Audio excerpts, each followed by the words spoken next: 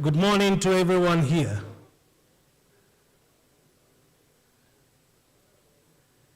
May I very kindly ask, now we're going to settle down to our seats. So we start the business of the day on time and have a precise landing based on our ETA.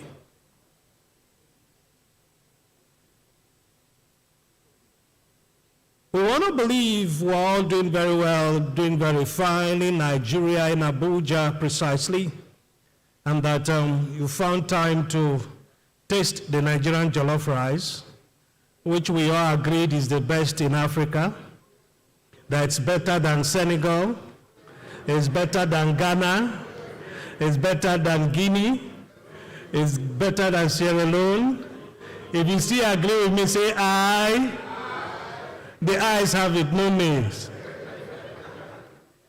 Distinguished ladies and gentlemen, very quick housekeeping. If part of the protocol, COVID protocol in your home country is that you need to do a COVID test, you can indicate to us or Dr. Haggai. I don't know if Dr. Haggai is in the hall right now, but you can see me. So prelude to your departure, we'll have the medical team come over here to take your samples and do it within the hotel here. You don't need to drive anywhere. We'll fix that for you within this place. Number two, housekeeping is we have a sick bail here. Towards my heading 180, or yes, 180. The reciprocal is altitude, and I think our rate of climb is more than 4,000 feet per minute, and we'll gain more altitude, and the weather is covered okay, ceiling and visibility okay for us to continue our rate of climb this morning. In the next few minutes, I will be inviting the drivers of the day to the stage so that we'll start on time. And at a certain point, I'm made to understand that His Excellency, Mr. President, will be receiving some of our guests in the presidential villa we call Aso Rock Villa, Nigeria. So they may leave us, but the technical sessions will continue. The SecGen, we have to go, and I think the DG Nigeria asked the host, we go with them, Honorable Minister, and then I think the regional directors, I'm told we have to go with him. Dear guests, ladies and gentlemen, I think we should begin to prepare to taxi the event. This morning, or rather today, we're going to have two chairpersons drive the meeting. The first session before lunch, we're honored to have our amiable representative in the ICAO Council from Uganda, our own brother Cabs Twijuke. He's going to drive the second session. A warm round of applause for him, please. And you know he's the chairperson on the AFI Security and Facilitation Plan. And also the first session this morning is going to be also handled by, I love to call them excellencies because they're representing their member states within the ICAO family. The ICAO rep from South Africa to the council, Mr. Livers Mabaso. A warm round of applause for him, please. Distinguished guests, ladies and gentlemen, if they're already in the hall, please, can I very warmly welcome them upstage for us to prepare to start this day two.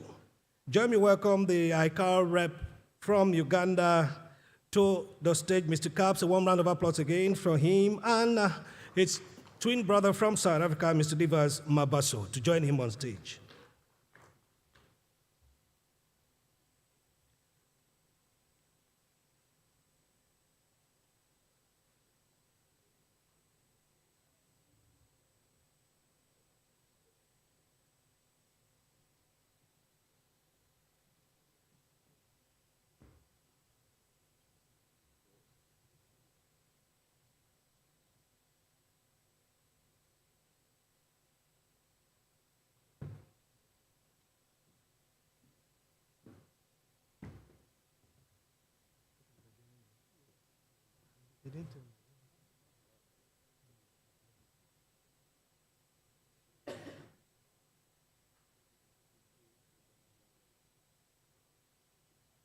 Please, the one and only Mr. Manzi. If you talk Aga, you need to look for Mr. Manzi, Deputy Regional Director, WACAF. A warm round of applause for him. He's going to be joining them, please. Mr. Manzi.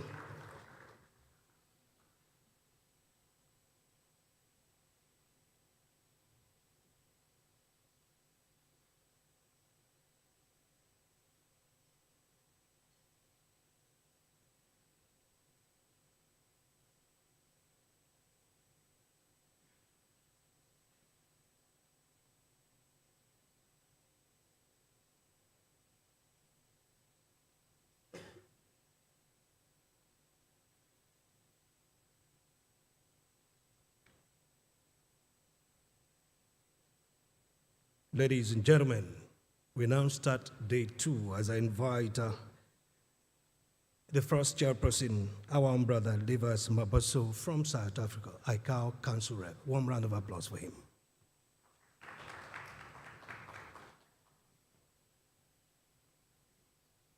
Good morning. I thought I said good morning. So I just wanted to make sure that I have people following. Ladies and gentlemen, thank you for being here.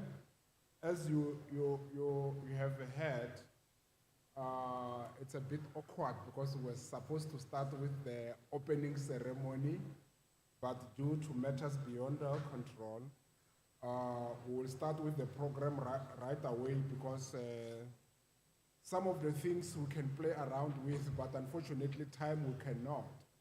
So in order not to lose valuable time, we will go ahead with the program, and then when the Secretary General and all our other dignitaries are back, then we will do the opening ceremony.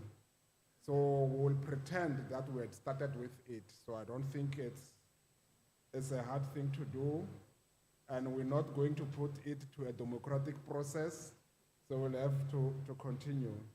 But let me thank the organizers for the wonderful work that they have done, and the host for making us feel at home. You see, I'm already at home.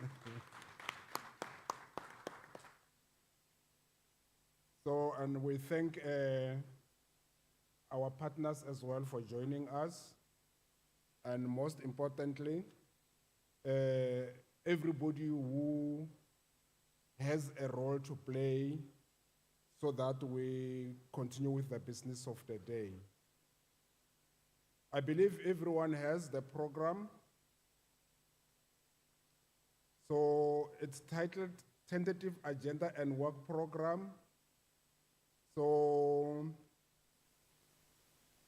I can request, if ever there is anyone who feel the urge that there is something that we have missed in the work program, to indicate, so we can see how we accommodate that. Otherwise, in the absence of that, we will just continue with the program as it has been presented. Oh, when I see the cameraman pushing up the camera, I thought he was raising the hand. So it seems we are content with the program. So, as indicated, the first 3 items, we are going to jump them. And then we were now on the adoption of the agenda, which basically, because there is nobody opposing to it, then I take it that we are adopting it. Then we'll move to agenda item 1, which is follow-up actions on the decisions and recommendations of the 24th AFI Plan Steering Committee meeting and status of implementation of the 2021 AFI Plan Work Program. So that's the working paper for that is discussion paper 01. The AFI Plan Secretariat will present DP 01. I request you, ladies and gentlemen, to pay attention to it, because we need to talk about it so that we own up to the conclusions that we make here. So passive participation is not allowed in this session. Over to you, Secretariat. Thank you. Thank you very much, Mr. Chair. Good morning, distinguished delegate and participant. And on behalf of the 2IQ Regional Director, I would like to welcome you to this session. And now, as we are ready to start with the first discussion paper, which is related to the follow-up on the decision and recommendation of the 24th AFI Plan Steering Committee meeting and the status of implementation of 2021 AFI Plan Work Program. That will be presented by my colleague, Eyob Estefanos. Please, Eyob, over to you.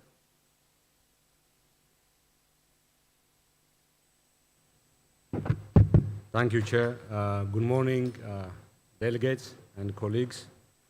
I'll present the first agenda item on the follow-up actions on the decision and recommendations of the 24th AFI Plan Steering Committee meeting and the status of implementation of the 2021 and part of 2022 work program.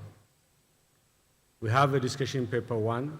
This paper presents the status of the implementation of the decision and recommendations of the last steering committee meeting, which was held in July last year, and the work program of the 2021-22 work program for AFI Plan. I will set the key decisions and recommendations as well as the work program, and then I will present what is happening during the last year and a half of this year. One of the key decisions was the establishment and strength of a regional safety oversight organization. There was a study which was done. The RSO study was conducted and presented to states and other stakeholders during a validation workshop held in November 2021.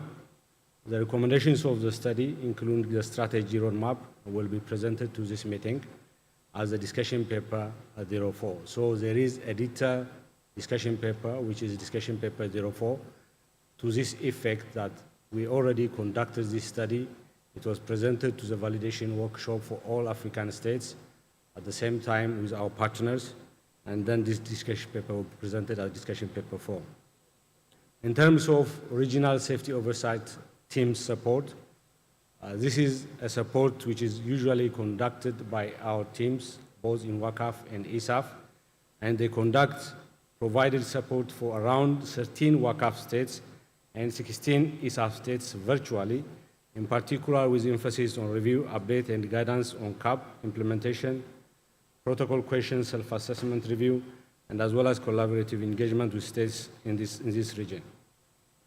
Recently, after the opening of after COVID, then there is an on-site mission conducted in 2 states in ISAF, that is Angola and Botswana. These reports are going to be shared with ANB and the states so that they can improve their EI.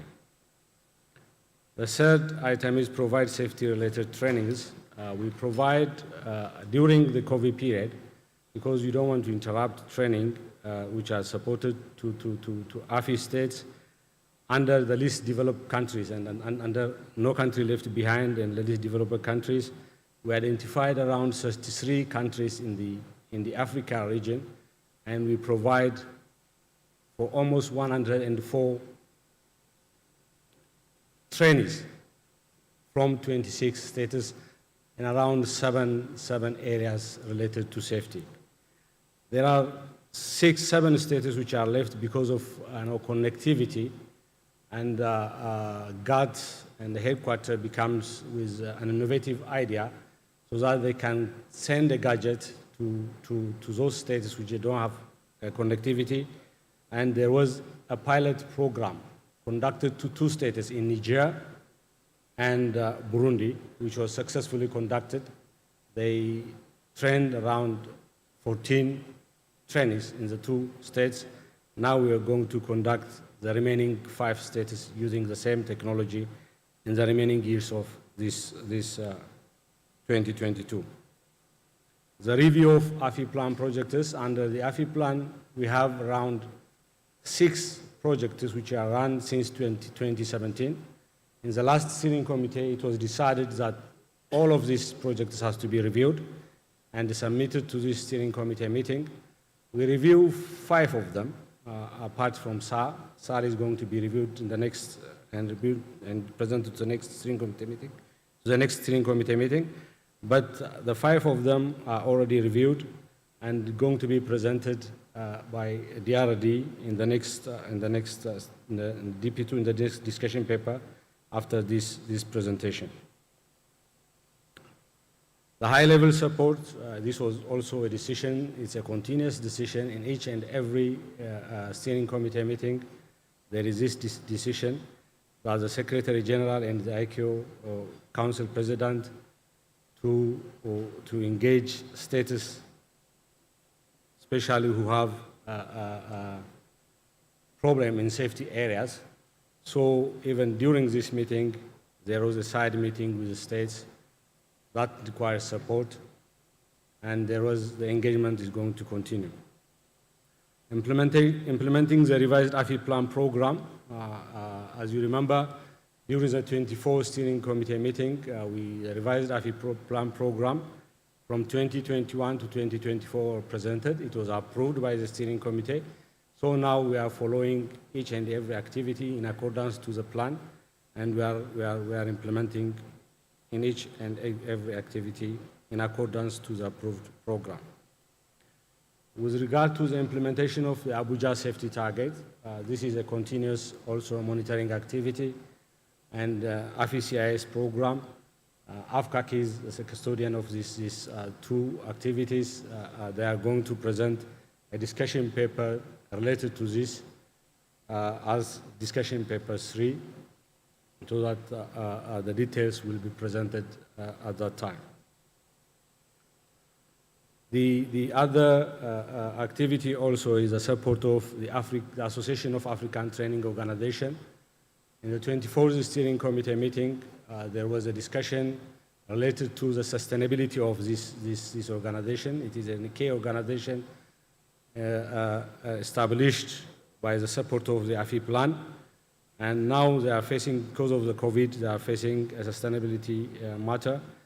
So the steering committee decided that AFI plan to continue support this organization. We were in their 23rd council meeting.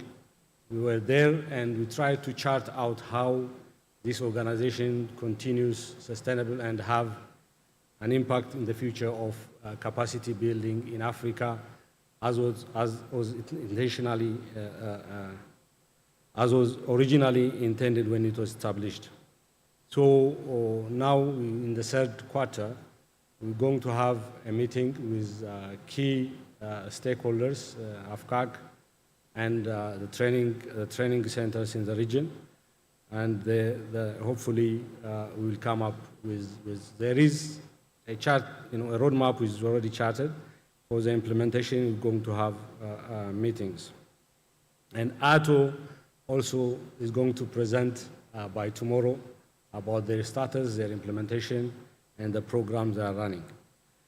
The program activities of aviation safety partners in Africa, the 2022 program, when we prepared the 2022 program, we coordinated the 2 regional offices, the AFCAC, Regional Safety Oversight Organization, regional economic communities, AUC.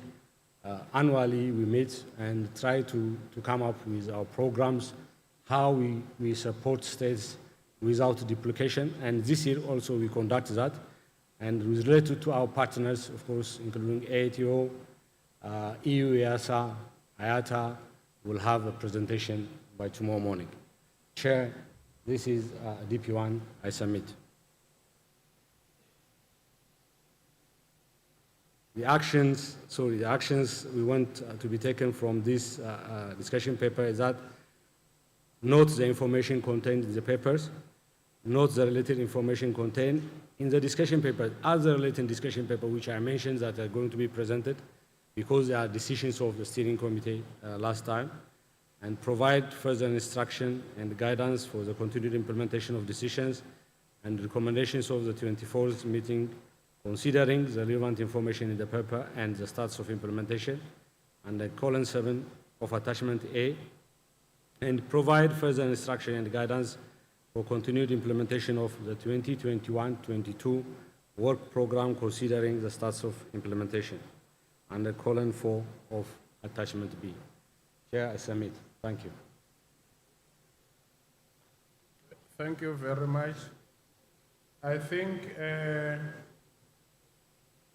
we'll better use our time if we allow discussion paper 02A, 02B, and DP 03 to be presented, because these issues are interrelated. Some of the questions that you might have will be answered in those presentations, so we'll tackle them together.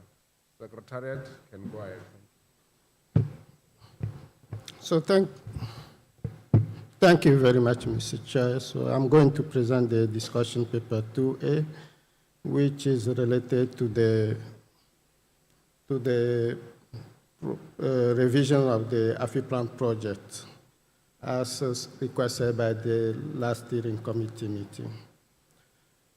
So as a background, the 7th AFI plan steering committee meeting approved project related to ANSP peer review, SSP implementation, and SAR organization. So the 20th AFI plan steering committee meeting approved the project related to the fundamental of safety oversight and the AIG, and the 22nd AFI plan steering committee meeting approved an additional project with regard to the implementation of AIM. So this paper presents the proposed revision of this project for implementation and funding consideration under the AFI plan for the year 2022 and beyond. So the project documents themselves are attached to the working papers. You can download them on the website. And to summarize, the key points of this update are summarized in this slide. You can see that initially we have two separate projects, for example, for aerodrome certification, one for reserve. In principle, it was the same project, but we have kind of some small differences that can found within the way of implementing these two projects. So it was decided to harmonize them, and then now we came with one unique project for that the two regional offices will implement.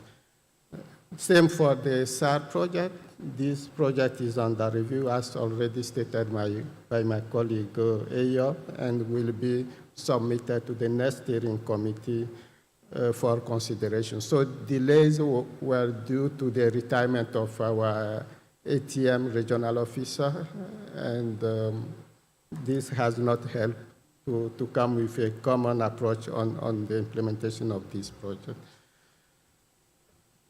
So we also look during this revision of the project to the scope, timelines, budget of each of the individual projects to take into account the achievements that have been accomplished so far. So as of now, the funding needs to implement this project is estimated at $729,000 US dollars. So this is what is sought to cover project activities until October 2024. So the summary of progress of the individual project is provided in the project document itself. So if you take each of the project documents, you can see this summary of the progress made, and also what are the considerations in terms of rationale of the updating that have been provided for each of the projects. So in summary, so this is what we have for each of the projects, and when look into the working paper itself, you will see we have a table summarizing each of them.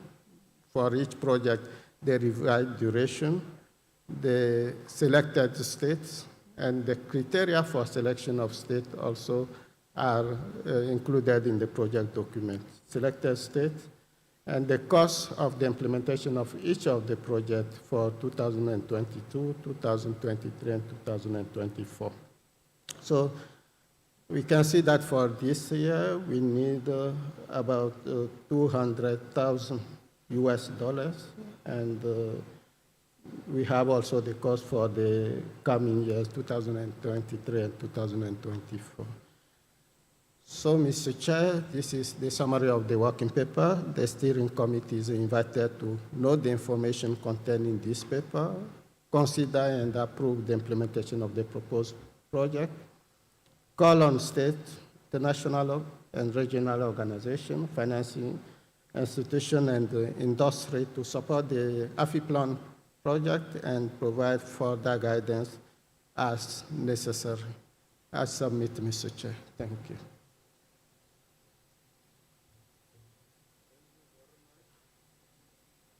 I don't know if it's you who has to present DP02B. Straight ahead to it. I will leave the floor to Ayob to continue with. And whoever has to present DP03 must be ready. So we don't want to lose time by that transition. So as soon as you are approaching finishing, the one must be on standby. Thank you. Okay, Chair, noted. This is agenda item 2, discussion paper 2B, on the continuation of the AFI plan program.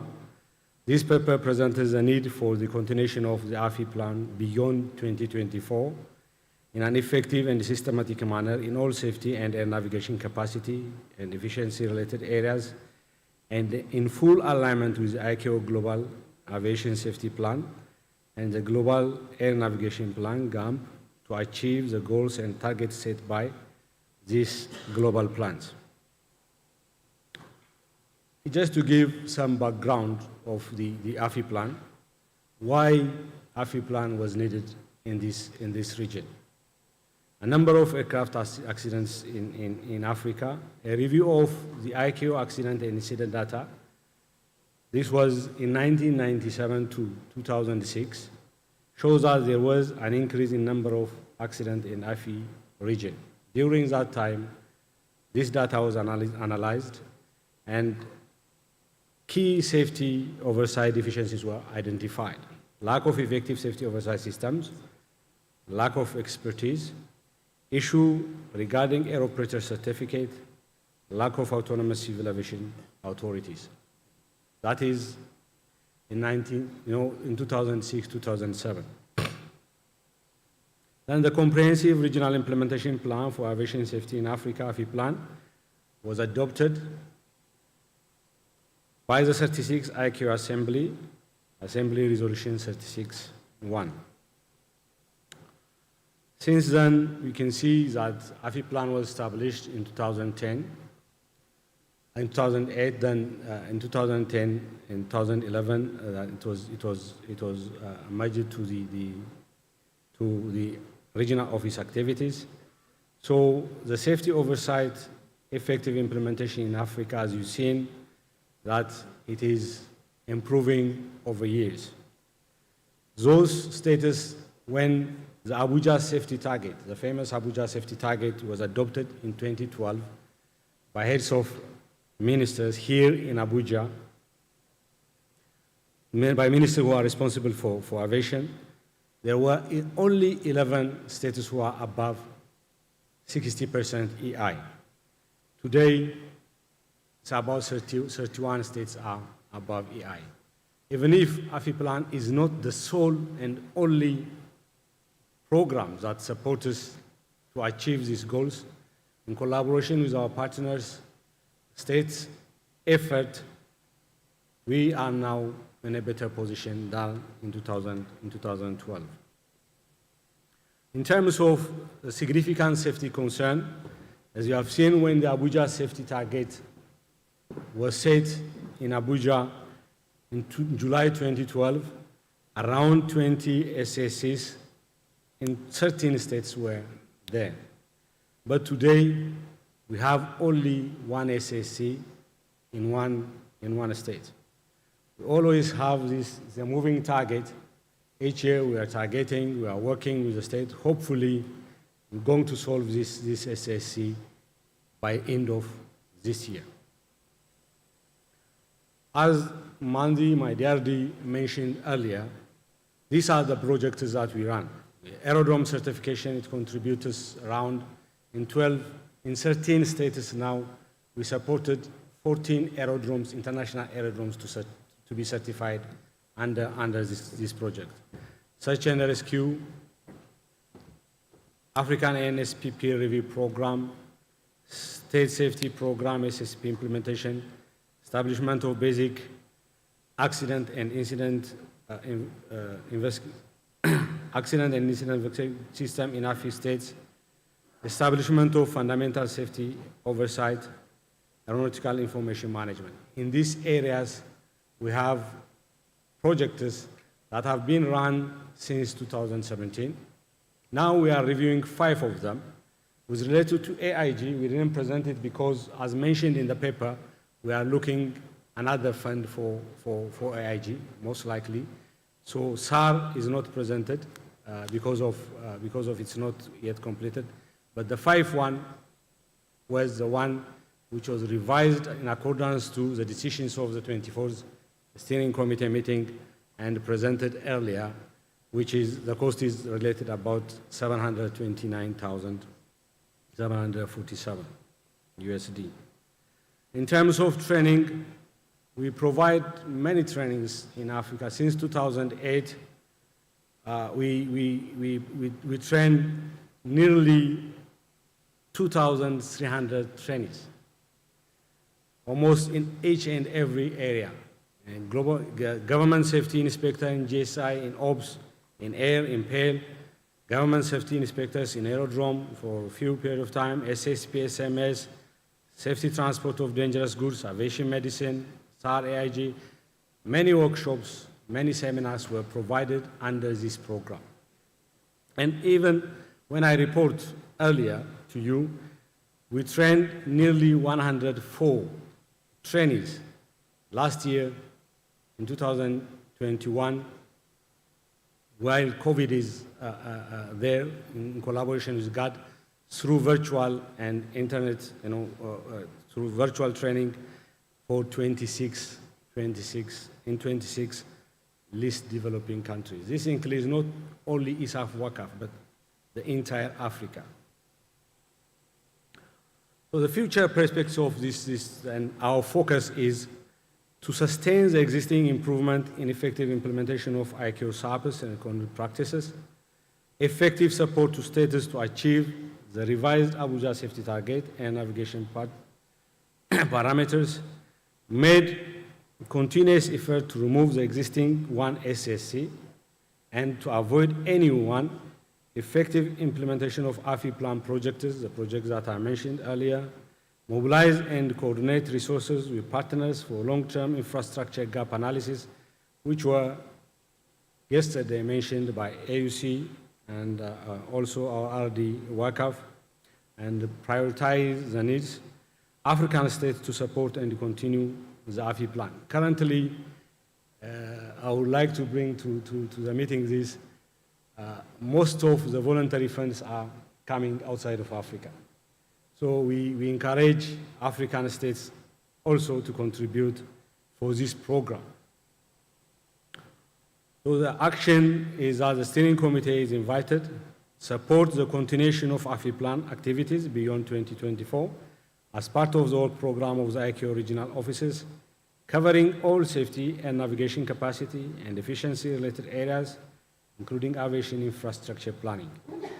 Call on the states, international and regional organizations, financial institutions, and industry to continue supporting the program and accordingly discuss the appropriate steps to be taken for the development of relating working paper for the upcoming 41st session of the IQ Assembly in accordance with the resolution of A387 on the AFI plan. I submit, Chair. Thank you very much. DP03. Yeah, Chair, I will continue to present DP3. It is discussion paper 3 under agenda item 2. This paper presents the proposed AFI plan program of activities and the budget estimate for 2022. I list out the key activities of the 2022, coordination of the one that is I mentioned earlier. This has been already conducted with AFCA, CARESO, REX on annual priorities and activities. We identified our activities, priorities. It's in our website. Now we start also to implement these activities over the year. Coordinate the implementation of RSO strategy and roadmap. It's going to be presented for you as DP5 later on. So we have to coordinate. The strategy is already ready. The roadmap is already ready. It was done by the consultant, the validation workshop done. So now we need to coordinate to implement this strategy, including a high-level meeting before the end of this year. Regional Office Safety Team. This is a continuous implementation that we are supporting status in WACAF and ISAF status in accordance to our programs that we identified. For 2022, we're going to continue to implement ROST missions virtually, both virtually, and when it's allowed on site.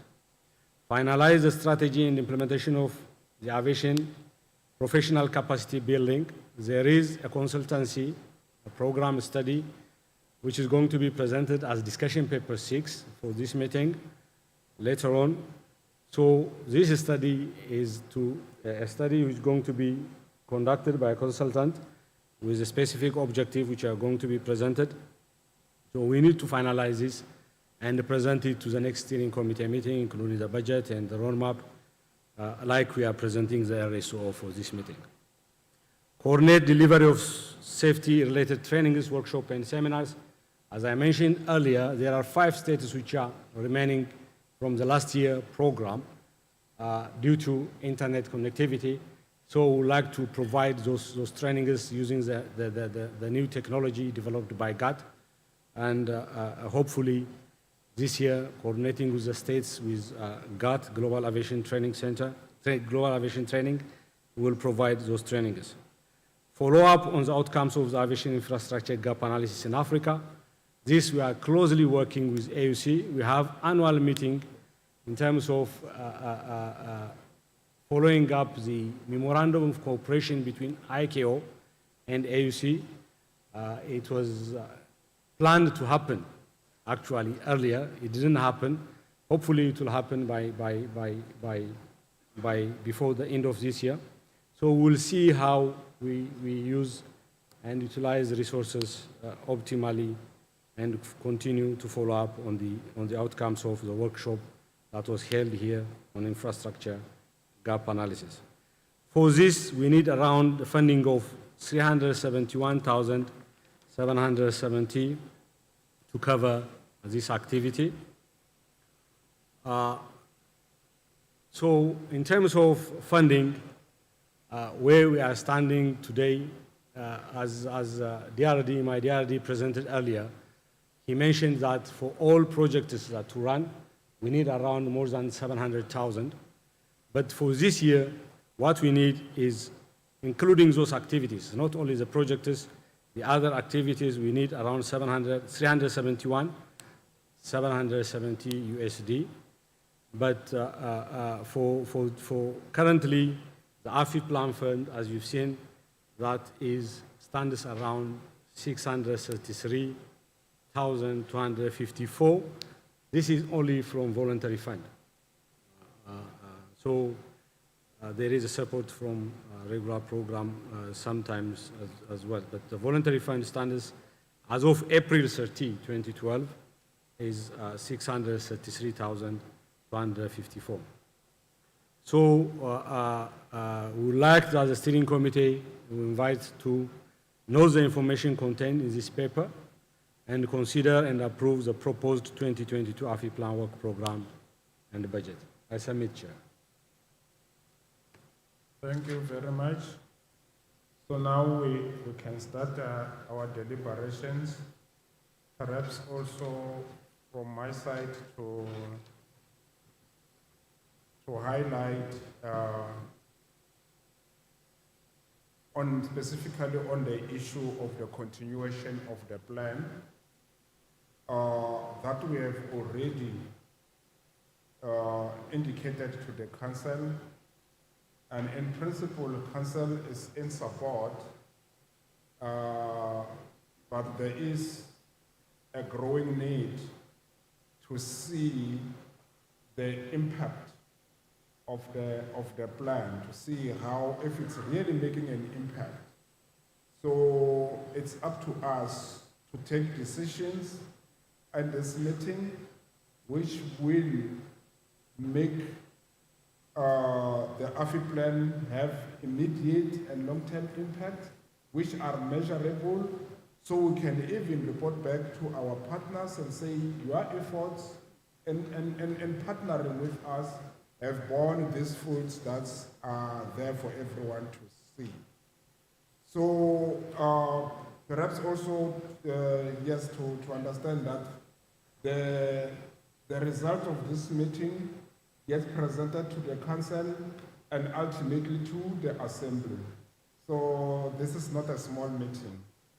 So I open the floor for comments, questions, and suggestions on the agenda items, the discussion papers that have been presented.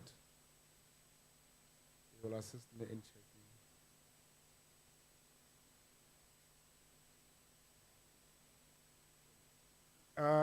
Kenya.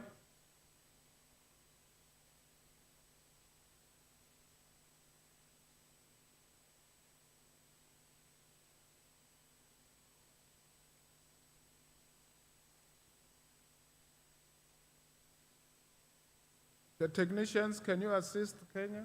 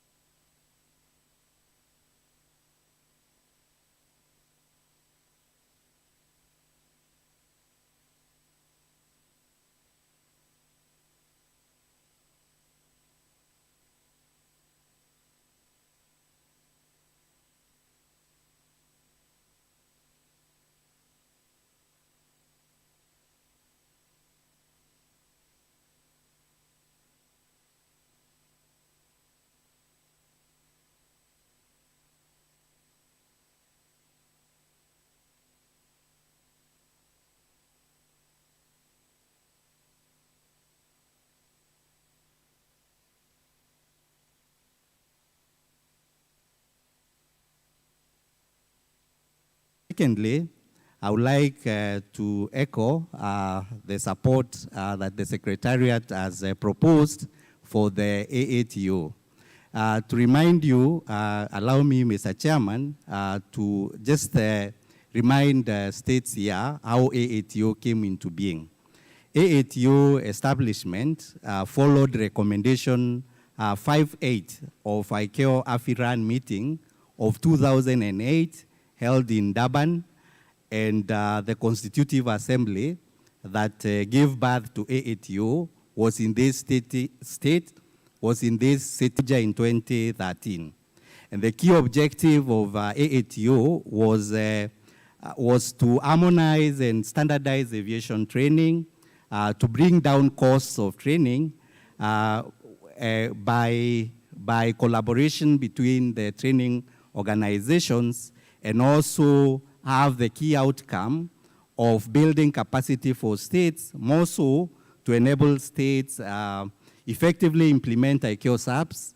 And this was also to impact on critical element number 4, that has also spillover or compounding effect on critical element number 6, 7, and 8. Now, this organization has been getting run by the members who are the training organizations. Training organizations in Africa, as you may appreciate it, they are not very well funded. And with COVID, issues became even worse. Now today, this organization is facing existential threat emanating from funding challenges. And I want to support what the Secretariat has said and make a passionate appeal to the states through AFCAC to come and save this organization from imminent collapse. Thank you very much, Mr. Chairman. Thank you very much. I believe the Secretariat has taken note of that. I will give them the opportunity to react on it. Any other comment, General?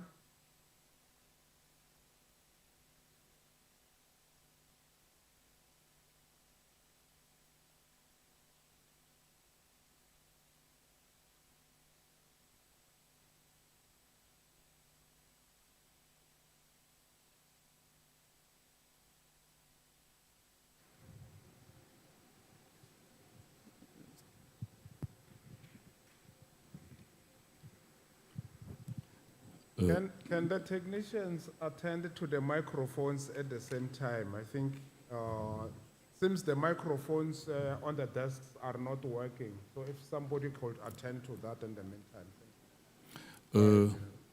Bonjour à toutes et tous. Je voulais commencer par remercier de me donner la parole et aussi vous remercier encore une seconde fois pour avoir ramené sur la table ce sujet important pour les AFI Plan et AFI SECFAL Plan.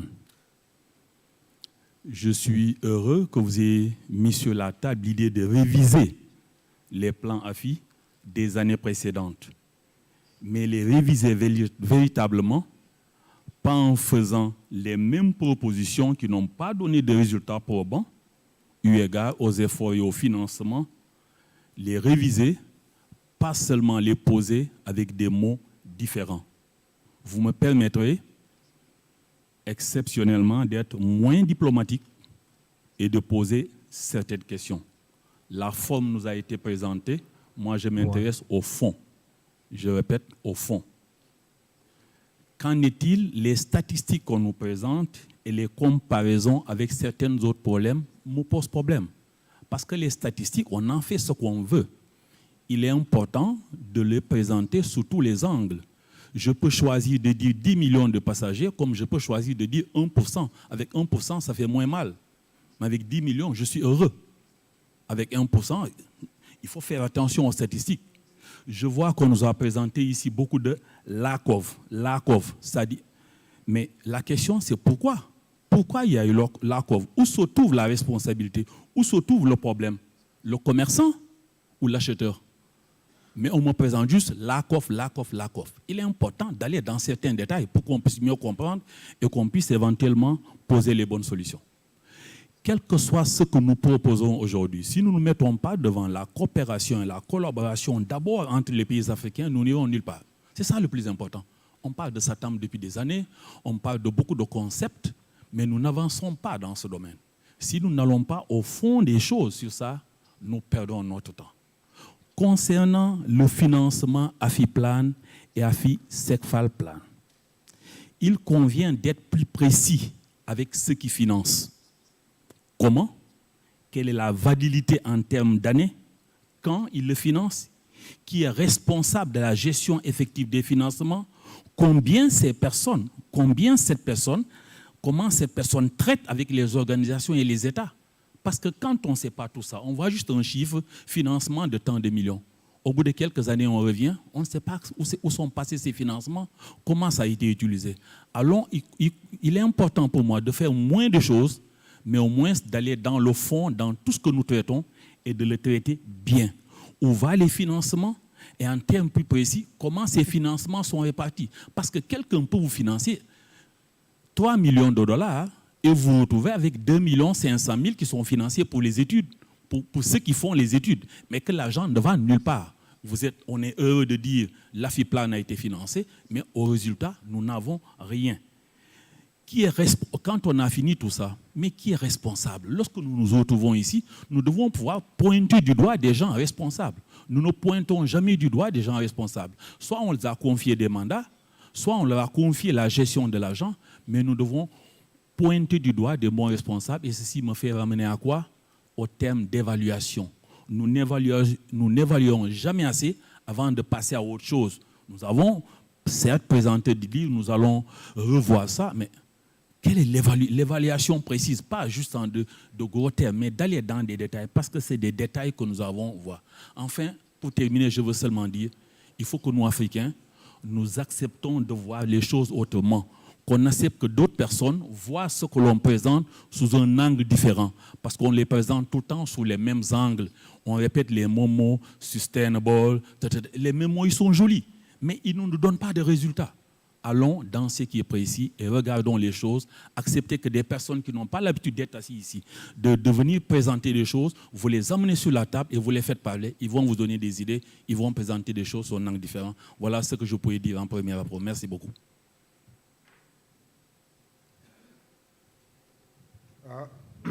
Thank you very much. I like the points that are coming. The two speakers that have spoken are speaking to the core of this project, of this program. So let me see if there's any other comment, question, input. The representative of Kenya on to ICAO. Thank you very much, Chair. I'd like to comment on 3 items. There is continuity of the AFI plan, the request to approve the project, and the issue of the budget. I'd like Chair to first appreciate that from the presentation from the Secretariat, it's very evident that through the AFI plan, we've made progress based on the safety targets that we've tracked from 2017. As such, continuity of the AFI plan is something that we cannot debate whether it should go on. More so, considering we rebased our targets, or rather the performance target, based on the revision of the PQ. So I look at it that we have new regional targets we are working towards. It is only fair that this plan continues so that we also work towards the new targets. About the projects, the various projects supporting the targets, they have been realized by involvement of the various APAC subcommittees. So it is good we support those committees that are working with APAG by approving the project, and let it go on record, Chair, I would recommend approval of those projects. The issue of budget, and this is to the Secretariat, 2 items for clarification. The budget presented is for 2022. We are in May going to June 2022. Could it be clarified if this is budget for the next 6 months? Which means the remainder of the 2022. And also, out of the US dollars quoted in the budget, how much of this is in terms of voluntary contribution in form of gratis? Chair, I say this because the strength within the AFI region come from states assisting one another through technical assistance, and there no country left behind. It would be of help if the Secretariat segregated, for example, this is the technical assistance we would need in place of this number of dollars. That way, we would have countries volunteering to be able to undertake a specific task, which goes as gratis in form of a contribution. We all know even the mother organization ICAO, a lot of achievement has been made through the gratis contribution. Thank you, Chair. Thank you very much, the representative of Ethiopia to ICAO. Thank you very much, Chair, for the.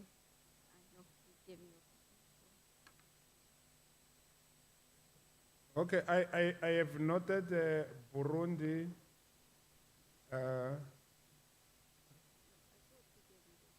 Okay, no, it's fine. You can continue, my sisters. Yes, then we'll have Burundi followed by the Navigation Commissioner representing ASECNA. Okay, thank you. Thank you, Chair, for the opportunity. I would like to congratulate the Secretariat for the report that have been presented. It's clear that AFI plan is giving us a better chance, and African effective implementation is improving. But I would like to be clear about the training. You know, at the very beginning in 2010, we do have a gap in technical experts. And after so many years, we managed to train over 2,000 experts. But where are we explicitly in all levels, in all areas? Are we satisfied? Where are still the gap is continuing? You know, because we are planning still to continue training, you know. So do we have a clear evaluation based on states and based on all expert areas? You know, where are we? Because it's a basis for the next plan, even beyond 2024. And to second with the opinion given by Kenya, I still would like to see the evaluation of the Secretariat, the capacity of the training centers in Africa. There are excellent centers. There are centers acknowledged by ICAO. You know, where are we? Are we expect the training centers to capacitate their area of training capacity, and so that we can manage to train our people within Africa, which help us to reduce the budget, and at the same time get as many experts as possible and as fast as possible. So let me hear, you know, where are the link between the demand and the capacity to provide that training within Africa, so that we can see the review after this, you know, after this discussion, the review, one of the review is, you know, to see a possibility of capacitating a training, African training centers. That's one area. The other thing is related to the infrastructure gap analysis. Still, it seems in the next year we are going to review and follow up the gap analysis. Isn't it, you know, a very important area for African aviation to expand? You know, we need infrastructure, we need the facilities as soon as possible. It's not something that comes to the very top priority for us, and I would like to see really the level of the priority that we give for infrastructure and expansion of the infrastructure capacity within Africa in terms of air navigation or aerodromes in all infrastructure areas. So I would like to get more explanation in this as well. Thank you very much. Thank you very much. I think it will be better now because a lot has come up, and if we continue, some of the inputs that needs reaction and the questions might end up being forgotten to be responded to by the Secretariat, so because we don't want to leave them out to give them that attitude not to respond to something. Let us give them the opportunity to react, then we'll continue with the round of interventions.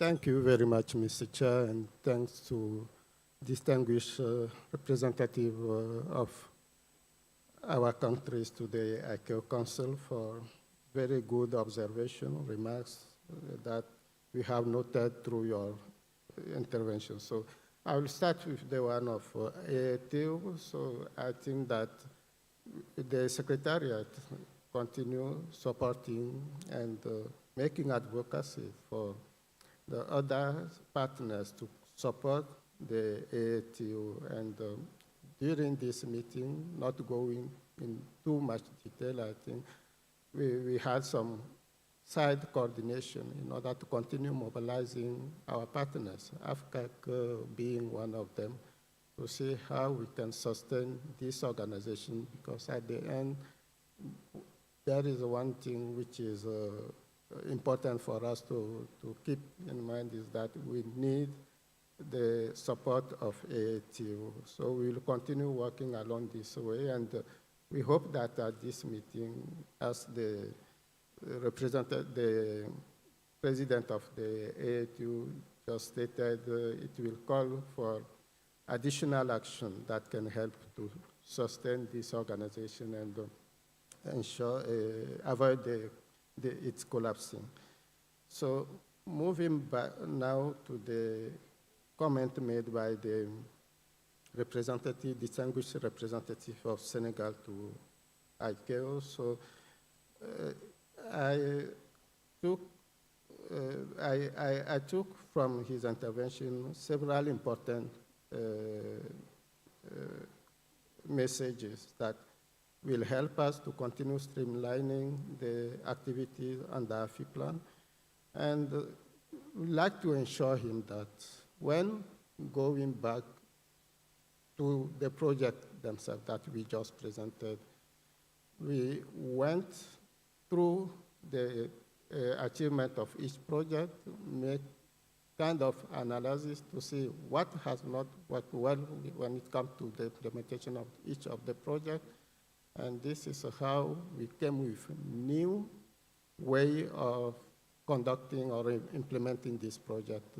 Even when you go through the project document, you can see that there are new approaches that are different from the way we have been conducting previously implementing this project based on experiences we learn. And we learn a lot from past experiences that have also achieved some results, but from where also we learn a lot of experiences that help us to now revise this project. So you can see that most of the projects have been revised from the way they have to be implemented, and also even the approach itself has changed for several projects. Now coming back to the plan itself, evaluation of the plan, we already had an evaluation from the ICAO Internal Audit Office of the plan. And currently we are preparing for another evaluation that will come in the next coming months, that can really help us to assess the efficiency and relevancy of this program, and also how this program can continue to sustain the implementation of activities. So the result of the evaluation will be brought to your attention at the next steering committee meeting for guidance.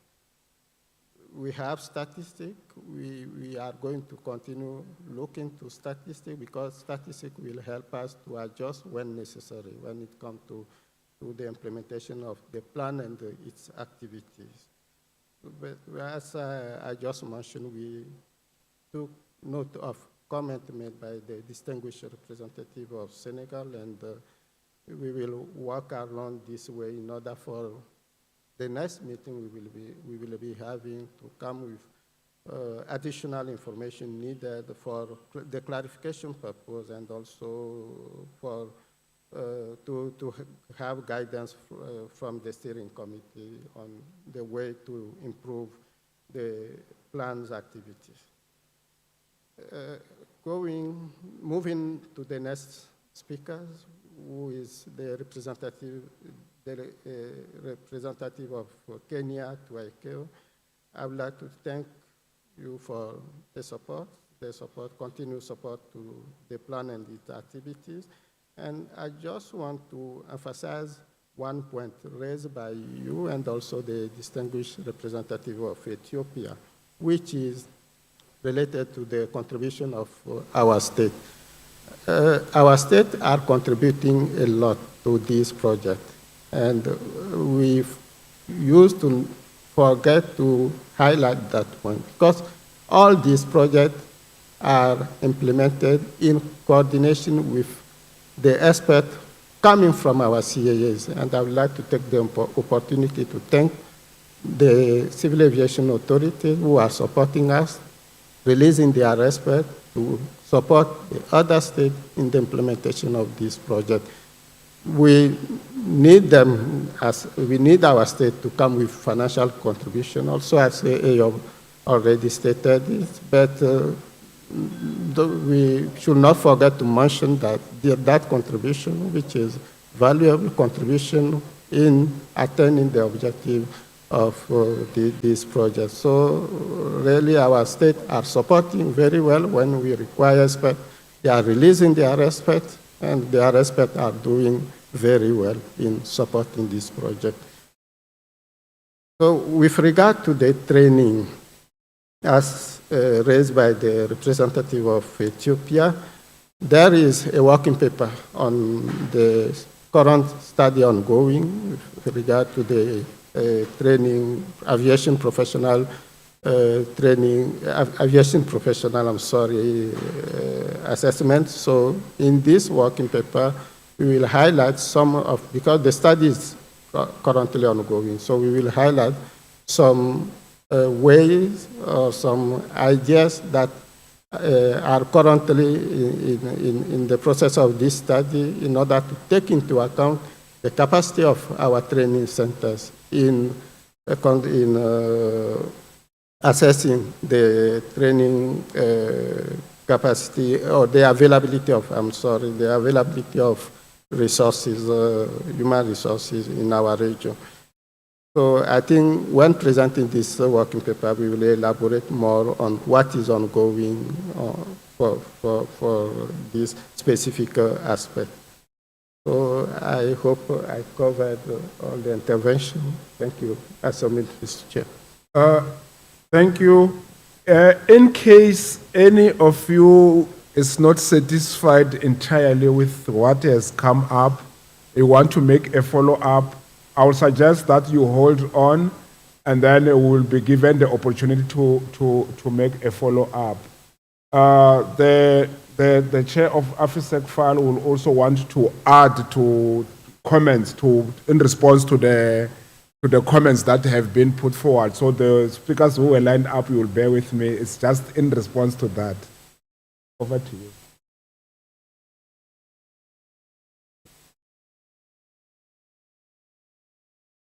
Hello? Hello? Oh, okay. Thank you, Chair, for giving me the floor.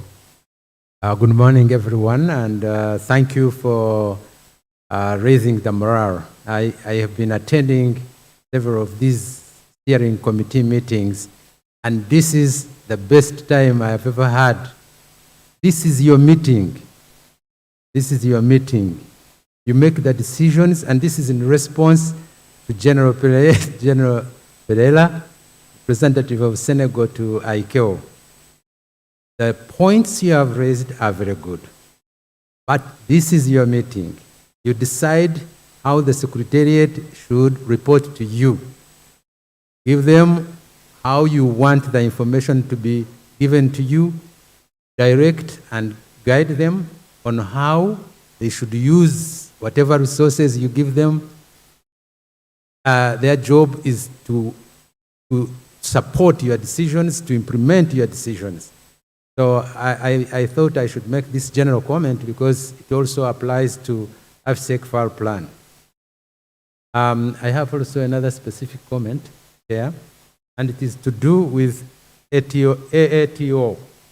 The point raised by Dr. Mugambi about our training institutions.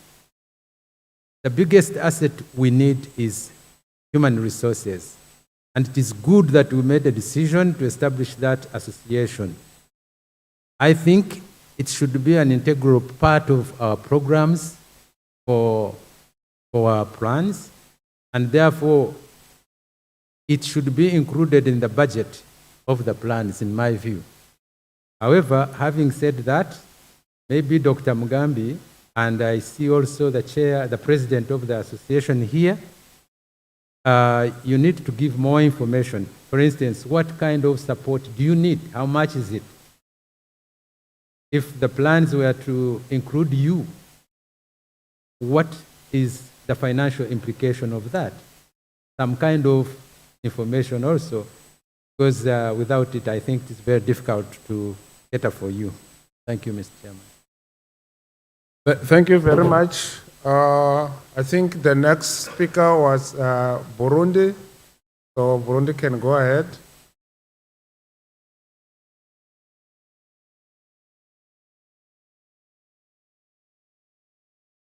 Thank you, Chair, for giving me the floor. My name is Ambassador Joel Mwagaya, DG of Burundi Civil Aviation Authority. Let me, first of all, express my heartfelt thanks to the federal government of Nigeria and to the DG of Nigeria Civil Aviation Authority for the warm welcome and hospitality that have been reserved to us in this beautiful city of Abuja.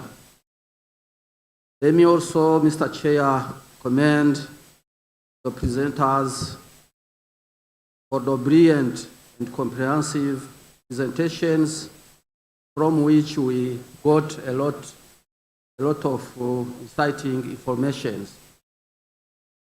Mr. Chair, I wish also to commend AFI Plan for the great initiative to plan actions for AFI state members, and particularly for the assistance provided to member states to set up projects and in their implementations. Mr. Chair, in Burundi, we have several projects for which we need for them to be included in AFI support plans. The first one, we need to enhance civil aviation safety oversight. In particular, we have a project initiated between Burundi and ICAO regarding fundamental of safety oversight. Unfortunately, that project has not been yet achieved, and therefore we need the support. Mr. Chair, we seem to have a technical problem again. It goes on and off. So. Mr. Chair, we have an ICAO action plan for Burundi, which is under updating. So for this, we also need an ICAO assistance in its implementation. Finally, Mr. Chair, Burundi is working very hard on airport certification program, and some training programs are being organized, but we will need assistance in terms of experts to support so that we can complete them, the process successfully. Those are, Mr. Chair, some points that I would like to bring to your attention, hoping that we will get your attention, of course, and I submit, Mr. Chair. Thank you very much, Burundi, for saying that. You could see, if you were watching, that I was attentively listening to you, and then because what you are saying to me is basically what I expect to hear from all the states that are having problems. I mean, it's no secret that when we were counting states which we will say we had a problem with the level of effective implementation, Burundi had always been one of them. And at some point, I must be careful on how I say this. I don't want to say I implicate anyone.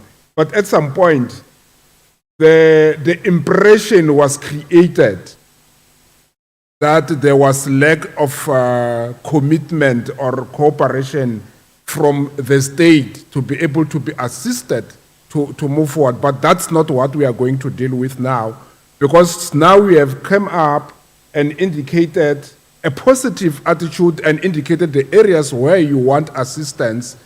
I can personally follow up on your case where you think things are not moving at the pace in which you were expected. All the states that feel that they have requested for assistance and it's not going at the pace in which they have expected, I avail myself to personally look into that and be able to deal with whoever to make sure that we because to me, one of the main things was, which in fact made us not to meet the 60% then level of effective implementation, which was part of the Abuja safety targets.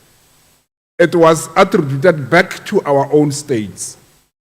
So with this kind of attitude coming from Burundi, I think it gives me the comfort that all of us are moving. So every member state that is below 60 at the moment, I would want to hear them talk like Burundi is talking, so that we know, because it is not really a rocket science and it's not difficult to attain 60. We can work out a system where a state can even attain 60 even before the end of the year. That is possible and realistic. So you must not be scared to say that, no. And you don't have to break the bank to be able to do that. So let us come up and then we indicate. I will be in touch with you during the break so that you give me more information so that I can see how I follow up on some of the processes, so that we should not lose the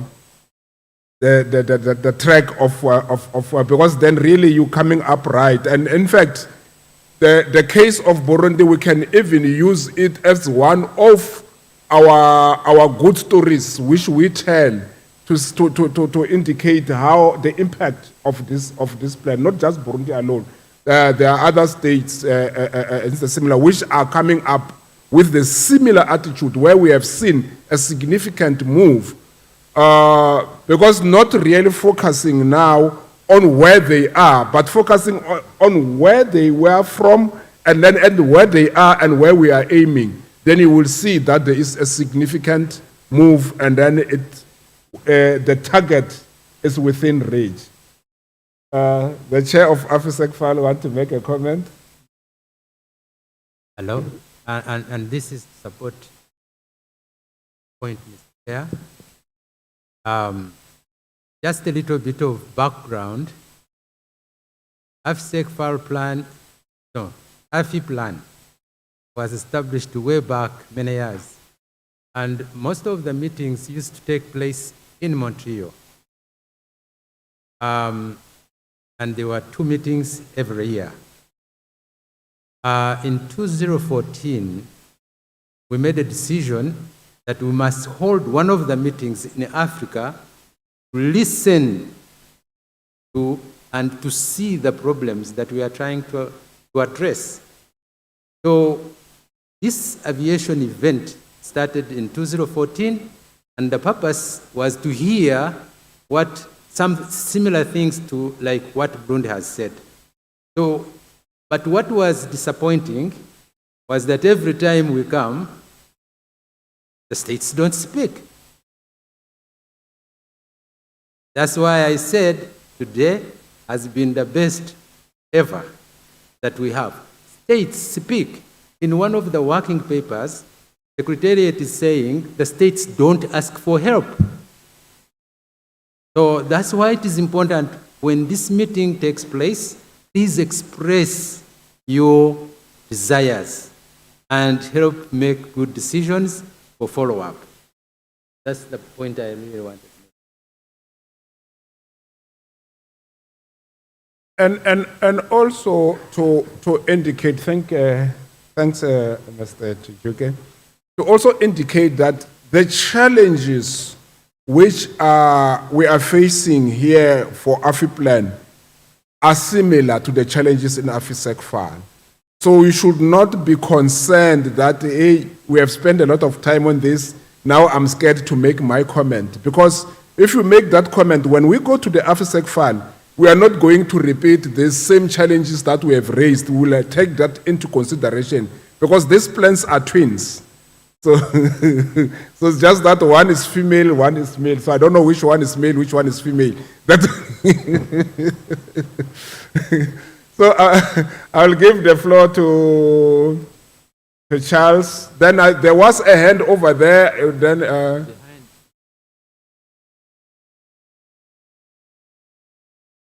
can you see? Okay, there's Rwanda, there's Nigeria. There was a hand that came up over there. We can't see who it is. Or it's Asegna. In fact, Asegna raised her hand even before Charles. So unfortunately, I did not see them. So after Charles, then we'll give... no, go ahead, Charles, it's fine.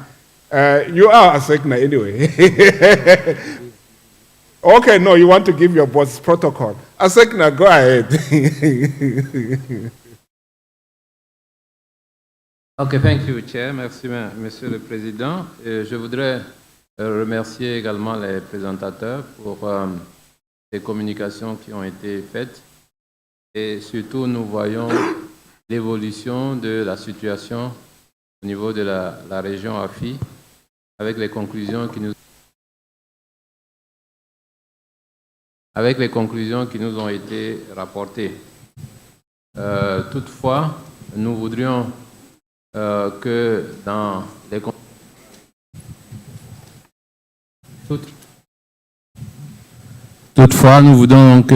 conclusions à venir, pour une meilleure lisibilité et surtout une avancée des activités au sein de la région AFI, que nous puissions voir figurer la notion d'action coopérative et de coordination. Dans toutes les conclusions que vous verrez, cet élément manque. Or, si nous voulons évoluer au niveau du continent africain, il faut beaucoup insister sur l'aspect coopération, l'aspect collaboratif, l'aspect régional. Et donc, c'est ce premier commentaire que je voudrais faire. Le second commentaire, c'est rappeler la réunion qui s'est tenue donc des fournisseurs de services de navigation aérienne à Lomé au mois de mars dernier.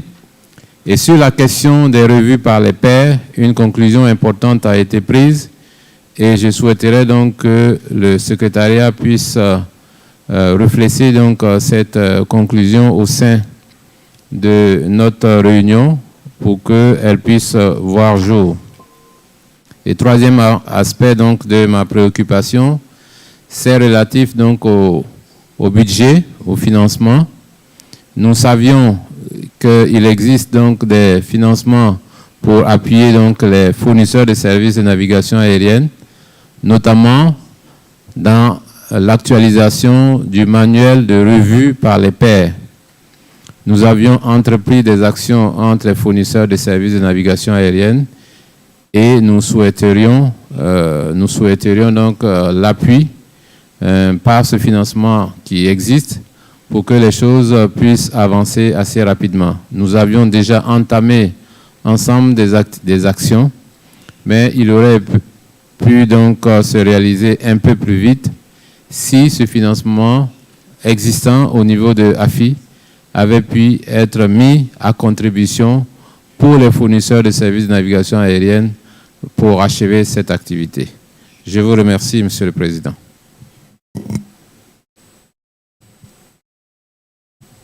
Thank you very much. Charles, you can come on now.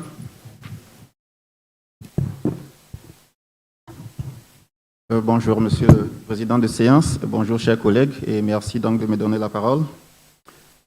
Pour faire mon intervention, je voudrais donc déjà indiquer que je souscris aux préoccupations sur la gouvernance du plan AFI qui ont été soulevées par mes prédécesseurs et j'apprécie beaucoup donc les éléments de réponse qui ont été fournis par le secrétariat pour éclairer donc les participants sur la gouvernance de deux plans.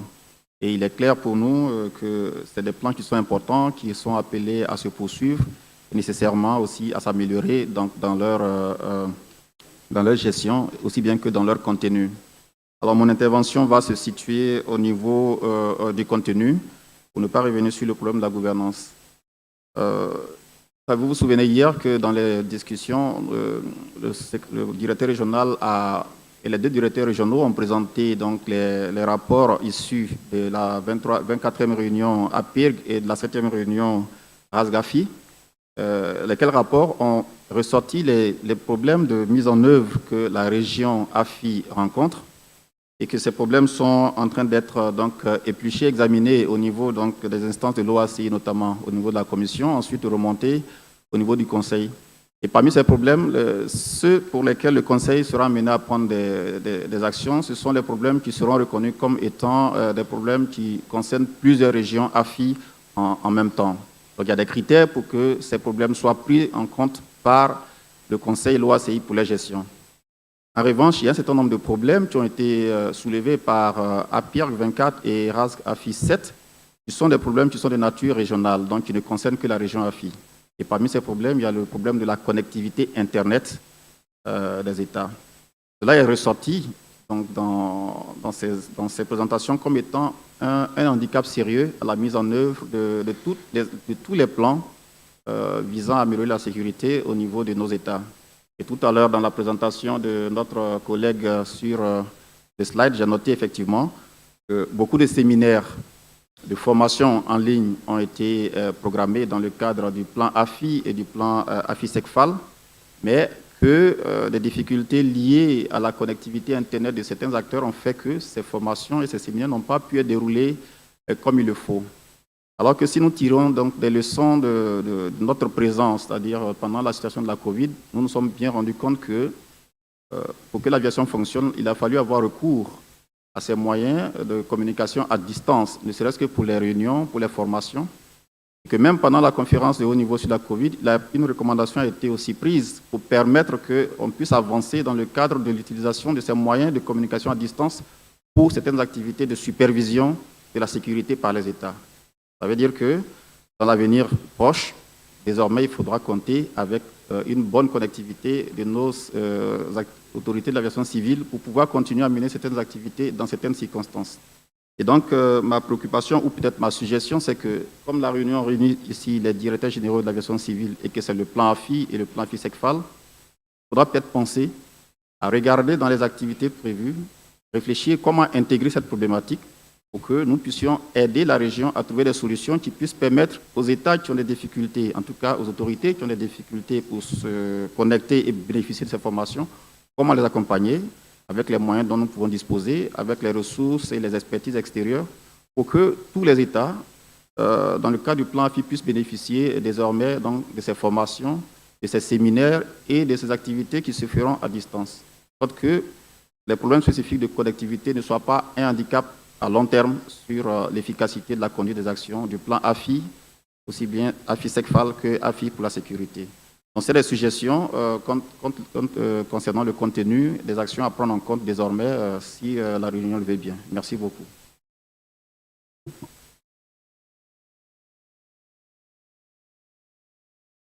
Thank you very much.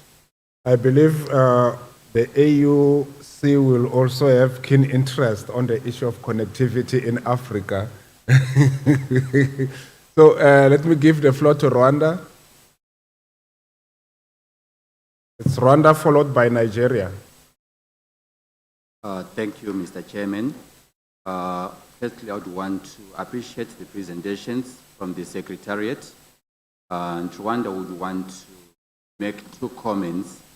One on the Abuja safety targets and navigation service performance indicators, and the other one on the resources allocated to assist the states to improve their effective implementation of SAPs. With regards to the Abuja safety targets, we are of the view that these must be monitored on a real-time basis. Rwanda is recommending AFCAC to develop a dashboard that will show the performance of each state, which will allow the implementing agent to monitor the implementation status on a real-time basis. In this regard, Rwanda is willing and offer itself to work with AFCAC in developing the platform. Coming to the issue of resources allocated to help states improve their effective implementation, this is the comment that we would want to make. Mr. Chairman, with the rising of the global average EI to 75%, and the fact that 78% of the states are now below the new threshold of 75%. Also taking into consideration that COVID-19 disrupted ICAO planned activities to assist the states, and also that the revised protocol questions resulted in some of the states having their EI downgraded. We would want to see how prepared is ICAO in making sure that states are assisted. This is not very evident in the budget that has been presented. We would really want to see if ICAO has got sufficient resources to help states to at least meet the new threshold, new global average threshold of 75%. Thank you, Mr. Chairman. Thank you very much. Nigeria, followed by the representative of Zimbabwe to ICAO. Thank you, Mr. Chair. My name is Engineer Kayode Ajiboye. I'm representing the Director General, Nigerian Civil Aviation Authority. There is no doubt that in the region, the AFI region, we can do with all and every support and assistance for us to improve our safety oversight capabilities. And also, in terms of infrastructure deficiency, we need as much support, not just from the external entities, but from the political will of our government to mobilize resources and to have the vision of how the priorities can bring prosperity to the region. In the light of this, there is strong argument and justification to support the continuation of the AFI plan. However, it is very important that the workings, the processes of how the AFI panel provides the support and the interventions must be very visible, open, and understood by states that may be needing it the most. I'll give an example. Roast missions to support states that are preparing for audit. Correct me if I'm wrong, I don't think most states know that there is a budget within the AFI plan to support this roast mission. Most states are of the belief that some of the expenses of getting the experts from the regional offices will have to be borne by the states requesting this support. So these are, if AFI plan has a program to give support and to provide some training and all, how do the states know and access this support? So that it's not something that is being decided, not necessarily with the input of the people, the states that need this support, but we don't have information on the criteria and those activities or programs that have been offered. So yes, the plan, the AFI plan, to be supported to continue, but we must make sure the impact of its activities are felt by the states. Thank you. Thank you very much. I just want to feel the urge to react to one element that you on what you have said. The issue of assistance through the roast missions. I think you are right. There are a lot of states which do not even know that there's that process and that there's money for that process. In actual fact, you can get assistance and then without really spending a lot on that. And perhaps also people might not be aware, even the states that are on the top in the AFI region with the effective level of implementation, before the audits, they got assistance. So assistance does not necessarily mean that you do not know anything, or maybe you see, the fact of the matter is that when we are the ones doing it, sometimes complacency takes over. So we need somebody to view it from an objective view from outside. We have done that as South Africa. Ghana has done it. So just to indicate. So that is why now when the real audits come, we are very confident because we have looked at ourselves, we scored ourselves, and then we got third parties, and then they come and look and then tells us that, no, you are lacking here, you are lacking here. By the time the auditors come, we already, on areas where we have not yet addressed, but we already, in actual fact, we already have a corrective action plan for the minor findings that they will make, because that is what is all about the audit. So please don't shy away from us seeking assistance and also for roast missions, because that is what you are entitled to as member states. So it's not a favor, it's your entitlement.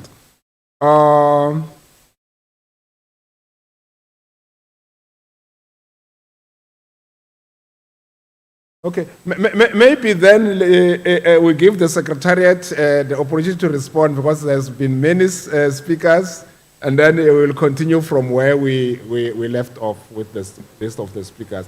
I'm very much impressed with the kind of comments that are coming. And as I've indicated, when I open up that passive participation is not an option, because that's what we had seen in the past. So I'm happy. Thank you. So thank you very much, Mr. Chair, and I would like to thank our state for this good comment and concern also raised during this intervention. So I will start with the last one, which is very important for us. Using the example of coordination challenges we have in coordinating with some states in order to assist them. And one of them has been happened, let's say, 1 month ago, when we went to the state several times without succeeding in convincing them that they need assistance, even though we know that the state needs assistance. And this happened with many states. And I would like to thank the chair for insisting on that.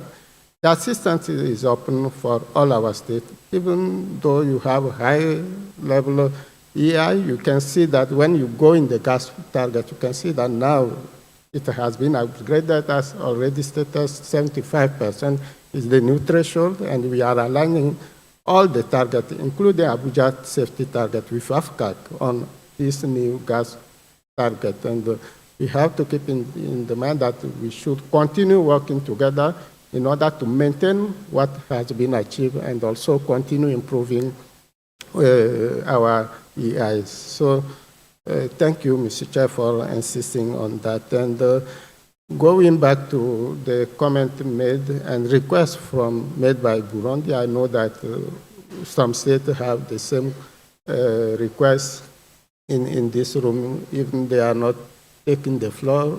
We are taking all these requests into account. We plan even this week some side meeting with some of them. We still have some coordination challenges with some states, including Burundi itself. So I'm happy to have the DG here. We have for past 6 months trying to coordinate with the state to initiate an apex review, which is the first step for the certification of the airport. And the Secretary General of ACI is not here this morning. He will have confirmed how many emails we sent without getting any response. And this will give us opportunity to initiate. Really, he's in back. Thank you very much, Ali. So really, we need commitment of our state, and we need them to come on board when we have to initiate an activity. And to add one more, the success of assistance activity is from both sides, from ICAO, regional offices as the Secretariat supporting with state involved in this support, and also commitment from states in terms of availability, because the success of the ROS mission is not belonging only to the expert we are sending to support you. So there is a homework to be done, which is belonging to the state. And we have this kind of situation where the state is not doing anything at all, waiting the regional officers or experts we are sent to go and do their work on their behalf, which is not possible. We have the homework that will be done, and we thank God today we can work remotely with the state. And if you look to the new format of the project, even the FSO project, you can see the remote part of the work when regional officers are monitoring the state progress, and it is based on that we can plan an activity, knowing that when planning this activity, we will get results. So this is really important to highlight in this discussion.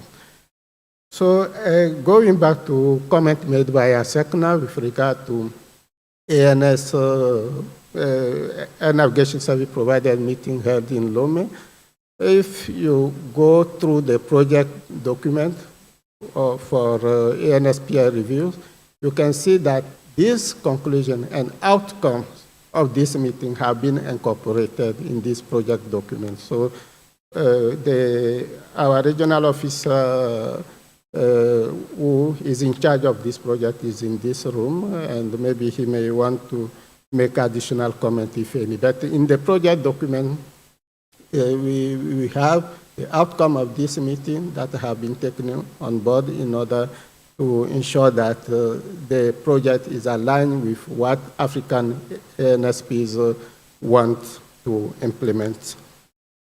For the issue with regard to internet, this is something we have to consider, and as regional offices, we are planning for states who don't have good internet connectivity, some alternative measures, including on-site activities. And yesterday, the issue of SSECs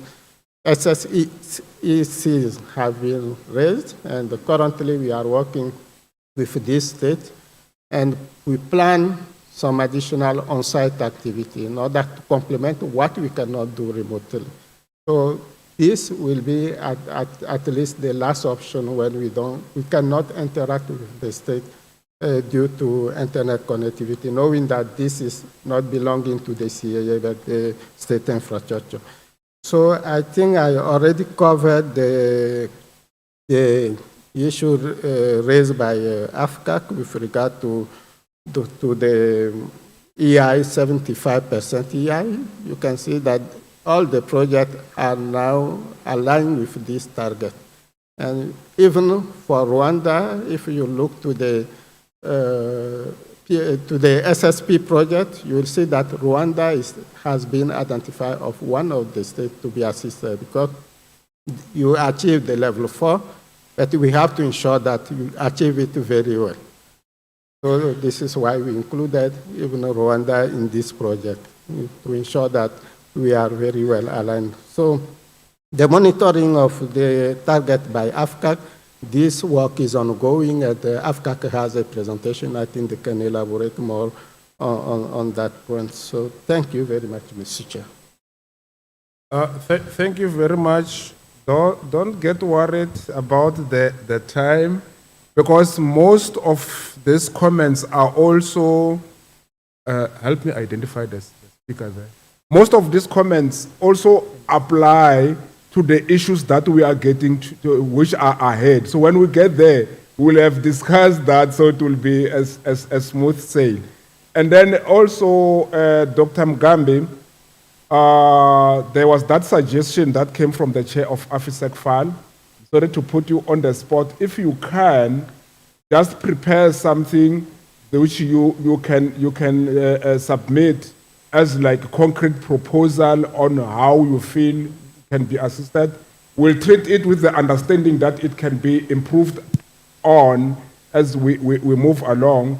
So if you are comfortable presenting it after I've taken a couple of speakers, you can. Otherwise, then you can present it after the coffee break, whatever is best for you.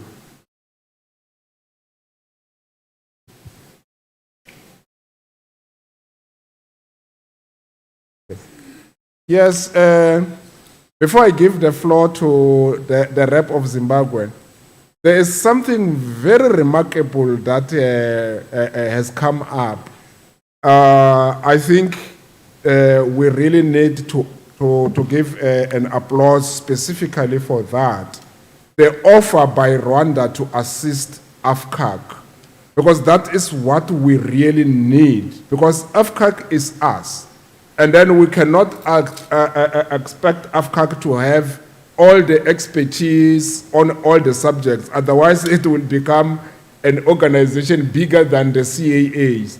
So that's why we had to keep AFCAC lean, so that whatever other additional assistance it needs, it gets from us, more especially those that are time limited. So if we can really give a round of applause for Rwanda for that offer. Thank you very much. So I give the floor to rep of Zimbabwe, and then it will be followed by the AUC. And then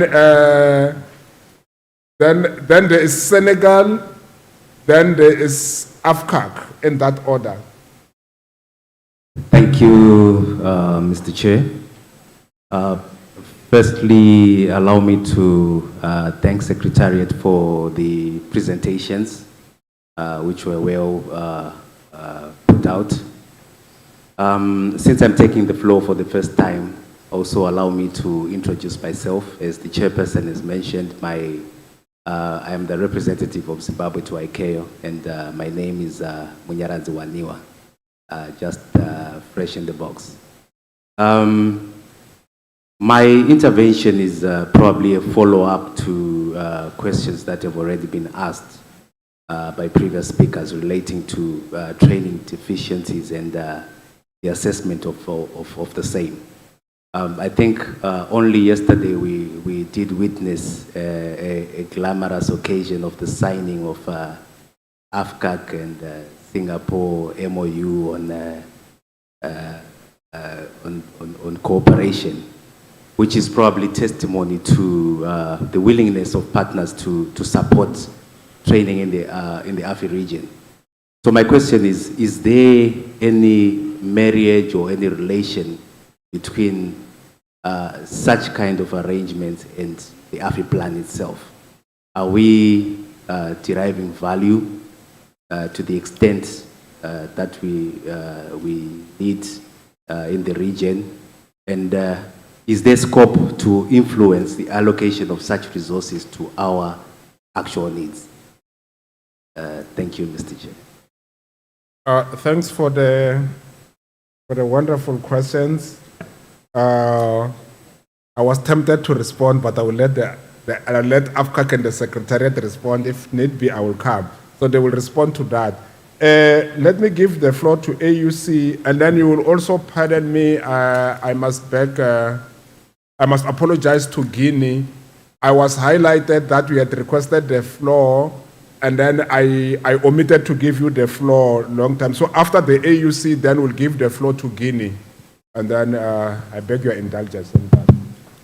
Yeah, thank you, Chair. I will be brief. I thank, first of all, the Secretariat for the brilliant presentation and the work done so far. The progress is good.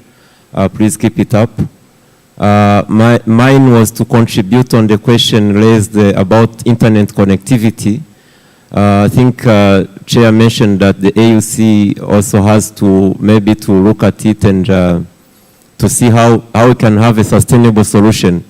Because what Deputy RD just mentioned is a short-term kind of solution, because internet connectivity is not only for exchanging data, but we are also, establishing some system which need, more connectivity. So I just checked with my colleagues under infrastructure.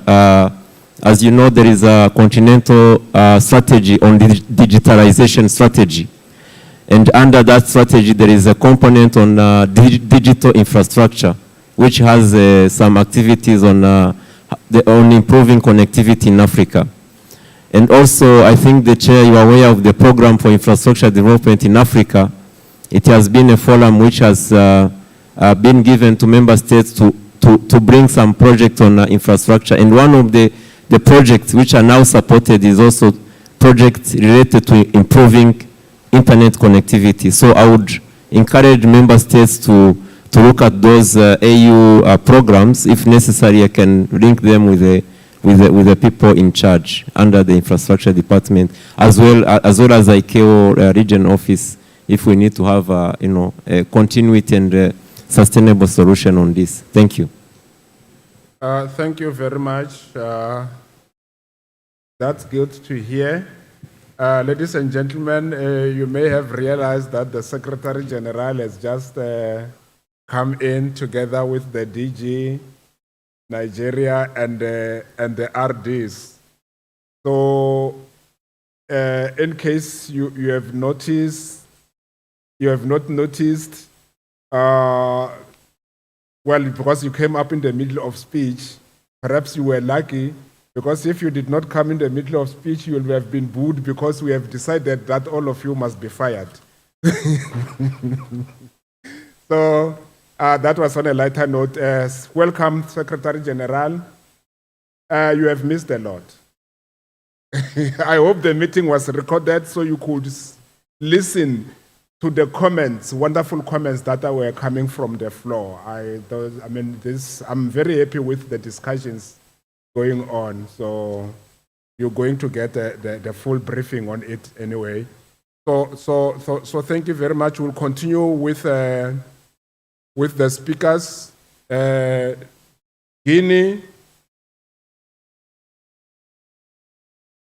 Guinea, followed by Senegal, then AFCAC, then Togo.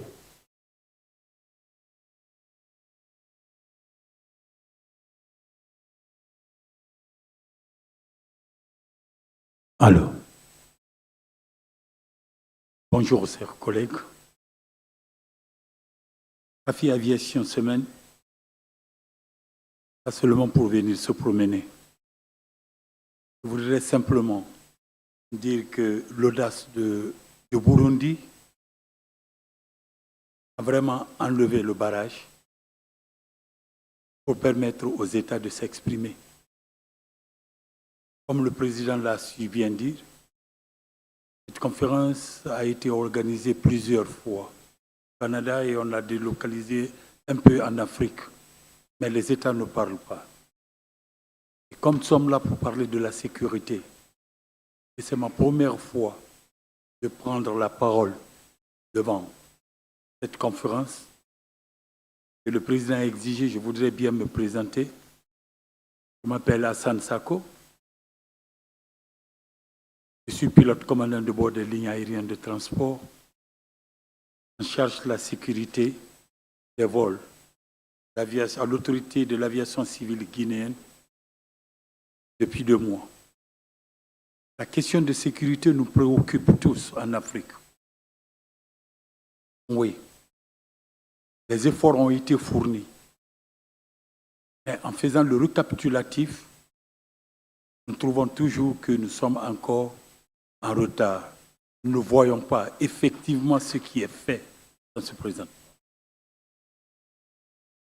Avec la devise « No country left behind », c'est un joli mot, c'est bien dit. Et en regardant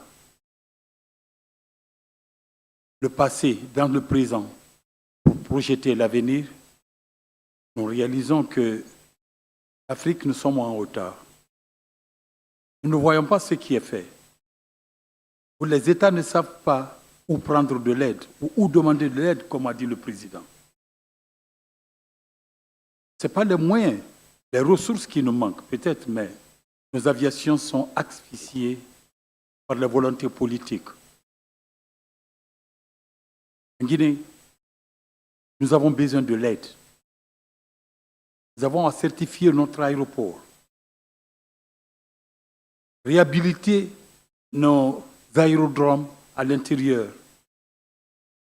et mettre en œuvre la sécurité, la surveillance. Et pour cela, il faut des cadres. Et les cadres, nous ne pouvons pas les prendre n'importe où sortis de l'université, des universités. Il faut des cadres qui sont formés dans l'aéronautique ayant la genèse de l'aviation pour pouvoir le faire. Nous avons parlé de la formation et cela, il manque beaucoup. Et si tout le monde fait le rétrospectif, nous verrons que l'aviation vieillit, mais pas de relève. Où sommes-nous? Qu'avons-nous fait? Pouvons-nous essayer de mettre les choses en ordre pour regarder effectivement là où le bas blesse pour pouvoir remonter le niveau de sécurité de l'aviation en Afrique? Après 2 jours, j'étais au forum de futur de l'aviation à Dubaï. Ce qui fut développé là m'a encore incinéré. Et vraiment, faisons quelque chose. En Guinée, Nous avons besoin de l'aide. Aidez-nous. Merci. Thank you very much, Guinea. Perhaps to correct one thing, the interpreter was saying security instead of safety. So what Guinea was talking about is aviation safety, not aviation security. So there was that issue of that interpretation. So thanks, Guinea. This is really what is the purpose of us bringing this meeting here, so that the states that need assistance, then we should be able to jointly see how we assist the states. One point that he has also indicated, which is very critical, is that it's not necessarily that we lack resources in Africa, but it's mainly the political will to direct those resources to assist in aviation. So then, in that regard, we have identified that. That's why then we have the Secretary General here. And then if it was not for the fact that there is a clash of diaries, the President of ICAO would also be here. This is the only event outside of Montreal where both the President and the Secretary General come together. In all other events, they are not allowed to go together. So you must understand the importance they give to this gathering. So they know, we have told them on no uncertain terms that your responsibility is to talk to our political principals so that they understand that, because if they hear from you, it's different when they hear from us. Because if I go and say, I need just $5,000 to work on this, they look at me and then say, no. So we have that element, that portion. So whatever challenges you are facing that needs intervention at that high level, bring it to our attention. We'll liaise with the Office of the Secretary General, we'll liaise with the Office of the President, so that at the earliest opportunity, at the earliest convenience, they will be able to address that. So they have ways of addressing it. So don't shy away from bringing it. So we only here at our level, we deal with what is within our domain. So those that we encounter challenges which needs intervention at that level, bring them up, then we'll request them for assistance. So I just felt I needed to say that, and then and commend Guinea for coming up. So get in touch with the Secretariat, and then they will like you indicate the areas where you need assistance, and then they will be able to indicate where the areas are beyond them. It's the responsibility of the Secretariat to assist you in escalating them. So you have that joint responsibility. So as long as you play your part when they request information you provide, then the Secretariat, we can hold them accountable if they don't do what they are supposed to do. Thank you very much. The next in line is Senegal. Merci, Monsieur le Président, de me donner la parole. Je profite pour féliciter le secrétariat pour les bien présentations. Je remercie également le Nigeria, cette belle ville d'Abuja qui nous a reçus. Excellente organisation de la réunion. Je voudrais parler de l'assistance aux États. Vous savez, nous sommes à Dakar, mais nous ne prenons pas tous les jours le thé avec les experts de l'OACI. Nous aussi, on a besoin d'aide, on a besoin d'assistance. Et je voudrais proposer, pour une meilleure efficacité, que le bureau régional fasse un planning annuel d'assistance.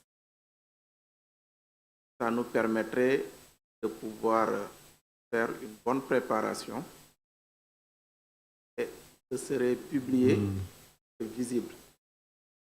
Ce planning annuel permettrait également de limiter les charges. On sait qu'ils sont très débordés et cela nous permettra également dans le futur de pouvoir évaluer l'aide qu'ils ont apportée aux États. Ma deuxième intervention, c'est par rapport au financement du plan AFI, les $371 000 pour 2022. Est-ce qu'il n'existe pas d'autres mécanismes de financement à part les dons? Si on sait que si le financement n'est pas disponible, les objectifs ne seront pas atteints. Par les dons volontaires, est-ce qu'il n'y a pas d'autres mécanismes qui pourraient être mis en place pour que dès le début de l'année, le financement soit déjà disponible? Pour terminer, je fais un appel à mes collègues anglophones. Vous savez, nous avons une difficulté, c'est la barrière linguistique. Quand on sait que l'anglais est très important dans le monde de l'aviation, est-ce qu'il serait possible qu'on ait des échanges d'inspecteurs entre États francophones et États anglophones? Cela pourrait être coordonné au niveau des États et nous recevoir nos inspecteurs dans un autre CIE, inspecteur navigabilité, va s'imprégner de la réglementation d'un autre État, lui permettrait également d'améliorer son anglais. Pour terminer, j'ai oublié de me présenter. C'est Farbo Diouf, je suis le directeur de la sécurité des vols à l'ANASIM Sénégal. Merci beaucoup.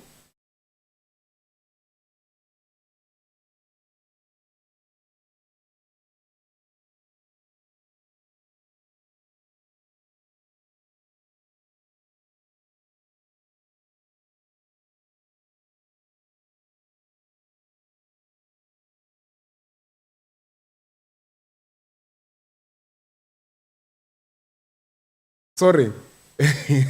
I was saying, somebody highlight to the interpreters that sécurité, it translates to safety in English. Because now if you say they require flight security inspectors, we are going to give them wrong people. And they want flight safety inspectors.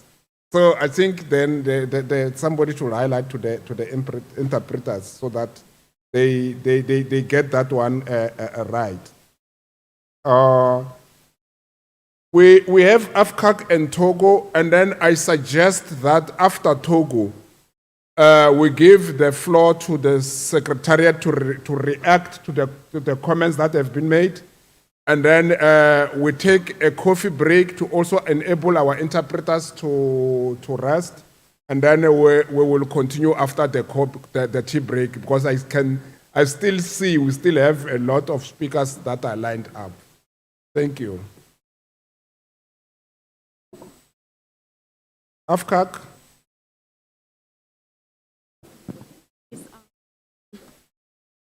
Good morning, Moridi. Okay.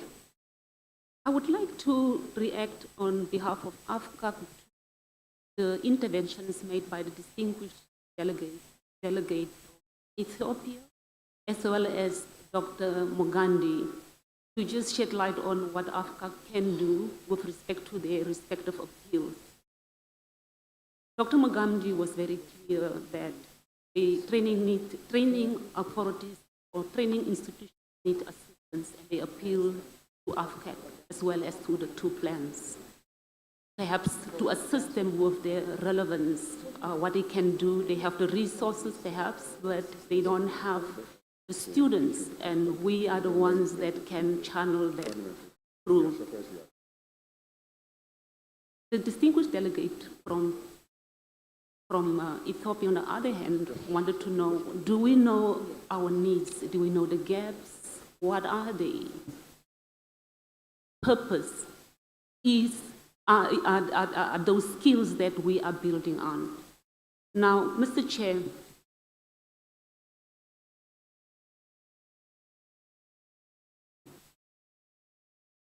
okay. Pardon me. Now, I believe that what the chairperson of the plan, Mr. Caps, also said afterward was, what is it that you are capable of? What can you do? How can we help you? Is also a question that I believe AFCAC would emulate. But what we can do from AFCAC perspective is that as the distinguished delegate from the representative of Zimbabwe to the council, to AKEO, said that AFCAC has signed a training, a memorandum of understanding with Singapore, and we have similar arrangements with other training partners, sister organizations. So we are a good channel of assisting states to close those gaps that they have or experience within their respective CAAs. But in order for us to do that, obviously we need to know and assist them in the areas that they have a strength. As educators, they can better package the kind of offers that we get from our partners to build on the gaps that our states are experiencing. So I see that as a way of another way that we can work with them. Because we, at a micro level, we usually every year would send out requests to states, ask them what are the gaps in the safety areas, what are the gaps in the training, in security discipline, facilitation, how can we help so that we merge or match those needs that they inform us with the offers from partners. But the Bureau this time around took a very different and radical approach. They said, look, there are offers and states do send experts. Most of the training sometimes are for free, and we have noticed that too often the wrong people or the wrong experts are sent to where time, if they were allowed, if we handpick on those that really needs to close those gaps, we end up training perhaps experts that are not fit for the new needs our economies require. So as a result, we have decided that within the MOU with Singapore, there is a training needs survey that we had launched, that we are going to launch a week from now. It is a priority in order to ensure that going forward, our training with partners will be data-driven based on our needs, and we will determine what those needs are. We have sent the CV 2 weeks ago to states. We wanted them to just give us an indication whether the scope is comprehensive, address their peculiar needs, and of us as a collect. The Bureau also insisted that we work with other agencies that are also recognized by the AUC. We have MOUs with all our recs, and we intend to also make sure that they identify with the needs that they have and how AFCA can marry with them in order to ensure that we jointly at continental level make the impact that is so crucial. So we would like to appeal to DGs because the response was only a few states did respond, but some of them started to actually complete the survey. The intent was just for you to give us that comprehensive indication as to whether the survey will respond to your peculiar needs as well as the needs of the states that you partner or fraternize with. The survey is going to be launched next week electronically, and we appeal to DGs to kindly complete that because we want to make sure that going forward we will track the experts, will ensure that the training offered by our partners, we direct them, because that was not only for Singapore, that was to use that as a data bank to decide what and who we want to train, and how we want to ensure that we measure the impact when they are back from that training. So we hope and we believe that we can be more purposeful going forward. Then Senegal raised a very interesting question, and I believe that, not to put the two chairpersons of the plan on the spot, Senegal said, are there other funding mechanisms that we can use?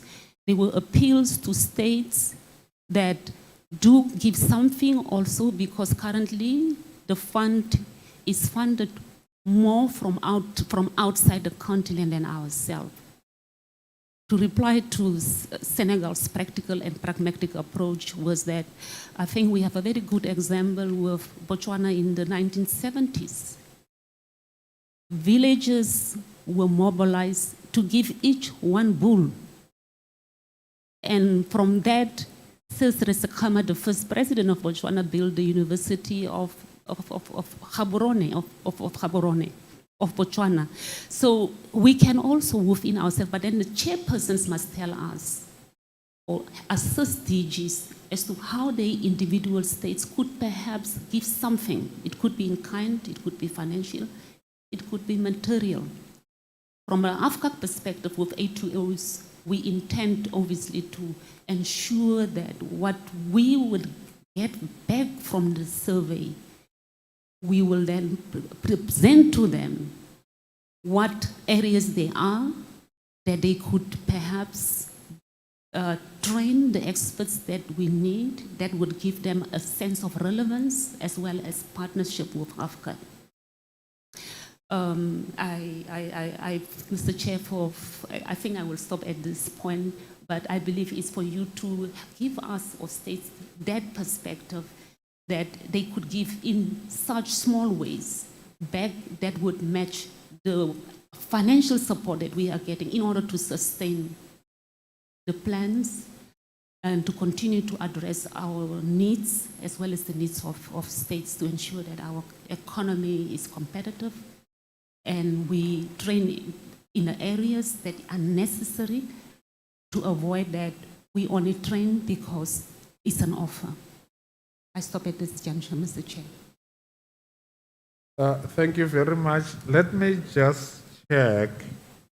Okay, firstly, those who want to make requests for assistance, I think let us manage it better. You contact the chairs or the secretariat during the break, and then we will facilitate that. And then, so I want to check those that still want to make comments on these specific items, because there is a potential that if there are not many, we can close this item just before we break so that we start on the new item when we come back. But if there's still many, then we can see how we managed it. So because I've noted Equatorial Guinea, I must apologize as well. It took time before we notify. Oh, there's still Togo, sorry. So it's Togo and not in Equatorial Guinea.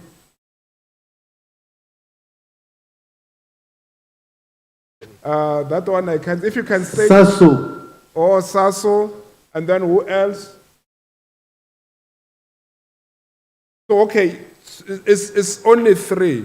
So I believe we can take these three and then we let the secretariat respond. Then we close this item. Then we break for tea. So it was not meant to put pressure on anyone. Togo followed by Equatorial Guinea.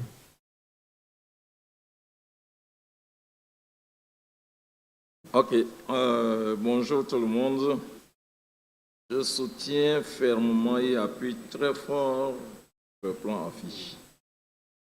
Je voudrais que lors des révisions prochaines, qu'on tienne compte des leçons apprises. Il y a eu du bon travail, il y a aussi des secteurs améliorés. Je voudrais aussi... Colonel, yeah. the interpreters are struggling to hear you. They say if you can speak closer to the mic. Okay. Thank you. Thank you. Ok, à résume. Hein. Je disais que le Togo soutient et appuie très fortement hein, le plan AFI et tout ce qui se fait là-bas. Et je disais aussi que dans les révisions prochaines, qu'on tienne compte des leçons apprises. Hein, tout ce qui était bien et tout ce qu'il faudra améliorer. Je souhaiterais aussi que dans les plans, hein, le GASP 2020-2022 et celui qui se prépare, c'est-à-dire 2023-2025, on fasse vraiment améliorer toutes hein, ces nouvelles expressions. Alors, donc, je voudrais aussi dire que au jour d'aujourd'hui, nous avons des nouvelles menaces. On appelle ça des nouvelles technologies, mais au fait, c'est des menaces. Les menaces en matière de drones et en matière de cybersécurité. Donc, nous voudrons qu'on mette un accent particulier dans la formation dans ce domaine. Et aussi, il faudrait que je ne sais pas comment il faut faire. Il y a certains, no country left behind, ce n'était pas un terme lancé comme ça. Hein. L'ancien président Olumia a vu juste. Il faut que nous puissions faire en sorte que les pays qui sont en avance accompagnent les autres. Par exemple, je prends un exemple. En matière de SSP, le Rwanda est champion. Donc, il faudrait absolument soit mettre sur site comment il a fait pour y aller. C'est vrai, vous avez déjà tout montré, les différentes phases. Par exemple, le Togo est en phase 3, on s'approche très rapidement de la phase 4. Il faut que nous prenions l'engagement d'accompagner les autres. Parce que c'est ça l'aviation. La sécurité, elle est universelle. Ce n'est pas pour un pays, ce n'est pas pour les pays en voie de développement et les pays développés. Et pour finir, je salue vraiment ici la présidente du secrétaire général, le nouveau secrétaire général, qui ce sont des signes positifs qu'il va nous accompagner, qu'il a fait du bon travail avec nous. Et ce pays merveilleux qu'est le Nigeria, avec mon collègue DG Moussa, avec cette organisation parfaite. Donc, je ne manquerai pas de remercier M. Levers Mabasso pour ton implication personnelle, votre implication personnelle. Il faudrait continuer à suivre. Hein, pratiquement, vous suivez les pays et c'est une bonne chose. Continuer à le faire parce que c'est ensemble que nous aurons la sécurité, c'est ensemble que nous allons nous développer et c'est ensemble que la région AFI serait vraiment qualifiée parce qu'on fera des progrès. Il y a beaucoup de gens qui ont souligné des petits détails, mais je pense que globalement, c'est très positif ce plan AFI. Je vous remercie. Thank you very much. First of all, to congratulate the host country, the broader host country, for the job well done. Since we have been here since yesterday, we haven't stopped both deliberating and trying to ensure the healthy and beneficial environment. Mr. Chair, having said that, I also would like to recognize the presence of the Secretary General of ICAO, the member of the councils, the director of ICAO, the dignitaries, ambassadors, and all representatives, including CAFAC. This morning has been very useful, Mr. Chair. Let me start congratulating both of you because you have provoked a series of reflections which indeed need to be looked more attentively. I will summarize some few things that I collected myself. I will start with challenges. Some few challenges has come from the floor, and all of them are related for three important areas of aviations: legislations, audits, and implementation. Legislations, almost the previous speakers, both directors and the participants, almost all of them, they have indicated a common issue.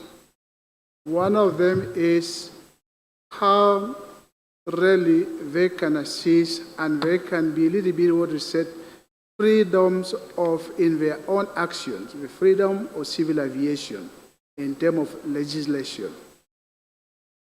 The second important challenge that I have gathered is the issue of capacity building. Capacity building has been one of them.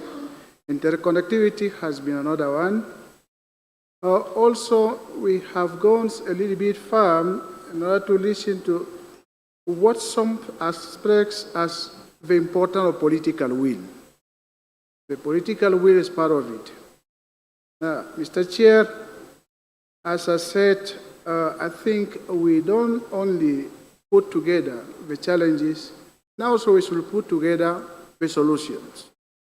Because the same issue come very often: interconnectivity, capacity building, coordination, implementation, and so forth.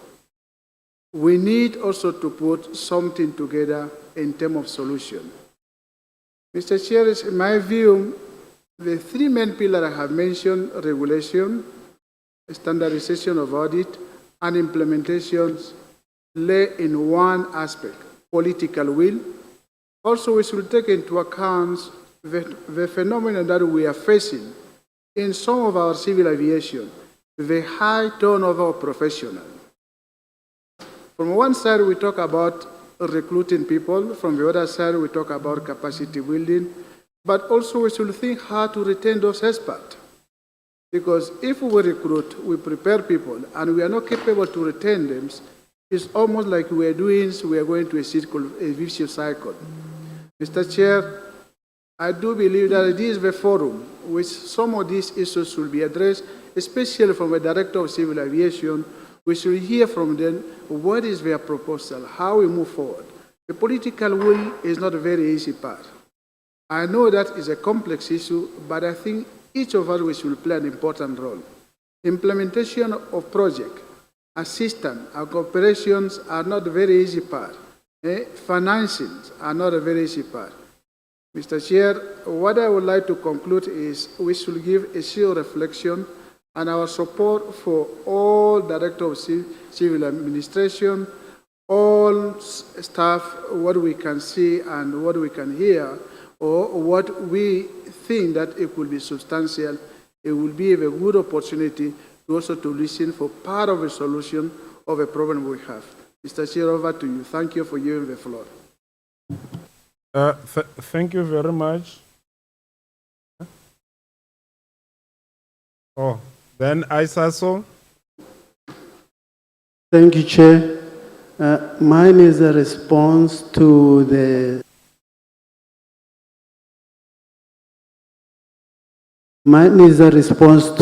AFCAC's SecGen.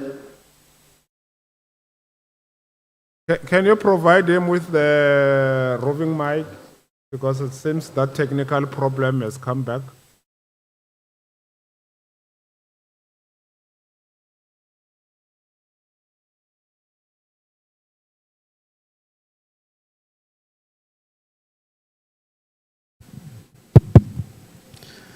Thank you, Chair. Mine is a response to the AFCAC SecGen's response, in which she indicated that they are having challenges in getting information from member states.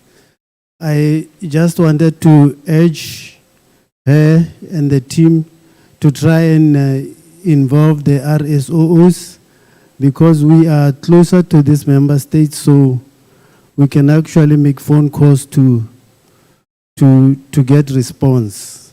It is in our best interest, Chair, to ensure that these member states are assisted.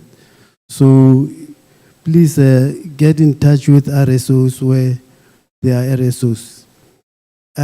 We've also had I don't know whether to say complaints, but where member states have complained that there is too much information overload. So there has been selective response.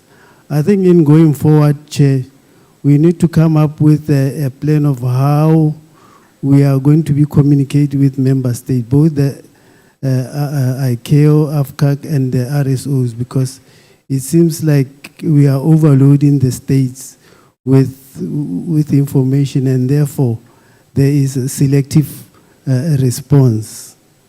Thank you, Chair. Thank you very much. Firstly, you are requested that when you conclude speaking, you must turn off your microphone. Apparently, that is what causes the technical glitch when you don't turn off the microphone and the other person turns on the microphone, so it affects the system. So after speaking, turn off the microphone, and then we see if we cannot overcome the technical glitch. Thank you very much. Before I give the floor to the Secretariat to respond, because some of the issues, they don't really need the response from the Secretariat, because it's suggestions on how we move forward, and then some is comments, and then some is calls for improvement on certain areas, and then there are a few questions which then you will respond to. And then as the chair also, I believe I'm entitled to make comments. So I will limit my comments because a lot of things came up. There was that issue of evaluation. It came from more than one speakers. So the evaluation, in my view, is not just limited to one area. Firstly, is the evaluation of the implementers of the decision, whether they are really moving ahead to implement the decision. We must evaluate that, because if they don't, then we will not even know whether the decision was the right one or not. Secondly, is the member states in receiving that. We must also evaluate, because even if the Secretariat can come up with these wonderful ideas, but if as the states we do not receive them and react to them, it will be fruitless. Number 3 is now to evaluate the impact after implementation, because this is basically what Council is interested in, and it also assists us in determining whether it was a correct strategy or not. So, and when now we talk to implementation, to the interventions, which are to enhance the implementation of standards. So the only way to really measure the impact with a great deal of certainty is it's the audits, which will determine the level of effective implementation by the state. So having said that, we will want to say it in the presence of the Secretary General, that when now we package our interventions, the ultimate end will want the audits to go and validate when we say we have done with this state, we believe it is at that level. Not necessarily that we have done with all the interventions, but we are now at a level which we are comfortable that we need to make an assessment to see if we need to revise our interventions with that particular state. So basically what I'm saying is, for instance, Burundi came up and said we need assistance on this, on this, on this, and this. We know where roughly they are. So there are interventions that are going on, and they've indicated areas where we need to improve on. So after we have done so much, then we need a platform where Burundi will be included in the roster for the audits, so that they come and do the audits. And then we see whether those interventions were really working. Because then if now, after the audits, we found that Burundi is at 70%, we go back to Council and say, Burundi was very, very low, and now they are at 70% through the intervention. There is absolutely no way where our partners will say, we're not giving you more resources. So that is the comment which I needed to make, that we should link this, the outcomes of our interventions with the audits, which now will effectively tell us where we are. The issue of the assistance to RSOOs, I know Dr. Mgandi will submit something, but I know that there was a study on how to assist with the sustainability of the RSOOs. So I just want, I will be happy if that study and then the strategy are also talking now to how we fit the RSOOs in our capacity building initiatives under the two plans, not just one plan. So because without that connection, we can talk, however, it will be difficult to assist the ITOs. So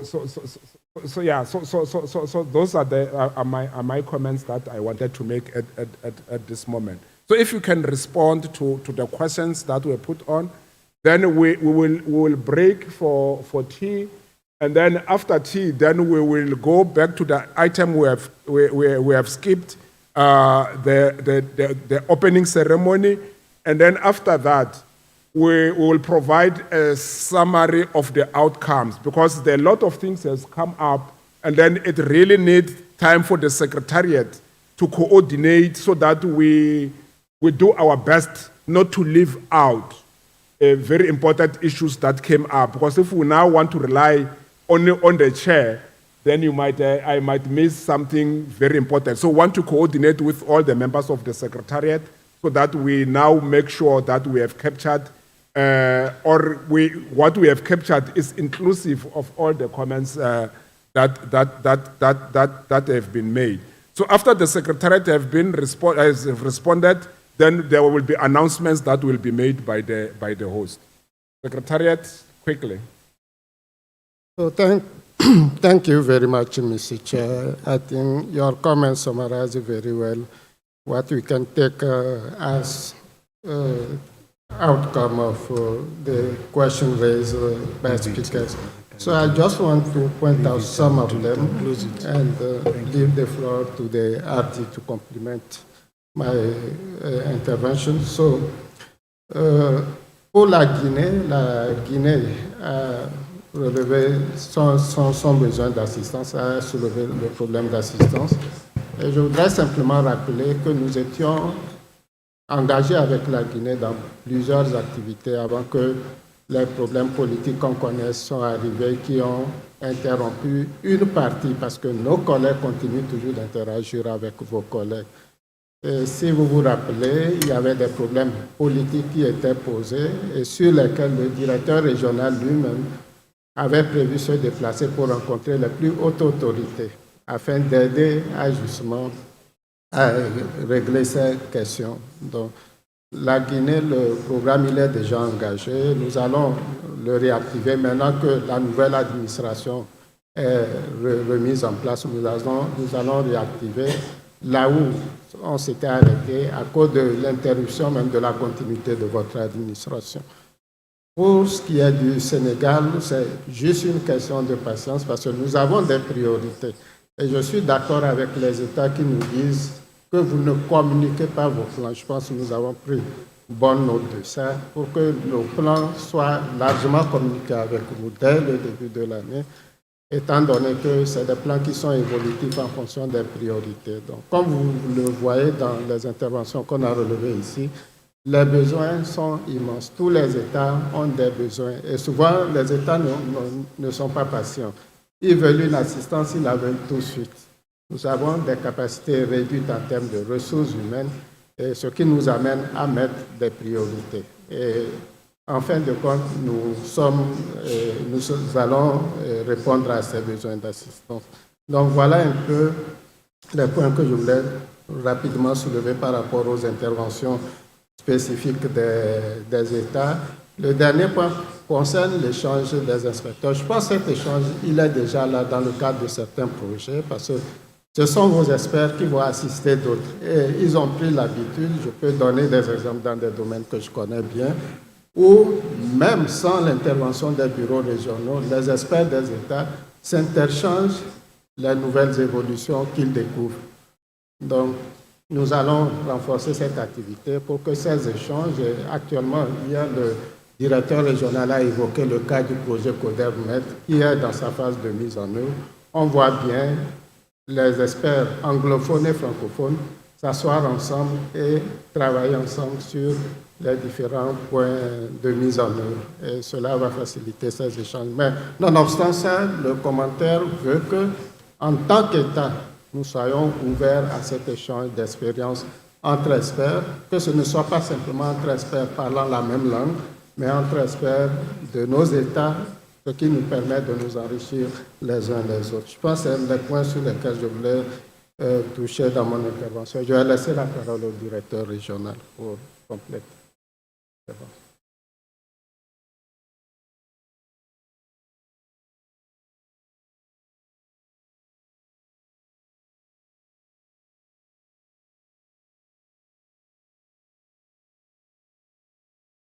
Allô? Yes, it's on.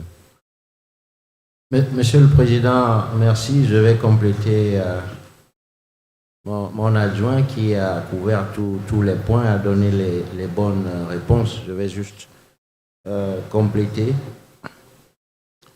Sur la question de la Guinée, ça a été bien résumé. Et je pense qu'on a un programme d'assistance qui est en cours, qui est planifié à court terme pour reprendre ce qui était déjà lancé, mais qui avait été interrompu à un moment donné. Pour le Sénégal, il y avait la question de la planification. Elle se fait. Je crois qu'on peut reconnaître peut-être la communication qu'il faut à ce niveau-là. Et vu le nombre d'États à couvrir, parfois on fait des arbitrages en termes de priorité, mais tous les États sont pris en compte et c'est par le dialogue qu'on identifie des besoins qui peuvent s'ajouter à ce qui est planifié. Donc nous sommes disposés et vous avez, au niveau du Sénégal, nous avons l'avantage unique d'être sur place. Nous sommes voisins, on se voit par la fenêtre. Pour la question du financement, je crois qu'elle est dense.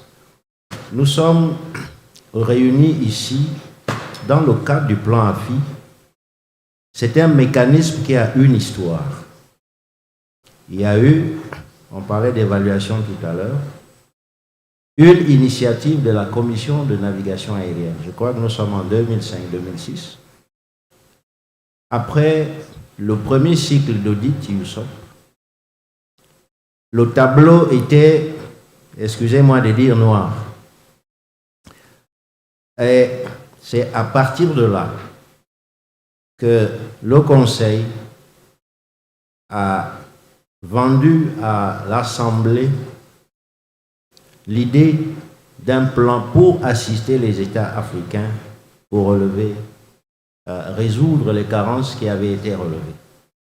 C'est l'objet de la première résolution de la 36e session de l'Assemblée en 2007. Donc le plan a été lancé et il est financé principalement sur la base de fonds volontaires pour compléter les moyens que l'OACI a sur le programme régulier. Donc il faut bien voir le cadre. Maintenant, pour la question du financement en général, ici à Abuja, en novembre 2007, il y a eu un forum mondial IWAF uniquement sur le financement de l'aviation. Donc, c'est-à-dire que les États ont des moyens, les organisations ont des moyens, mais on a besoin de plus de ressources dans ce domaine. C'est ma manière de répondre à votre préoccupation que tout ne peut pas se faire sur de l'aide, mais on a besoin de compléter ce qui existe, d'où les différents mécanismes qui sont en place. Et nous avons la déclaration d'Abuja, une déclaration ministérielle, qui justement traite de cette question du financement en général. Il y a aussi un élément que je vais ajouter, c'est au niveau national, parce qu'on a le niveau national où les États mettent en œuvre en fonction de leurs obligations découlant de la Convention de Chicago ou d'autres accords régionaux en matière d'aviation civile. Et puis, il y a des dynamiques régionales appuyant les plans, je dirais, mondiaux pour la mise en œuvre des normes ou de programmes spécifiques. Le problème, dans la plupart des cas, des États africains, il y a le manque de visibilité de l'aviation civile dans la planification nationale. De sorte, ce manque de visibilité fait que l'aviation civile n'a pas sa part, elle n'est peut-être pas dans les grandes priorités. Là aussi, peut-être qu'on doit traiter ce paradigme-là, parce que quand on voit l'impact de l'aviation, au niveau des économies des États, c'est monde. Peut-être que nous ne savons pas communiquer, peut-être que nous ne quantifions pas bien l'impact que l'aviation a au niveau des économies nationales. Donc c'est un problème aussi à ce niveau que je voulais soulever, même si ce n'était pas votre préoccupation directe. Nika a répondu au problème des échanges de personnel qui est déjà, je dirais, dans la tradition même de l'assistance. Mais si j'ai bien compris, le Sénégal, en termes de langue, même si nous avons l'équation de pays qui ne sont pas nombreux, mais qui parlent des langues différentes de l'anglais ou du français. Je crois que c'est une idée à creuser parce que c'est l'échange du personnel entre, je dirais par exemple, le pays anglophone, pays francophone. Ça se fait dans une moindre mesure. On a l'expérience, par exemple, du Ghana qui travaille avec la SECNA, mais ça c'est dans un domaine particulier qui, je dirais, est plus facile puisque nous avons, pour le contrôle de la circulation aérienne, nous avons une exigence linguistique qui est dans l'annexe 1 de l'OACI. Dans d'autres domaines, on n'a pas cet avantage qu'il y a un minimum qui permet de faciliter la communication sans qu'on ait des barrières linguistiques. Je souscris aux commentaires de la CAFAC, en particulier l'aspect formation, où nous devons être très clairs sur les besoins. Nous avons notre Bureau mondial de la formation, le GATT, qui est en train de promouvoir et travaille avec les États, je dirais les centres de formation qui sont membres de notre programme Trainer Plus, où l'objectif final, c'est une formation basée sur les compétences. Donc, si on est d'accord sur les besoins, on peut ajuster les formations à apporter. Mais pour que ça aboutisse à l'objectif de formation ou de qualification effective en termes de compétences à développer, à ce moment-là, on doit avoir des bons candidats, on doit avoir des bonnes personnes. Je voulais relever ça parce que la formation, elle est très importante dans tout ce que nous faisons.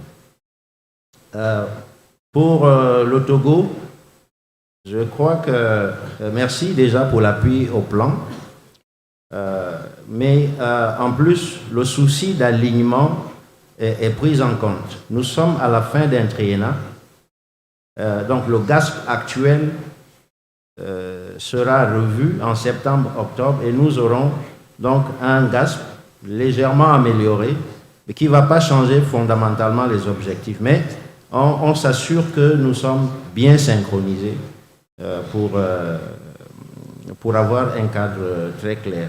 Les menaces soulevées, bien sûr, sont aussi prises en compte. Vous avez parlé de la cybersécurité. Nous savons qu'il y a juste 2 mois, le Togo a abrité une réunion, je dirais, plus que régional, puisque c'est le monde entier qui était là pour discuter de la cybercriminalité et avec un pendant aéronautique. Je crois que nous sommes aussi honorés puisque nous devons avoir M. Francis Ruego dans la salle. C'est un peu notre partenaire Interpol avec qui nous discutons de ces questions-là. Je souscris aux commentaires de la Guinée équatoriale. Je crois que l'ambassadeur Essono connaît bien le sujet et il a soulevé un point important qui est la question de la rétention du personnel. L'OACI a promu des structures autonomes d'aviation civile, autonomes bien sûr en matière de prise de décision technique, sans les interférences qu'on connaît, mais aussi au niveau de l'autonomie financière qui est un souhait. Nous savons que beaucoup de pays, beaucoup d'autorités d'aviation civile ne sont pas arrivées à l'autonomie financière. Et pourquoi l'autonomie financière? Parce que nos exigences pour le personnel technique demandent un minimum de qualification et demandent un minimum d'expérience. Dans certains domaines, c'est au moins 10 ans d'expérience. Et ces gens travaillent dans l'industrie. Donc, pour les prendre dans des structures plutôt administratives, la compétition, elle est difficile. Elle est très difficile pour répondre aux critères qui sont établis pour que nous ayons un personnel vraiment efficace. Mais il y a un autre volet. Quand on réussit à recruter, combien de temps on garde le personnel? Parce que souvent, on prend des jeunes avec une expérience moindre parce qu'ils coûtent moins cher, parce qu'ils n'ont pas tout de suite de place dans l'industrie. Mais pendant combien de temps? Parce qu'il y en a qui font 5-6 ans et puis qui ont d'autres opportunités, ils retournent dans l'industrie. Il y a un pendant à cette question, c'est l'attractivité. Comment on attire les personnes avant de les retenir. Donc ce sont des problématiques qui sont déjà prises en compte au niveau de l'OACI, au niveau mondial. Et c'est un domaine qui est examiné pendant les audits, que ce soit les audits de sécurité ou les audits de sûreté de l'aviation civile. Monsieur le Président, pour ne pas être long, je voulais vous rassurer que cette réunion du comité examinera le rapport sur l'étude concernant l'optimisation des RSO en Afrique. Donc, faisant suite à la déclaration ministérielle de Eswatini, Ezuluini en Eswatini, de 2017. Donc, nous avons une présentation qui sera faite. L'étude a été faite. Elle a été validée. Elle a été transmise aux États. Nous voulons la partager pour avoir un peu plus d'éléments d'orientation avant sa mise en œuvre. J'en ai terminé, Monsieur le Président.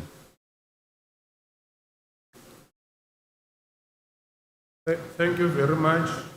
So we can take the announcements, then we break for tea. I will humbly plead with everyone that let us take as minimal time as possible so we can go on with the issues we're facing for the rest of the day. Thank you. Dear delegates, just what the chairman has said to us. Is it possible we take 15 out of the 30 for tea break, just stretch our legs and come back?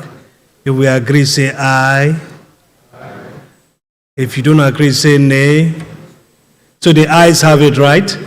We're going to break for 15 minutes plus or minus another 12:35. That's about 25 minutes to 1 Nigerian time, or 11:35 UTC to be back. A very quick announcement. The Vice President of the Southern Region of the AFCAC Bureau would like to meet with all DGs and leader of delegations of African states today, now, during the tea break.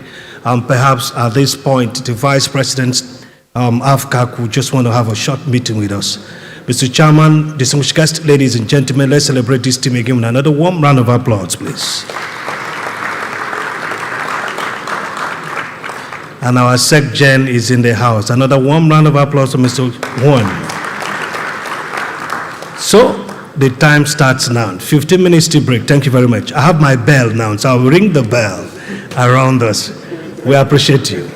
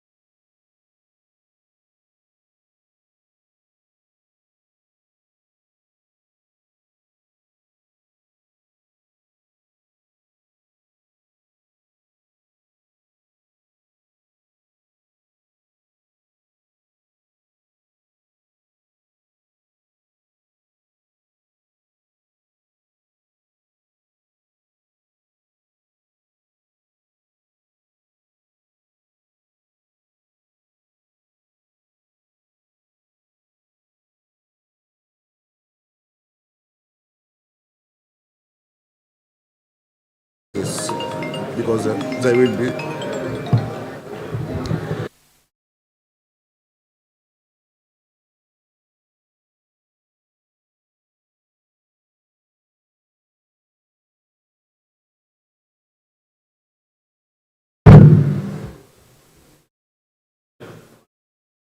Distinguished ladies and gentlemen, we're about running late. May I ask that we begin to board the flight?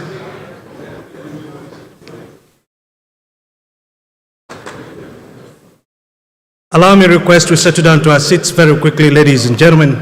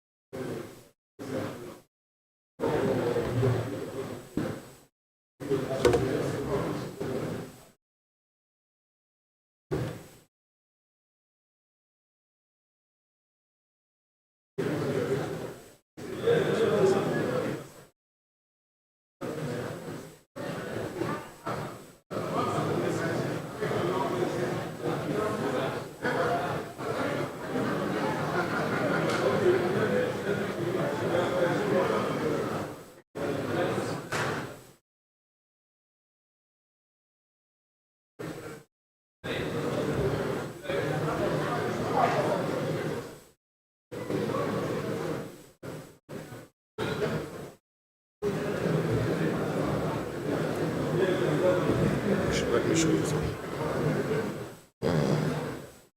This is it. No. This is for today.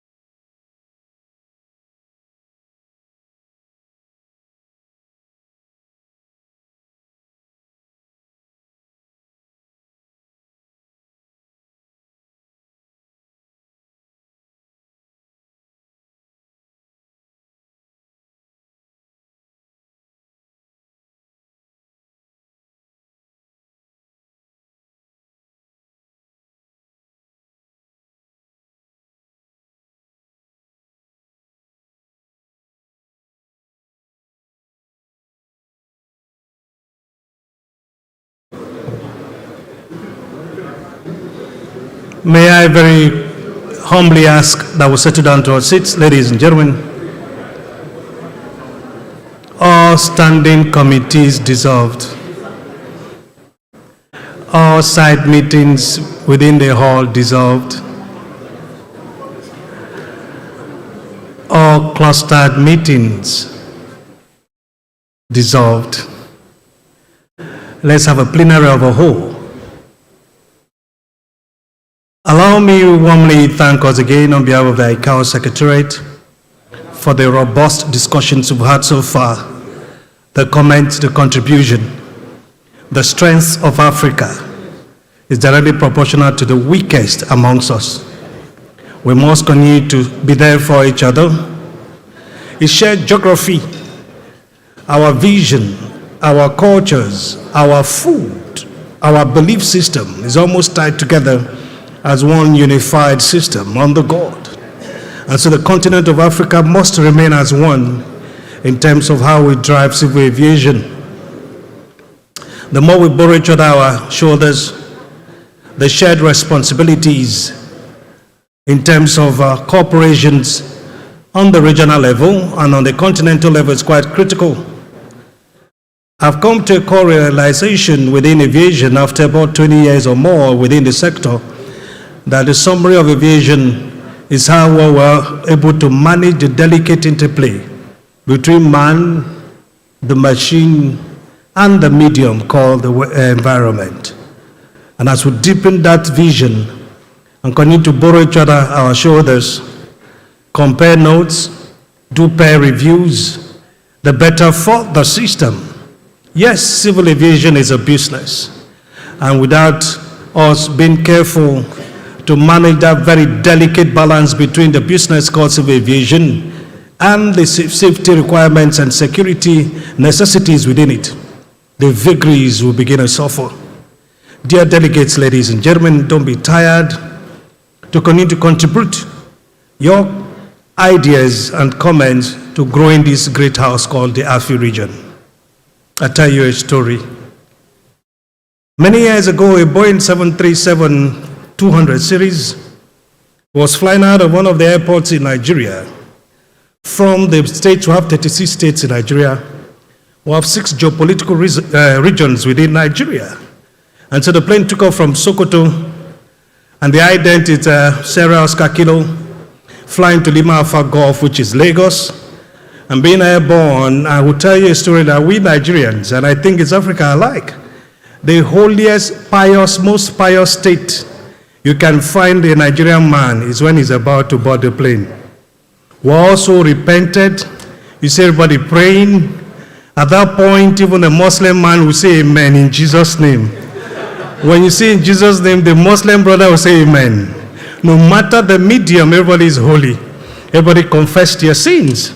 And so the plane taxied, and they were airborne. And the usual thing is the average flyer within the Nigerian airspace will love when the pilot talks to them. It reaffirms their faith that all is well. And so the Boeing 737 was airborne 5 November, Juliet Echo Sierra. Airborne passing 100 feet, about 98 miles, gone from Sokoto, an hour, 10 minutes flight. And homing towards 320, flight level 320. And the pilot called and said, dear passengers, welcome. This is Boeing 37, blah, blah, blah, flying from Sokoto to Lagos. Estimating about 70 minutes. We're climbing through 250. Our flight level will be 320, will stabilize and continue to fly. You have a wonderful flight. The weather is okay, and road weather is beautiful. And the Met report from Lagos is looking beautiful. And everybody was relaxed. At that point, they opened their newspapers and began to read that the pilot had spoken to them. Barely another 7 minutes, the co-pilot called and said, ladies and gentlemen, we're having a problem with one of the engines. Not to worry, we'll fly with the other engine, we'll land in Abuja, they'll fix it and go to Lagos. And then the whole noise in the plane reduced.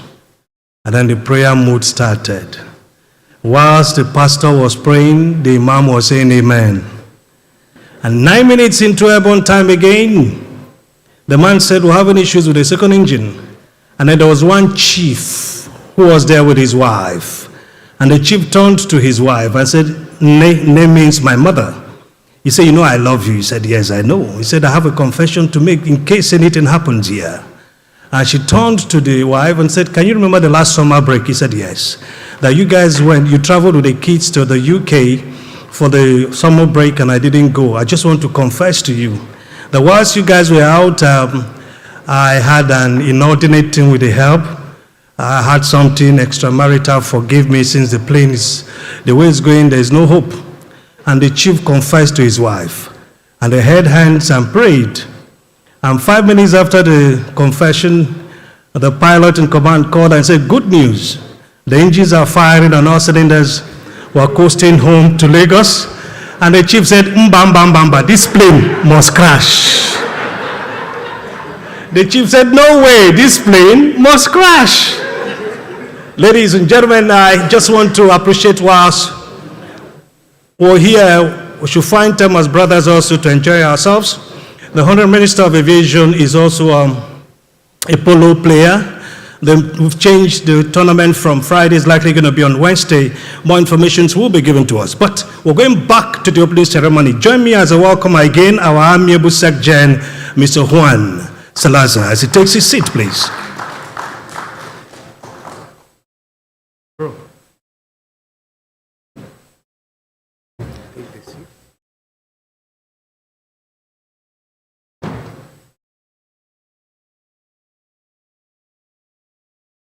ESAF, WACAF, Siamese twins, East, West, Central, South, One Africa. Join me, welcome Regional Directors, ESAF and WACAF as a join me on stage. One round of applause for them.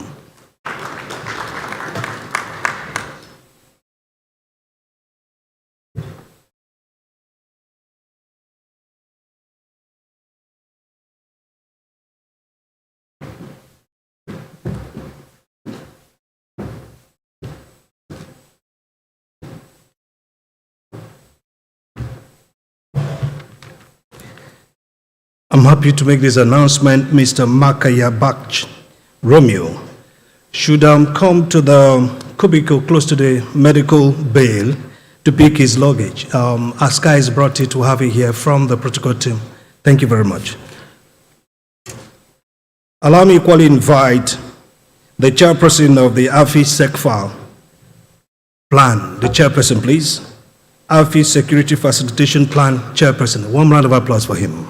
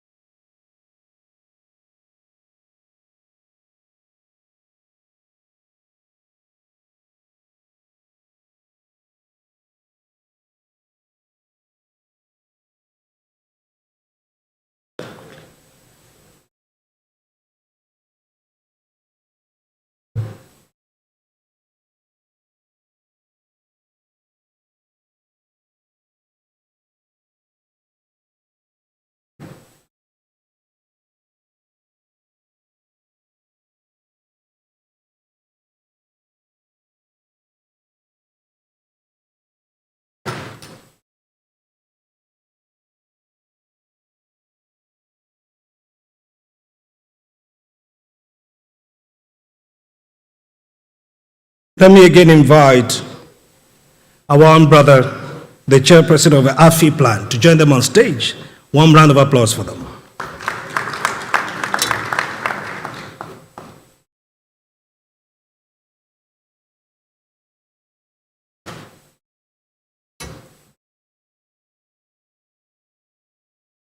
Day 2 opening session. Distinguished ladies and gentlemen, to set the tone, I'll yield the floor to the Secretary General, our amiable Mr. Juan Carlos Salazar, for his remarks. Celebrate him, please.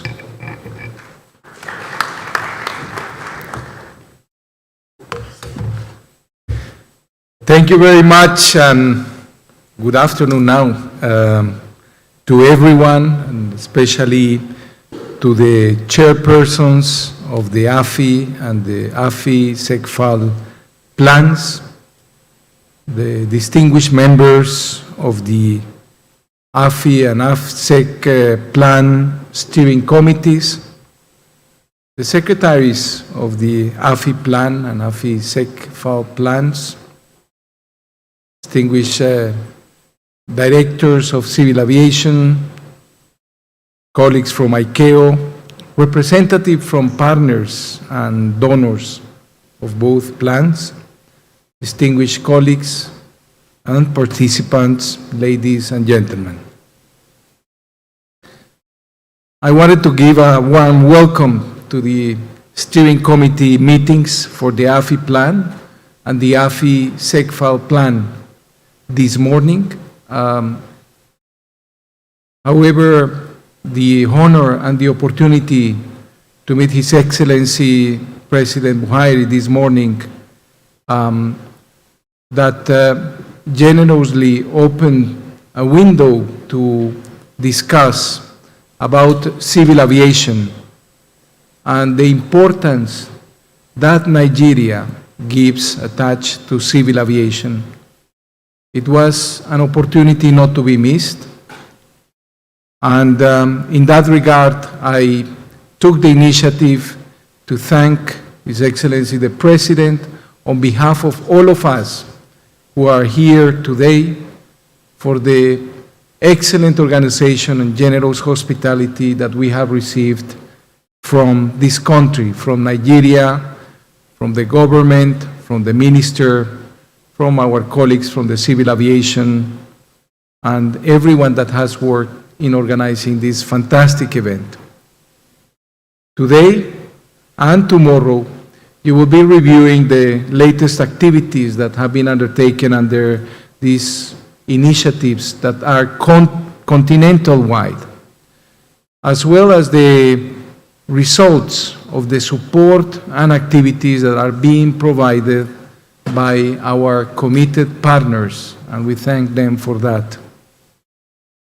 So we started our work today with the AFI plan and its current key priorities towards assisting states across a wide range of aviation safety objectives. These objectives include safety oversight activities, the resolution of significant safety concerns, certification requirements for international airports, and implementation of the ICAO CART recommendations. One of the first priorities that we are discussing is the establishment or strengthening of regional safety oversight and regional accident and incident investigation organizations, and Africa's safety-related training programs. The progress that I notice in these areas is quite encouraging. In this regard, we will have opportunities to review the RSOO study, which has been called for by the Ezulwini Ministerial Declaration of March 2017. This process has been importantly guided by the AFI Plan Steering Committee, and the study's recommendation, including the strategy and roadmap, have now been validated with our partners and stakeholders and submitted to African governments for consideration and endorsement at continental level. A second key element that we will discuss today will be the training prioritization and cooperation. In this regard, the AFI Plan Secretariat continues to work closely together with the Association on African Aviation Training Organization, AATU. I had the opportunity to meet with them yesterday and to listen how important is that the work continue now hand in hand with the African Civil Aviation Commission. Considering your recent decision regarding the critical challenges that this body has been facing since the outbreak of COVID-19 pandemic, ICAO participated in the 23rd AATO Council meeting, providing guidance on how to reinforce its stability. It is my sincere hope that those suggestions will be seriously considered, given the AATO's mission and key role in driving aviation skills development and capacity building in Africa. It is my sincere hope that those suggestions will be regarded as the latest initiatives to improve the AFI plan training prioritization. And we will be hearing a status report today from the consultant who was engaged to conduct a study on aviation professionals. These details will touch upon the related strategy, roadmap, and development of aviation professionals database, and we will be grateful for your consideration and further guidance as this progress continues. Lastly, with regard to the AFI plan, I am pleased to inform you that cooperation between ICAO and AFCAC on the monitoring of the Abuja safety targets and implementation in the current AFI Cooperative Inspectorate Scheme projects is continuing. AFCAC will present a detailed report to you on this progress, and I wish to express now appreciation for its solidarity and support with this initiative. Moving on now to the AFI SECFAL plan, its activities have progressed, albeit on a more limited basis, through recent oversight and capacity building activities focused on needful states. I wish to underscore that we have made significant progress on aviation security oversight capacity in Africa since the inception of the AFI SECFAL plan in 2015.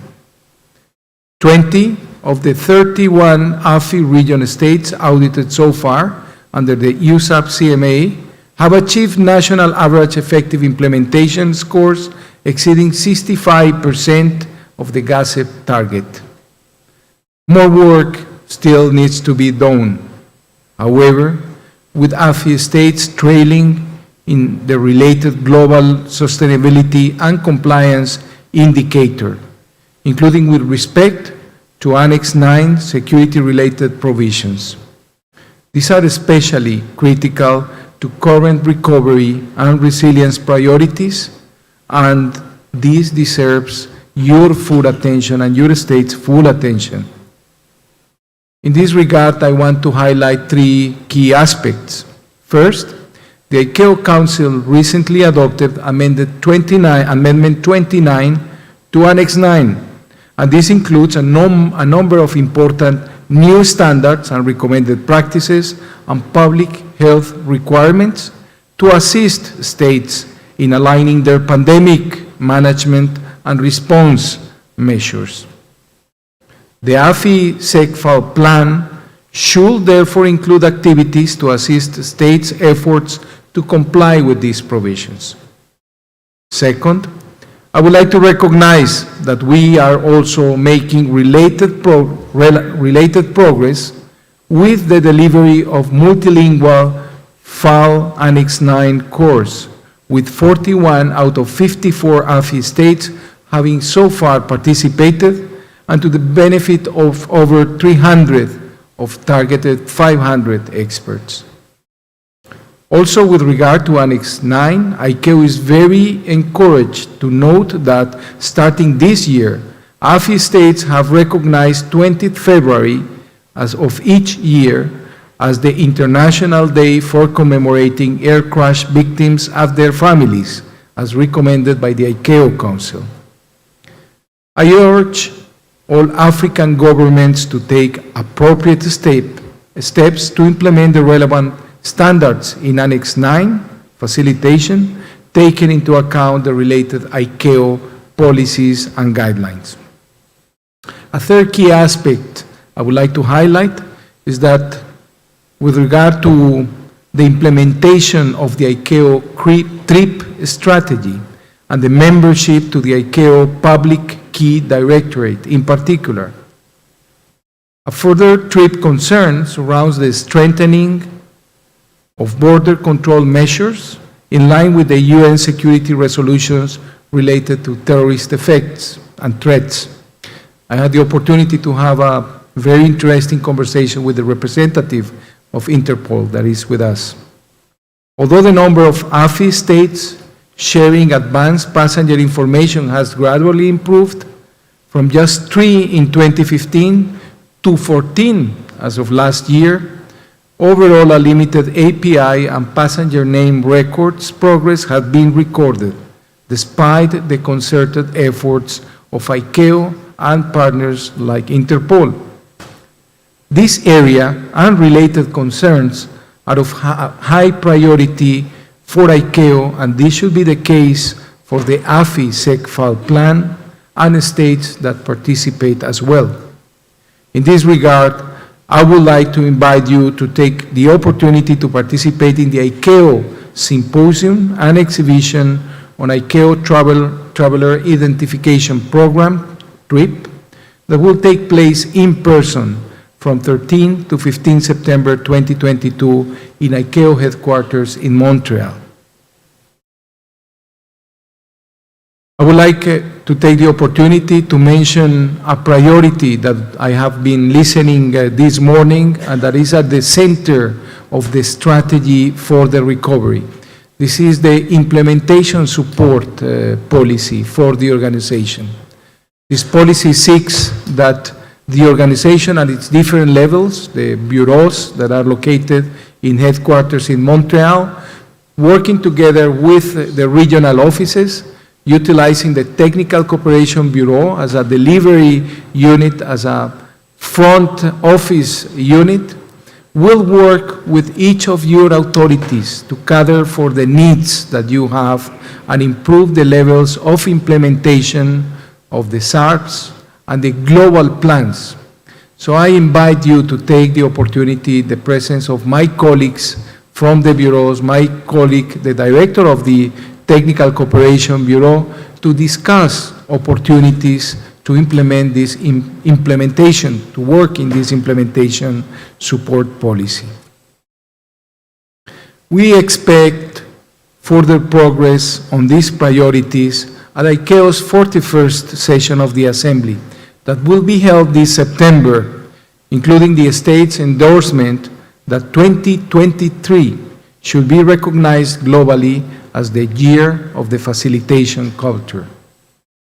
In concluding, dear colleagues, dear friends, ladies and gentlemen, I wish to stress how encouraged ICAO is to see such an increasing practical engagement, the expressions of interests, and offers of support to the AFI plan, the AFI SECFAL plan, from states and strategic partners, and we want to say that this partnership and solidarity is at the heart of the tremendous progress that Africa is making and needs to make even more in building its key aviation safety and security capacities.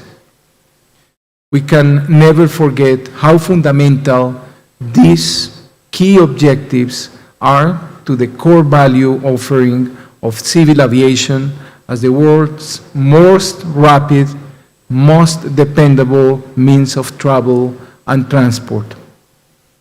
ICAO is willing to support you in those endeavors, and our work together continues to deliver planning and results which will pay connectivity and growth dividends in Africa for generations to come. This will bring economic benefits, tourism, and recovery, and I look forward to reviewing the last progress and working with you today and during this week to help accelerate those benefits. Thank you very much.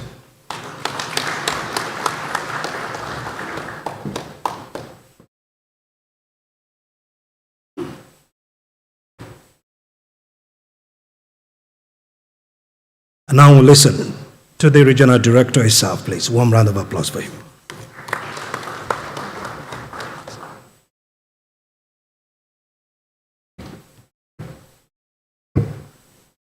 Good afternoon. I think it's already good afternoon. Good afternoon, ladies and gentlemen. In the interest of time, I'd just like to thank the Secretary General for having honored our invitation. In any case, he's the organizer and the custodian of the responsibility of these plans, for having honored our meeting and the AFI Week to attend, and for having given us the words of wisdom. A recognition to the Director Generals that are with us and all protocols observed. On behalf of the regional offices, both ESF and WACAF, we would like to extend our appreciation to the chairpersons or the chairman of the AFI plan and the AFI Sector plan, to whom we serve as secretaries, for the tremendous contribution, for the tremendous support and cooperation that we have enjoyed. Allow us to extend our recognition and thanks to the AFI group in Montreal for the fantastic cooperation that we have had over the time. Allow us to thank the bureaus at the headquarters. Much as we're in the same organization, the support that we get from them and the collaboration that we have has made tremendous progress. Ladies and gentlemen, we want to support the stakeholders and partners who are members of the steering committees for the job that they have done and the various programs whose reports you will receive tomorrow. Last, but definitely not the least, we want to thank the states. Without you, there's nothing we could have done. You are our key stakeholders. You have been our partners. According to the discussions this morning, a lot of progress has been done, and yet a lot needs to be done by you together with us. United, we can achieve. Divided, we shall fall. Thank you very much. Back to you, Master of Ceremony. Thank you very much.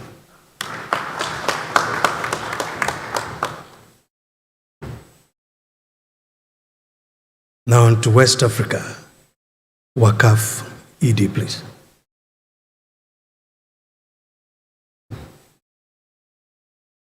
Thank you very much, Program Director. As you know, I'm a true African. When the chief has spoken, when the elder RD has spoken, I can only welcome you, thank you, and I'll stop there. Thank you very much.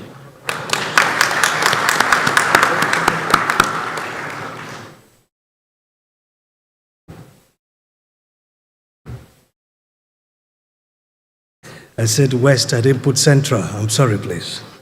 Ladies and gentlemen, the beauty of the civil aviation is that we're one brothers and sisters. Everybody seems to know the other again because the interconnectivity is seamless in terms of cooperation. You will now allow me yield to our amiable AFI Security and Facilitation Chairperson for his remarks. One round of applause for him.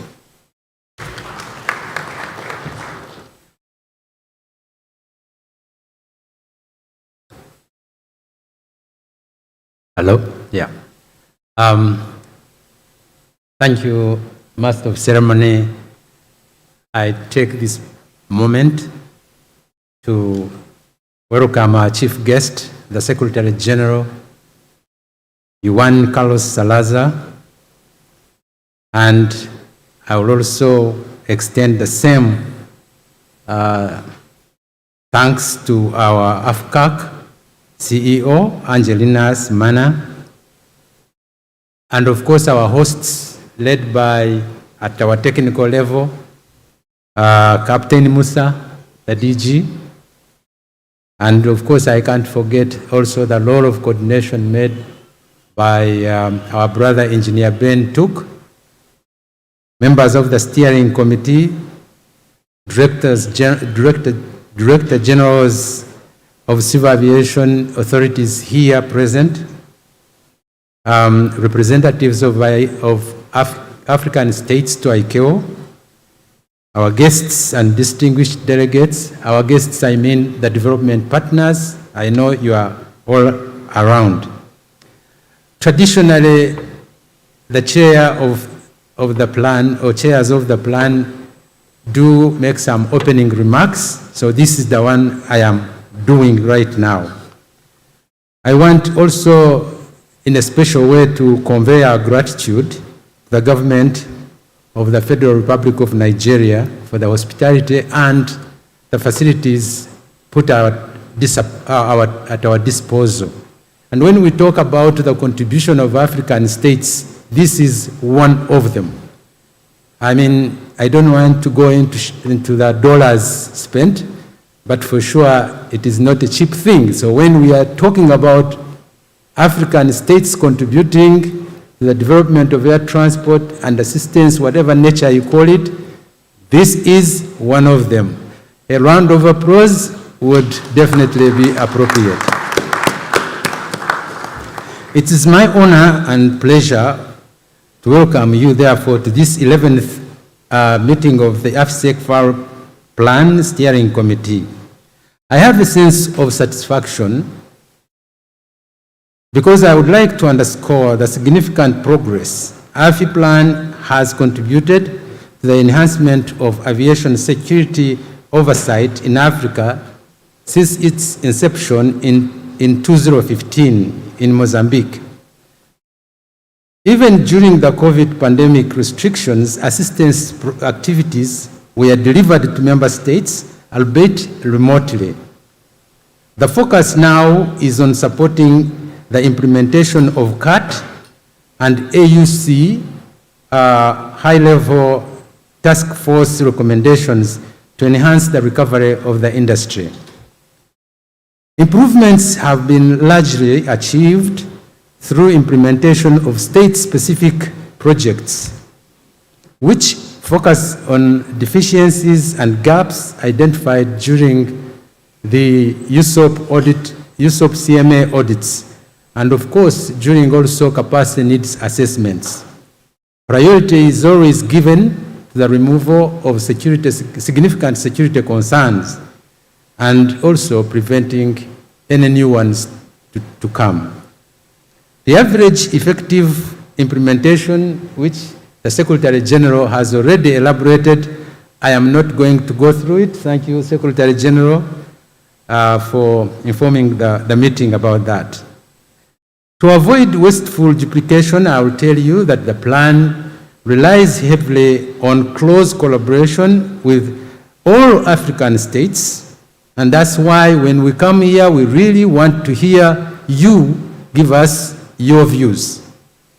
ICAO Secretariat, AFCAC, regional organizations, and development partners that I see all over in every corner of this meeting. And then, of course, the industry, we appreciate your role. Regarding the capacity building in critical areas of Annex 9 facilitation, plan is currently supporting the delivery of facilitation courses, which also the Secretary General has elaborated on. And I don't want to waste time because we don't have it, because the Secretary has done that for me. Similarly, the plan is assisting states in implementation of API. We are lagging behind. I think later on we will see how we are doing API and PNR systems through webinars, which provide a platform for sharing of experiences among states, a collaboration which has already been emphasized. So let me not take much of your time. I expect that when the meeting for AFSEC-FAR Plan Steering Committee begins, I want to hear your story. That's why we are here, to hear the story and then collaboratively work on it. So let me conclude my remarks by expressing on behalf of the steering committee and on my own behalf profound appreciation to ICAO Council, the Secretary General who is with us here, for the tremendous leadership and guidance rendered in the implementation of this plan.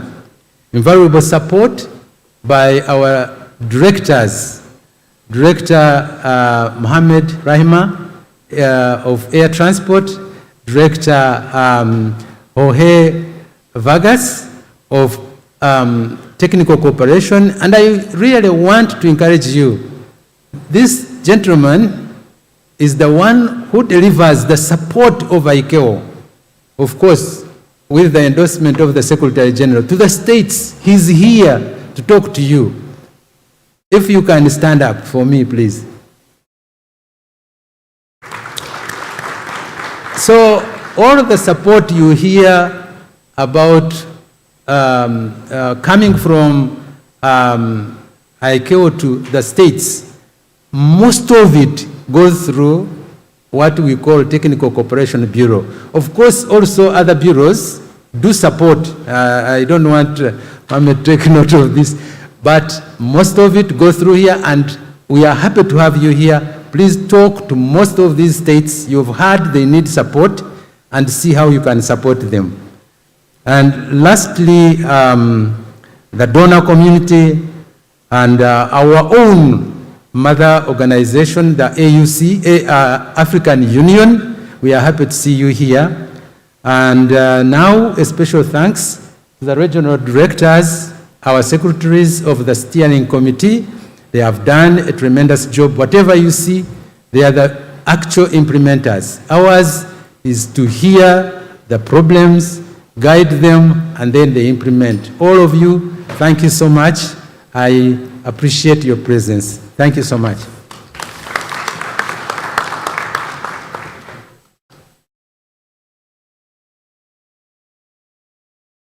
Africa, Mother Africa. Ladies and gentlemen, AFI Plan Chairperson, Livers Mabaso, please. Let's celebrate him.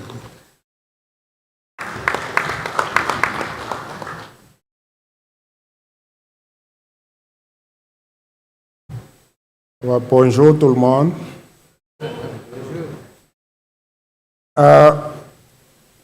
Mr. Juan Carlos Salazar, ICAO Secretary General, Ms. Angeline Semana, AFCAC Interim Secretary General, Captain Musa Shaibu Nuhu, Director General of Civil Aviation Authority of Nigeria, Directors General of Civil Aviation Authorities here present, members of the steering committee of the AFI Plan, ICAO Council members, our generals, development partners, representative of the AU,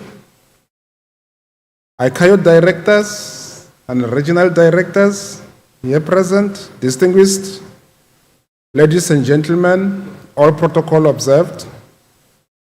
I would like first to thank you for the participation in this 25th meeting of the steering committee of the AFI Plan. You may recall that this is the first time we meet face-to-face during the AFI Aviation Week after long 3 years due to the COVID-19 pandemic. Allow me to also thank and extend my sincere appreciation for our gracious host, the government of the Federal Republic of Nigeria, for the wonderful hospitality, support, and facilities provided for the success of our meeting.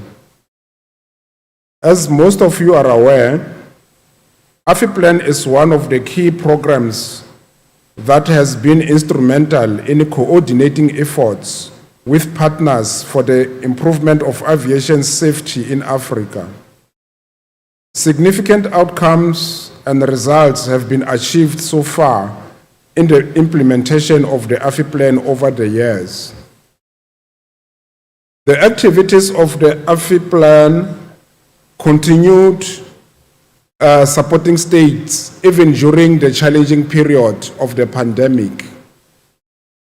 I would like to take this opportunity to thank, on behalf of the members of the steering committee, the president of the ICAO Council, the Secretary General and his team for their continued and efficient efforts that have led to the success of the AFI Plan, as well as the well-appreciated results over the years. I would also like to thank our partners who have been supporting various programs and projects to improve the performance of aviation safety in our continent. Most importantly, I would like to thank the ICAO Council for embracing the AFI plan. I know that the Council would like to see positive results, and I can put my head on the block and guarantee that they will be happy with the reports of the positive impact of the interventions being implemented. This 25th meeting of the AFI Plan Steering Committee will consider several important items which you have seen on the agenda.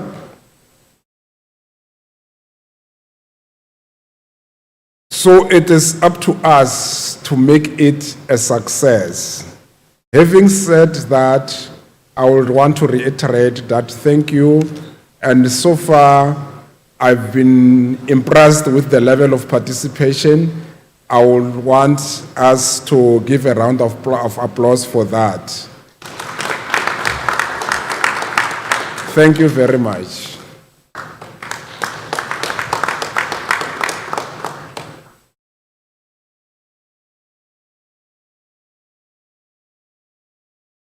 So now I take over as the captain of my flight. As you may have noticed, we had lost some of our engines. That has slowed us down. And then the good part is that you have not confessed your sins thinking that we are going down, and we have regained the full capacity of our engines, and then we are going to speed up to try to cover for the lost child.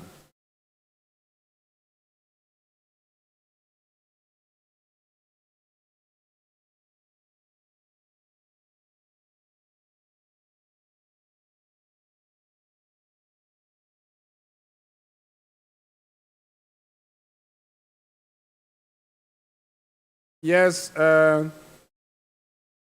unfortunately, the Secretary General has been booked for another side meeting with the minister, so we have to respect that.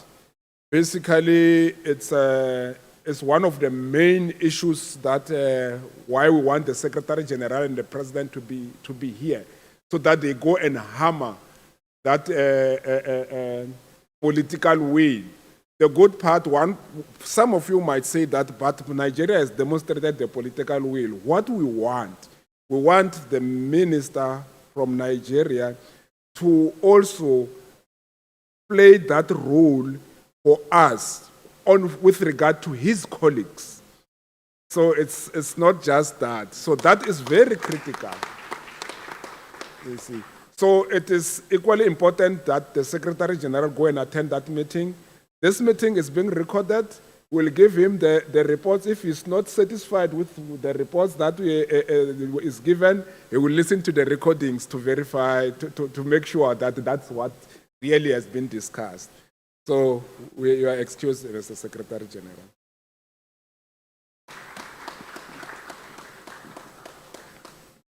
So the discussion that we had earlier, as I've indicated, to a certain extent covered even the issues that are going to be presented. So we do not really have to reinvent the discussion, but however, if you have points that you need to highlight, and then you will be free to highlight. We will give the conclusions at the end of the session to also cover the points that we have talked. So we'll put them together and then give a summary of the outcomes so that you are happy that we have captured your points. So we'll now continue with agenda item 3. The report on the implementation status of the revised Abuja safety targets by AFCAC. I don't know who is here from AFCAC to present that. So whilst it's coming, just to remind you that you may recall that most of the discussion also touched on the Abuja safety targets. In any way, you cannot talk about safety in Africa without touching the Abuja safety targets. So then your presentation will take that into account. Thank you very much.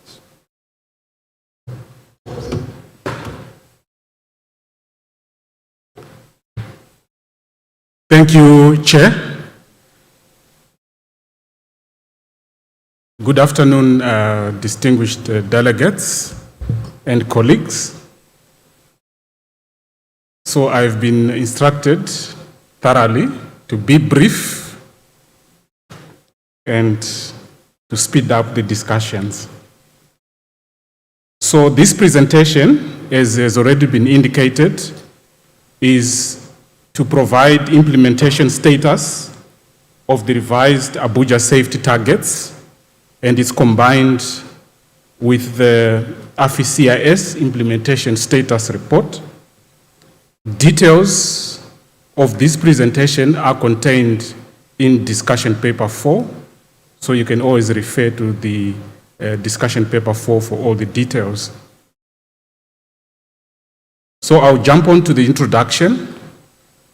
So as you already know, the Abuja safety targets consist of 16 continental safety and ANS-related targets agreed among member states to enhance aviation safety in Africa, and AFCAC's role in this regard is to monitor level of implementation on behalf of member states. That's why we are presenting this status of implementation. The AFI CIS is one of the key outreach programs initiated by AFCAC with technical support from ICAO, WACAF, and ESAF. The scheme was launched in year 2012, and it consists of a pool of qualified inspectors selected from AFCAC member states, and they are there to provide technical assistance to member states. The main objectives of the AFI CIS program are to assist AFI states to resolve safety oversight deficiencies, and in particular, significant safety concerns. And also it is there to improve effective implementation EIs of the critical elements of the AFI states safety oversight system. So that's basically, in short, the AFI CIS program, as you already know. Going back to the status of implementation of the Abuja safety targets, I'll be very brief. There was cooperation and collaboration with international organizations and partners to help member states to implement the Abuja safety targets. And these partners include the EU, the ASA project, the AFDB, the World Bank, international organizations such as AFRA, IATA, and of course not forgetting the AFI plan. It's also a very important arm that has been used to help member states to comply with those targets, a point that has been said a lot this morning.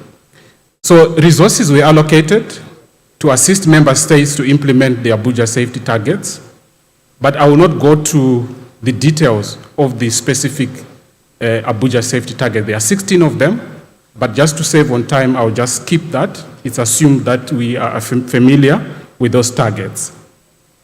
For example, the AFI plan, in terms of the resources, they've got programs that have already been given, even in the morning. You recall, there was a NSPP review mechanism, support for the establishment of RSOs, and various other programs. All these programs mentioned in the morning are there to help member states to implement the Abuja safety targets. And also, I mentioned the AFDB, for example. They also provide resources.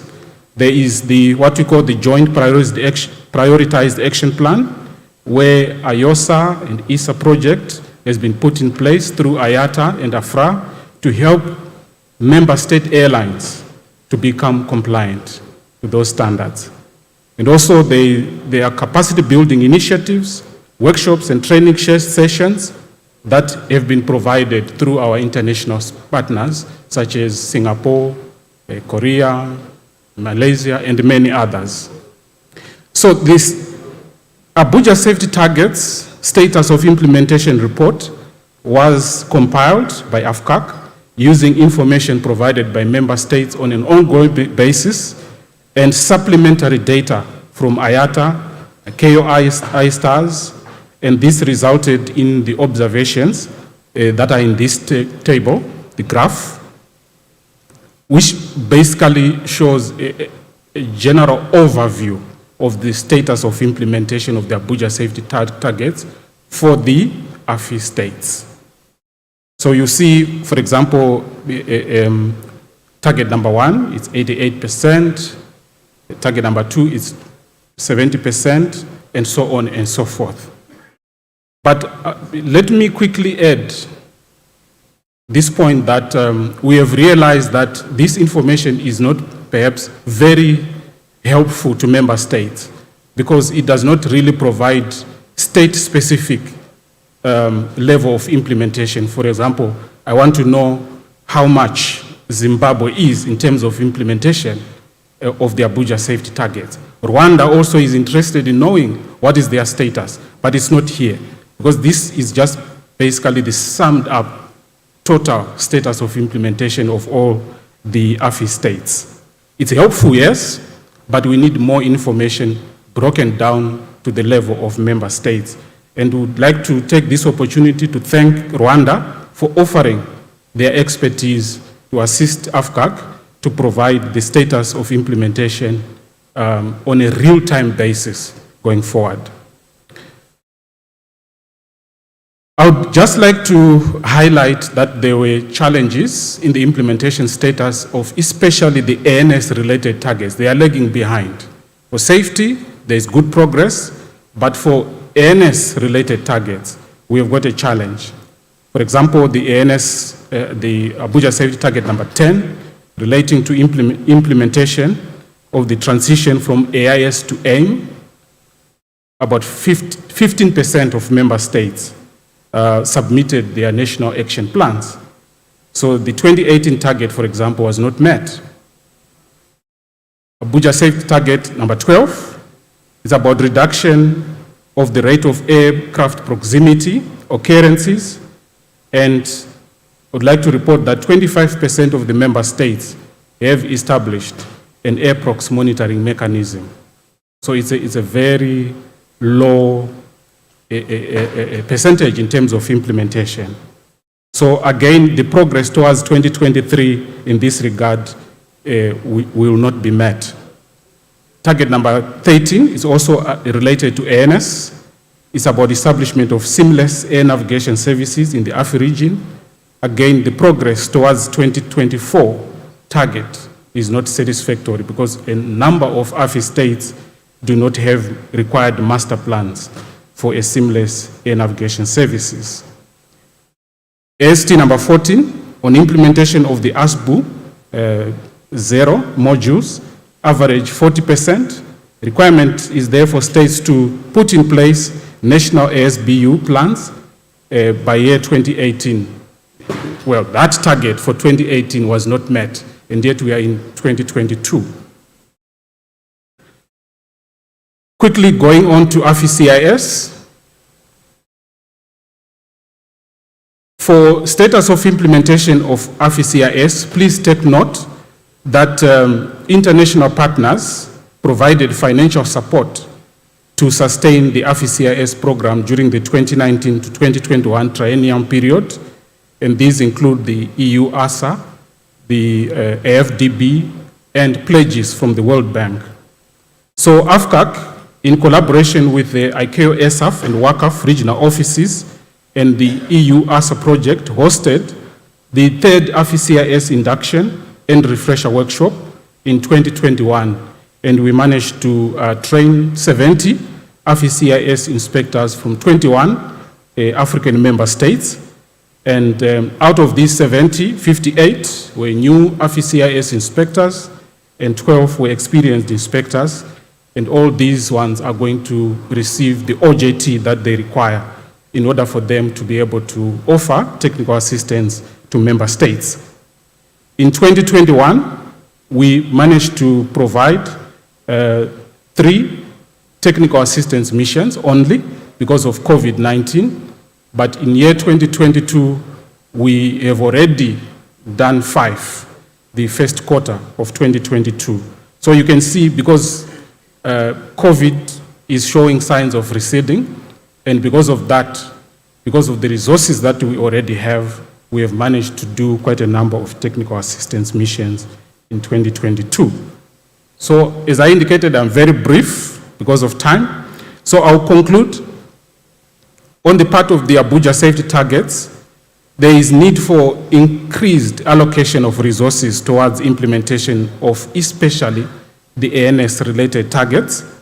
And in order to promote more efficient allocation of resources and to simplify monitoring of progress, there is need for alignment of targets with the assistance of ICAO, so that we make sure that they are aligned with the GASP and the GAMP.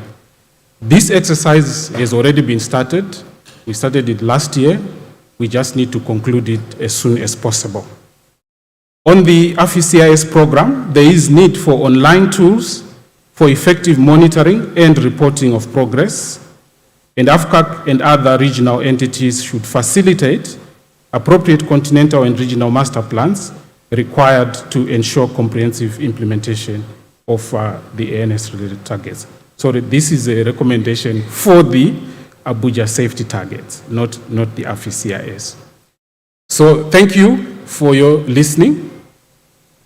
Back to you, Chair.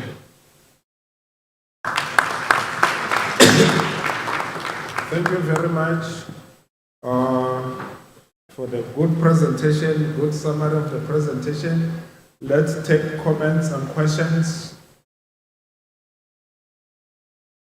So that was a summary of the indication of the implementation of the Abuja safety targets. And then from my end, taking the comments made by General Pereira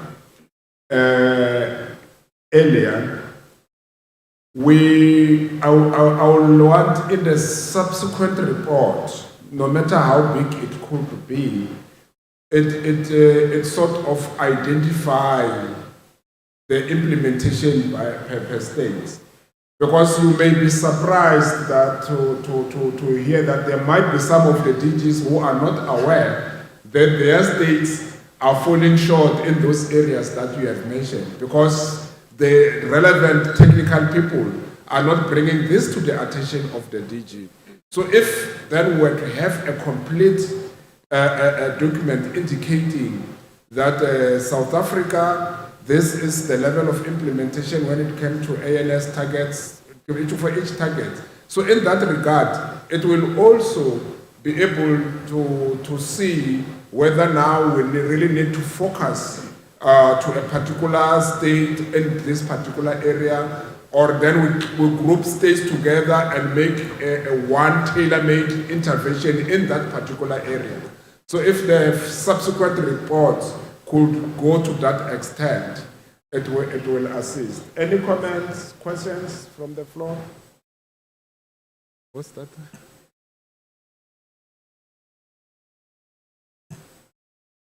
I can't read that. If you can indicate the state and then you take the floor. Sierra Leone. Oh, go ahead, Sierra Leone. Thank you very much, Mr. Chairman. My intervention is linked with the presentation on the Abuja safety target and try to link that with the AFI plan. Clearly, if you see in his recommendation, he spoke about the issue for resources allocation. And I am looking at it from another perspective. What you learned is that there should be a resource fatigue, in the sense that the RD from WACAF tried to make emphasis on that today in his submission, but he was a little bit diplomatic.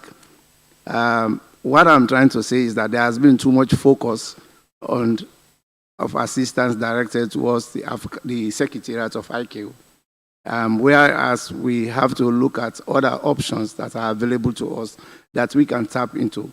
Because from various discussions from yesterday to today, will clearly agree with me that the demand for increase in assistance from member states is on the increase. Reasons we all saw by the results clearly, assistance for all the member states.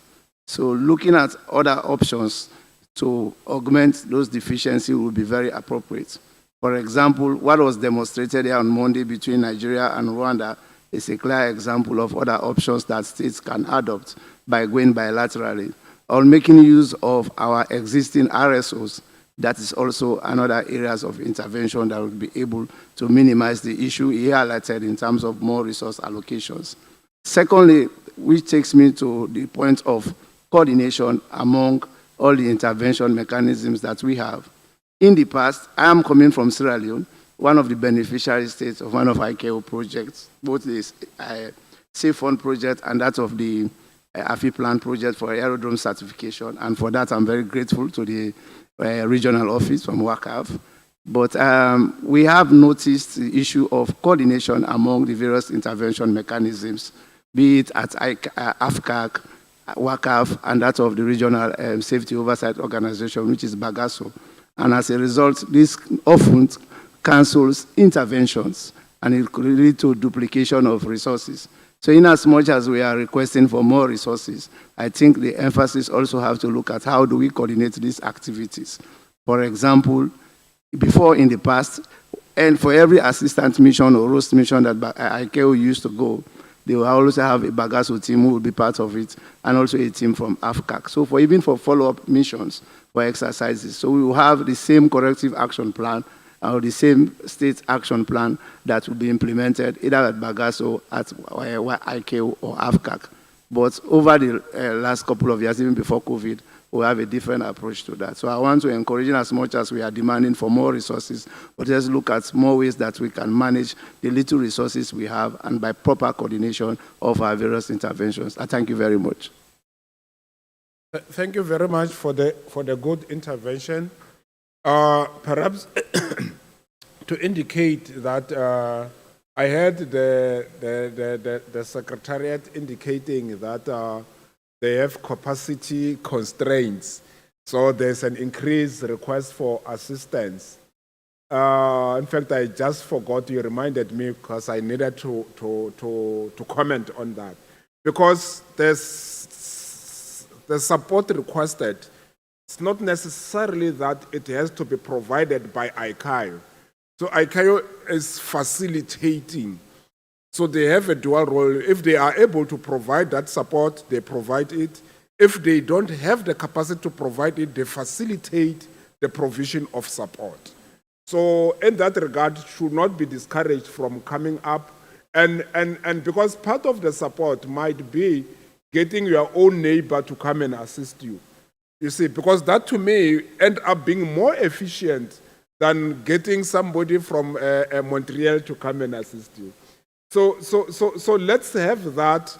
If the Secretariat is overwhelmed by requests, then they will bring that to our attention, and then together we sit, we will find ways of how we can be able to address that. And then AFCAC is also a main role player here. They are not on the sidelines, so they are equally responsible. So these interventions that they are signing, then will also come will include those in these interventions. So that's why then when you see the report on the implementation of the Abuja safety targets is presented by AFCAC, and then the interventions assistance programs, part of that was presented by the regional offices, and then AFCAC also came in to indicate some areas. So the coordination is there. It might be an issue of improving it.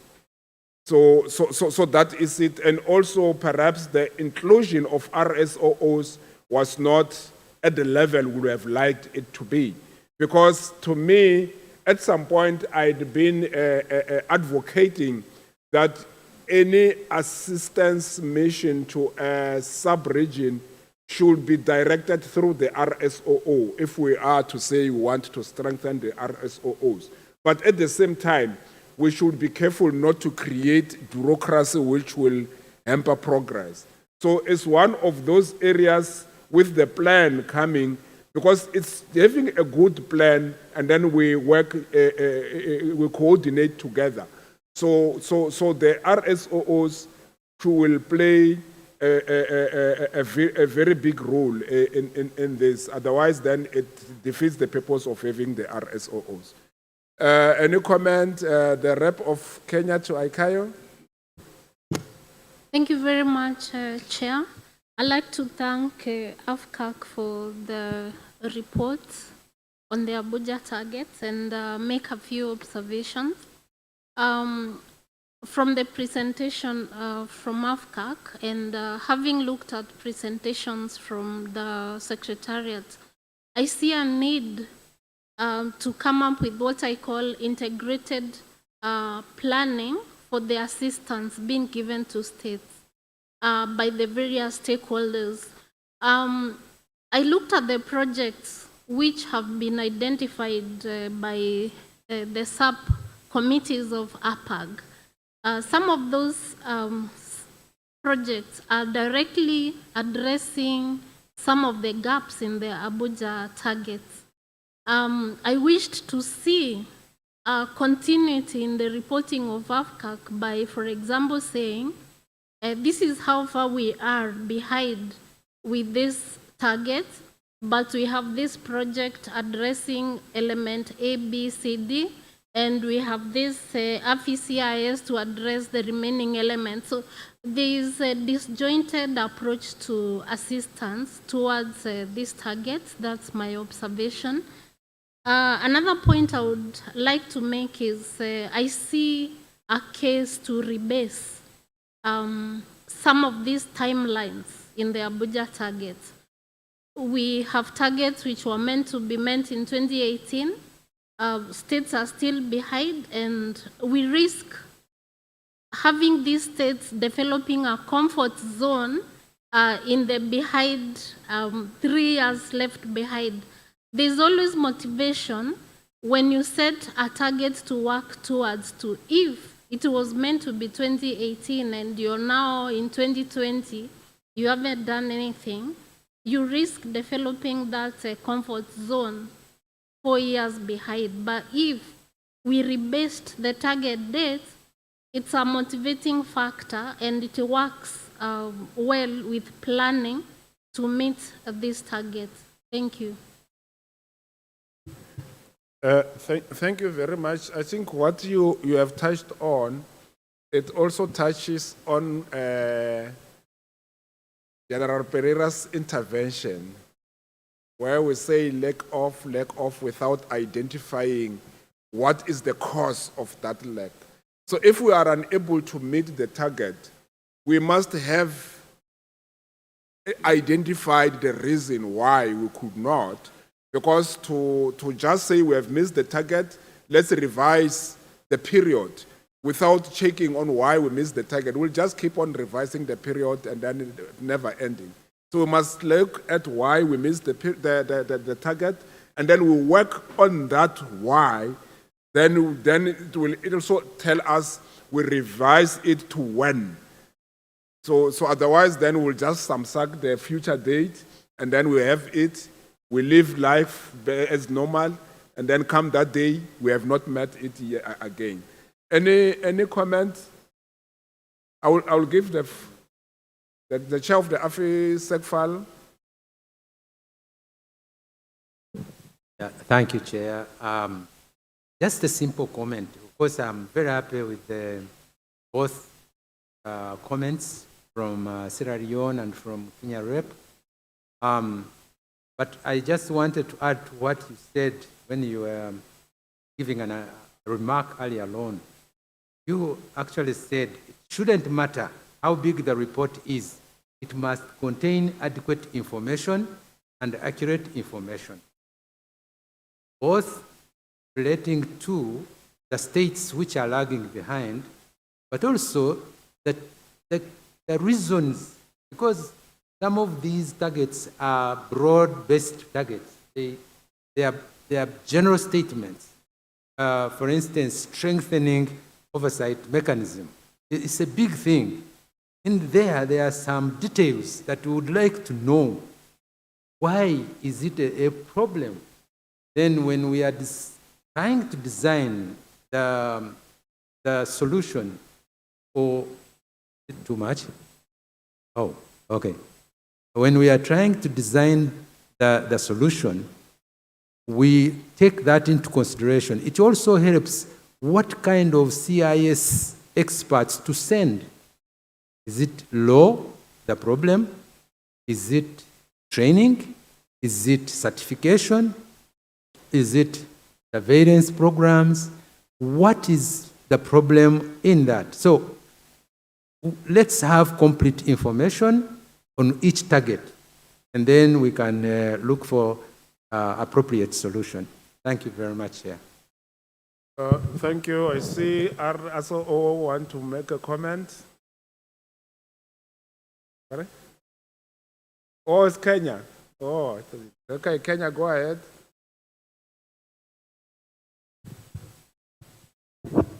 Thank you very much, Mr. Chairman. Under AFI CIS program, we have the HRDF program. I have two specific questions to AFCAC. What is the status of the implementation of this HRDF program? And the second question is, how can this program be enhanced to incorporate ATOs in capacity building? Thank you. Thank you very much. The HRDF, we will, is it tomorrow or Thursday? We will discuss it on Thursday. Because the bottom line is that we have talked a lot about it in each and every AFI Aviation Week, and then members have indicated how it is not working in its current form, how it needed to be reviewed to respond to the specific areas we need. So there has been a review, and then we need to evaluate it, and then and see whether that review is now going in the right direction, and then is there anything that needs to be done further. So we'll talk about it on Thursday. Thank you for that question. Any other comment or question? Can I compliment, if you don't mind? First of all, point of clarification. HRDF and CIS are different mechanisms. Is there somebody else? Maybe you can come. A second. I'll give a second the floor before I comment, maybe. Okay, thank you, Chair.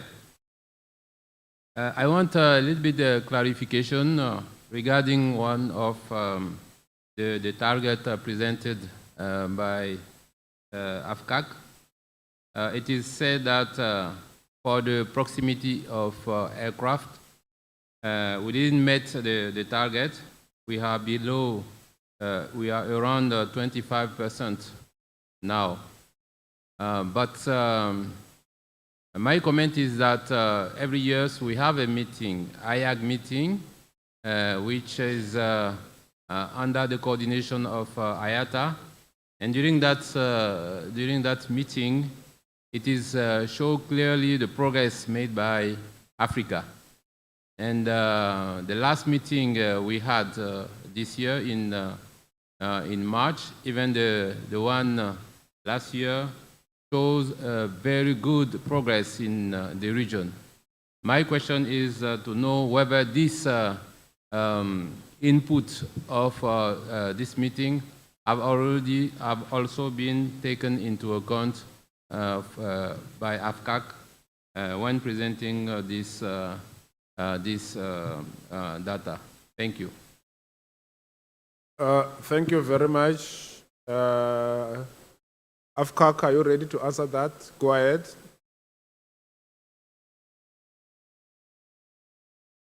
Thank you, Chair.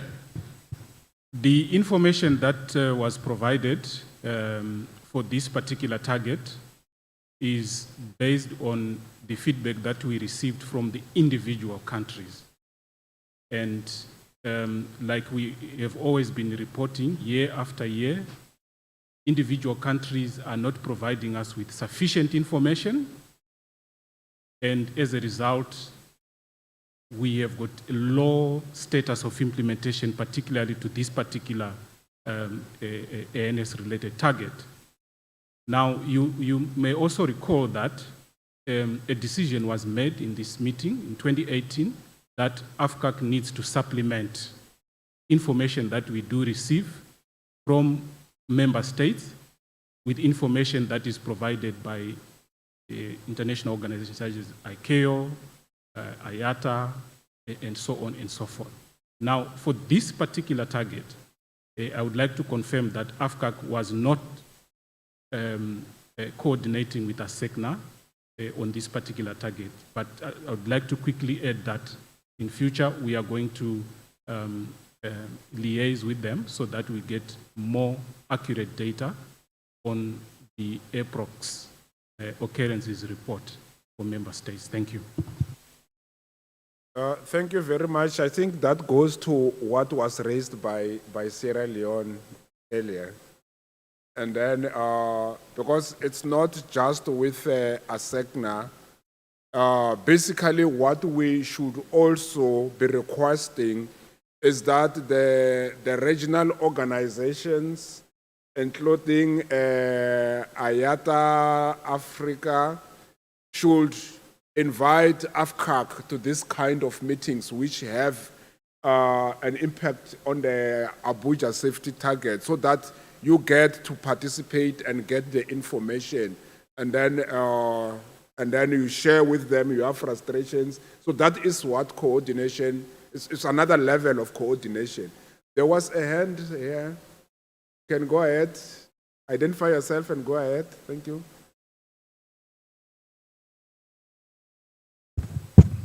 Thank you. My name is François Xavier Salamanga, Regional Officer, Communication, Navigation, Surveillance in the WACAF office of ACAO. I just want to react regarding the results of the targets on air navigation services. Their figures, and then perhaps explain some challenges we generally encounter when collecting the data. As states may be aware, we generally collect the data through the APIRC mechanism. And currently we are working to have a platform that will be harmonized so that everyone is is contributive to APIRC. We have the users, we have the navigation providers, we have AFCAC. So if we succeed in building a robust system platform where we will have the gate of entry or the mailbox of all the data, the monitoring data, including deficiencies, including achievement, I really think that we will not have different figures, and it will facilitate and make easier the definition of the target. Second comment, perhaps to be considered, is that perhaps we must begin analyzing this target of air navigation service. When we put a target, for instance, saying implement seamless air navigation service, and we put a figure in terms of percentage, behind this target we have a lot of things to be achieved. And we don't know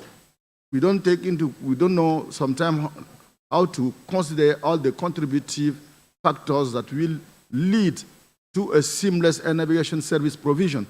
So perhaps we also need to revisit these targets, some of the targets, and make sure that we have the the material, the raw material that will enable us to have a relevant figure. Thank you. Thank you very much. There's one issue which I'd always laughed about it.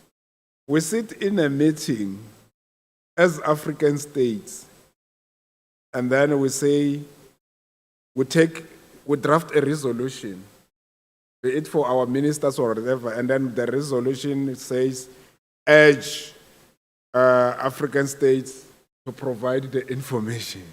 So we draft a resolution to urge ourselves to provide the information. Why don't we provide without urging ourselves to provide? So I think we need to start doing things differently. I believe there's an attendance register which has been circulated, and then we must make sure that everybody has registered their phone numbers and email and their email addresses. I know there are focal points whom you have been provided to contact the member states. You continue using those focal points. But where those focal points are not responding, this meeting is giving you the power to contact those that are here and say, we have requested this information from your state and it's not forthcoming. And I want us to take a pledge, all of us that are here, that if we receive that request, that kind of information from AFCAC or from ICAO, where they are complaining that they are requesting information through our focal points and they are not getting it, that we will act on it. Because the next report will come, and then if they say that South Africa, you have not implemented 1, 2, 3, 4, and then South Africa should not have the right to stand in a meeting and say, no, we have implemented. Because you must have provided the information. And the Secretariat will produce documents and say, but we have requested the information and you have not been providing. We really need to move into that so that we can provide. Because there is no point to say we are not getting the information. And we have the information, all of us here.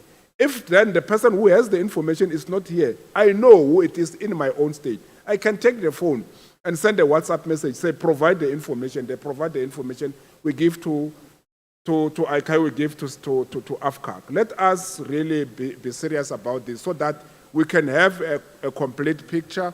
When we report what is complete. So whatever information that you need to update is something that happened subsequently. So in that regard, I think really we'll really have the required information. Any other comment on this? Mr. Chairman, I wanted to assist as we close this agenda. As the Secretariat, we develop recommendations and decisions. We are now coming to the tail end of the discussion. We need your assistance. And I wanted to provide something that maybe could help us based on the discussions that we have had. First and foremost, I wanted to recommend that, because James submitted conclusions, conclusions, not recommendations, that we develop some good conclusions or decisions. Number one, it's apparent and obvious that we must convene a meeting and review these targets. And we do it when the architects of the Abuja safety targets, the likes of CABS and yourself, are still with us. So Soshina is still with us here. People who crafted this thing in 2012, they give us the genesis of were these targets put in place? Why have we not achieved them? What should we do? Some of them, are they still relevant? What do we need to do? I think we, as a matter of urgency, we should sit down and revisit and see where we're going with the Abuja safety targets. As a Secretariat, we're willing, we are ready to do it, and we can have an event, not even an event, and we have an activity focusing on nothing but Abuja safety targets and what we need to do. I think we need to review them and revise them accordingly. Otherwise, we are going to continue dealing with targets that have long expired and we haven't even found mitigating measures. I would suggest that becomes our recommendation number one. Review the targets, and the Secretariat can be tasked together, the AFI Plan Secretariat with AFCAC to undertake that activity. Number two is to review the operationalization modalities of the AFI CIS. We could be undertaking activities of retraining and doing OJTs for inspectors that are already overqualified, who don't need it. Together with our partners, the EU, ASA, we can sit down and see how can we expedite and accelerate the deployment of the AFI CIS. The third area is in the area of what Rwanda is going to do. What are we going to do with the outcome of the Rwanda analysis? Once they have established the needs, what are we going to do with that information? I think that should be, we should make a recommendation that once the needs analysis is done, we develop specific projects to implement the outcomes of that analysis so that we can be able to address the challenges. Last but not least, we know where our weaknesses are in Africa. Our weakest link is in accident investigation. The second weakest is ANS. The third weakest is AGA. And that should be our focus. I haven't heard us talking about how we are going to expand, but the regional offices and the Secretariat is already working on a project with accident investigation. But I think we now need to bring on board Pagaya and the others to strengthen accident investigation. For information purposes, for the last 6 years, and I know Sierra Leone, behind the scenes, why you have seen a coordination being improved is because every year in January, we have a coordination meeting where the regional offices sit together with AFCAC, with the RSOs, and the RECs, and we harmonize our working program to make sure that we have synergies. That's why you are seeing activities being done in a coordinated manner, because we have done this, I think, 7 years. For the last 7 years, we have an annual meeting where we coordinate our activities to make sure that we don't have duplication. Thank you very much, Mr. Chair. Thanks, RD. I think it is the best way to close this item, and then we approve those recommendations, and then also with the understanding that that review will be done pursuant to the detailed report as indicated to AFCAC. So without any further comment, I think we can close it at that. And then, is there an announcement?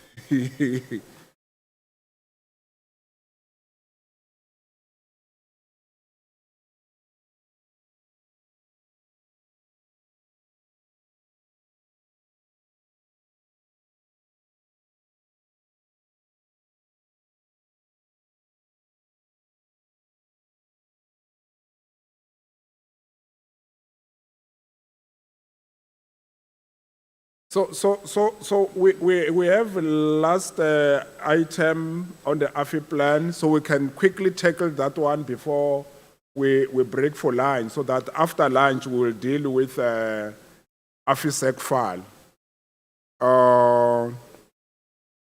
That's the review and approval of the recommendation of the SOO study and the proposed strategy and roadmap. AFI Plan Secretariat. Quickly.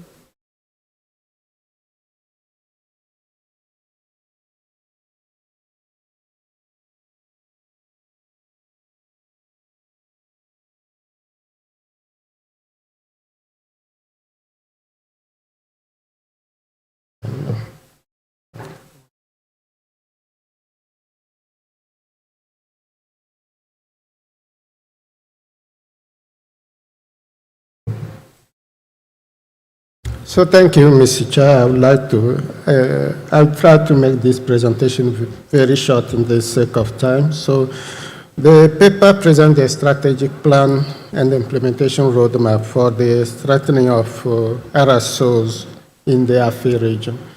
And so as a background, so As a background, this study comes from the Forum on Regional Safety Oversight Organization for Global Aviation Safety that was held in March in Ezulini, in Eswatini.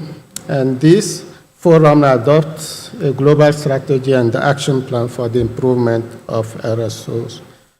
So there was a ministerial declaration on AFI aerosols concerted to the development of a strategic plan and the roadmap for strengthening AFI aerosols. So the study was conducted from July to September 2001 and validated during a regional workshop that some of us have attended in November 2021. So the aim was to identify action necessary for ensuring the effectiveness, efficiency, and sustainability of the aerosols and develop a strategic plan and roadmap for the implementation. So the study contained several activities, including SWOT analysis that have been carried out, and due consideration have been given to the establishment and membership of the aerosols, funding arrangement, autonomy and their independencies, technical capacity and qualified personnel, delegation of functions and activities, and cooperation and collaboration in safety oversight and accident investigation. So this study covers also the accident investigation related issue. So you have here in detail the recommendation that came from the study. I'm not going to detail them here in the sake of time. So the recommendations are on the establishment of aerosol themselves. We know that we have some legal issues with regard to the establishment of some of them. And also touch on the MOU that have been to be concluded between aerosols and their member states. So the membership size and configuration has already also been discussed in this study, and so we know that in our region we have some states that are members of 2 or 3 aerosols sometimes, which is not making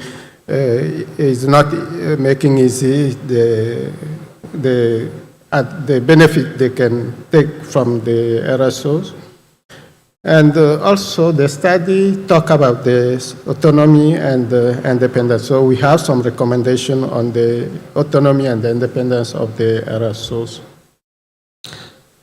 We have also staffing issues in some aerosols, and the study encourages and state and to assist all aerosols for this purpose. And the study also encouraged the sharing of technical personnel between aerosols and their non-member states, so which can increase the efficiency of the action of our aerosols. We have also funding issues with regard to our aerosols, and there were some recommendations, one of them being to encourage and assist partner states to develop and implement a sustainable aerosol funding mechanism. And we have also some recommendation on aviation charges and fees that can be reviewed and taking into account ICAO policies. So we have also the aspect regarding the delegation of functions. So we can see that as of now, our state are not delegating enough function to their aerosol to act on their behalf. So there are several recommendations dealing with this. And then we have the effectiveness of the aerosols, where aerosols have been encouraged and asked to develop strategic and contingency business plans that are regularly updated for effectiveness, resilience, and sustainability. And we have also aspects related to the collaboration and cooperation. So between aerosol and the RIOs, as of now we have only one RIO in the continent. And this can be also done through some platforms that are existing As we know, we have the CASOS, we have RSO Cooperative Platform and RIO Cooperative Platform. So ICAO should work with RSO to identify specific assistance needs and coordinate with partners and stakeholders for possible collaboration on assistance needs. So the strategic plan has been developed with a roadmap. The aims of this is summarized here, touching on efficiency, effectiveness, sustainability, and the relevance. So the strategic objective have 7 items. The first one on the establishment of an adequate and sustainable RSO funding mechanism on a regional or individual state basis. Number 2, build competence and capacity on RSOs in line with their mandates, functions, and activity based on shared human resources and complementary on regional basis. And number 3, state individually to delegate through MOUs and in accordance with their own needs and competencies and mandate of the RSO, the required functions and activities. 4, increase the operational effectiveness and the impact of RSOs on the safety oversight standard of state. Harmonize safety oversight regulatory material on RSOs and the region-wide basis, and promote reconfiguration and optimization of the number of sites of RSO to minimize overlapping membership, duplication of functions, and wastage, and improve efficiency. And last, establish strong cooperation and collaboration among different parties. So if you go into the report, a roadmap have been developed. So I have some issue with my screen, but you will have very good table that are summarizing all these points, and through these criteria highlighted in yellow. So for each strategic objective, we have also criteria that have been used to strategize all these recommendations. We have activities, KPI, who is responsible for the action and also the duration and the period. So I have, okay, it's now displaying, I'm sorry. So you will have this table organized as display on the screen, which can help to understand very well what has been recommended and how this can be implemented. So the report of this study has been sent to the ministers of AFI states for their consideration. So the steering committee now is invited to consider the AFI RSO strategic plan and the associated implementation roadmap for adoption and submission to AFCAC for subsequent actions, which should include the endorsement by the minister responsible for civil aviation in Africa, and request AFCAC to coordinate upon endorsement of the strategic plan, the implementation and the establishment of a framework to continuously monitor and track progress of plan activity and tasks, as well as regularly evaluate the timeline and result, and advocate and seek for financial and in-kind resources to support the implementation of the AFI RSO strategic plan and its associated roadmaps. I submit, Mr. Chair. Thank you.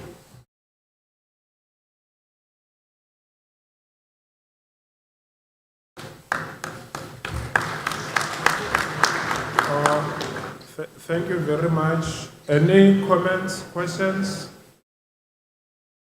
Perhaps you can also, okay, Kenya. Thank you very much, Mr. Chairman, and thank you very much, presenter. I have followed that presentation very keenly, and I would like to make some intervention, but before that, let me just make an observation. conceptually, what as Africans do we want to see? We want to see integration of the peoples of Africa. So how do we do this? We begin with the African Union. And African Union, you look at it conceptually, it cannot do it because Africa is big. So you do what? You come up with regs. Some regs have RSOs. And then we have AFCAC, which is the agency that is specialized for the activities of aviation. Now, I see a gap in that if integration in terms of aviation has to happen, then you've got to look also how AFCAC interfaces with RSOs. Of course, I've not read the entire document, but I would have expected to see even a framework on the interface between AFCAC and RSOs. And even if that happened, we may even resolve the issue that we were dealing with here of Abuja safety targets. Because then the RSOs becomes then the agents of AFCAC that follows at a closer level between the states. So for me, and my intervention here is if we want to see this integration between different regions using RSOs, then how do we then formulate this framework that brings AFCAC working together with RSOs to implement those targets that are uniformly then formulated at the top. Thank you. Thank you very much. That time I wanted to say maybe you need to recap on the specific actions that you want the meeting to take, and then if there are specific recommendations, also taking into cognizance the comment that has come, it can speed up with the closure of this item. Thank you. So thank you, Mr. Chair. I think the RD want to say something before I can know you. Okay. So.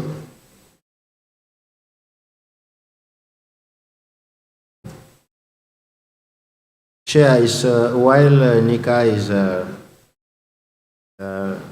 bringing the recommendations, the recommendation of the presentation, I just want to display the recommendation. The issue is what Dr. Mugabe is saying is we can explore it, but for the time being, that was the rationale for the study as requested by the ministerial declaration, Izuluini declaration, is that we have a number of challenges. For the sake of time, we didn't go into that. We have already RSO, let's say, that are mapped to the African Union, to the regional economic communities. When we refer to CASOA, we are talking of East African Community. When we are talking of ISASO, we are talking of SADC countries. ASA will be ECAS countries. In ECOWAS, we have Bagasso, and we have UMOA URSAC. So we are already there, but there are underlying issues like the issue of sustainability because of the size, because of the funding mechanism, sometimes because of legal issues. We have the challenge of the proper delegation as per ICAO guidance, that is, ensure that they are established, the RSOs, against the guidance that is provided, knowing that they are a tool for states to help to support them in their discharging their safety oversight obligations.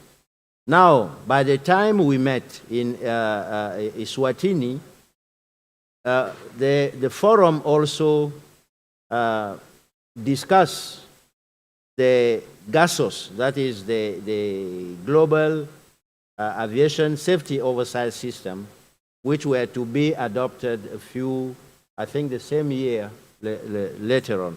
And under GASOS, we have new development, because it doesn't suffice to be an RSO. You need to develop some capabilities. Are you playing an advisory role?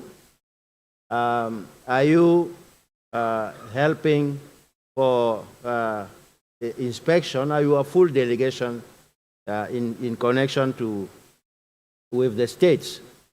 So in the region, we already have Bagasso that with EASA worked together to see, to assess, not in lieu of ICAO, but along the lines of the GASOS concept.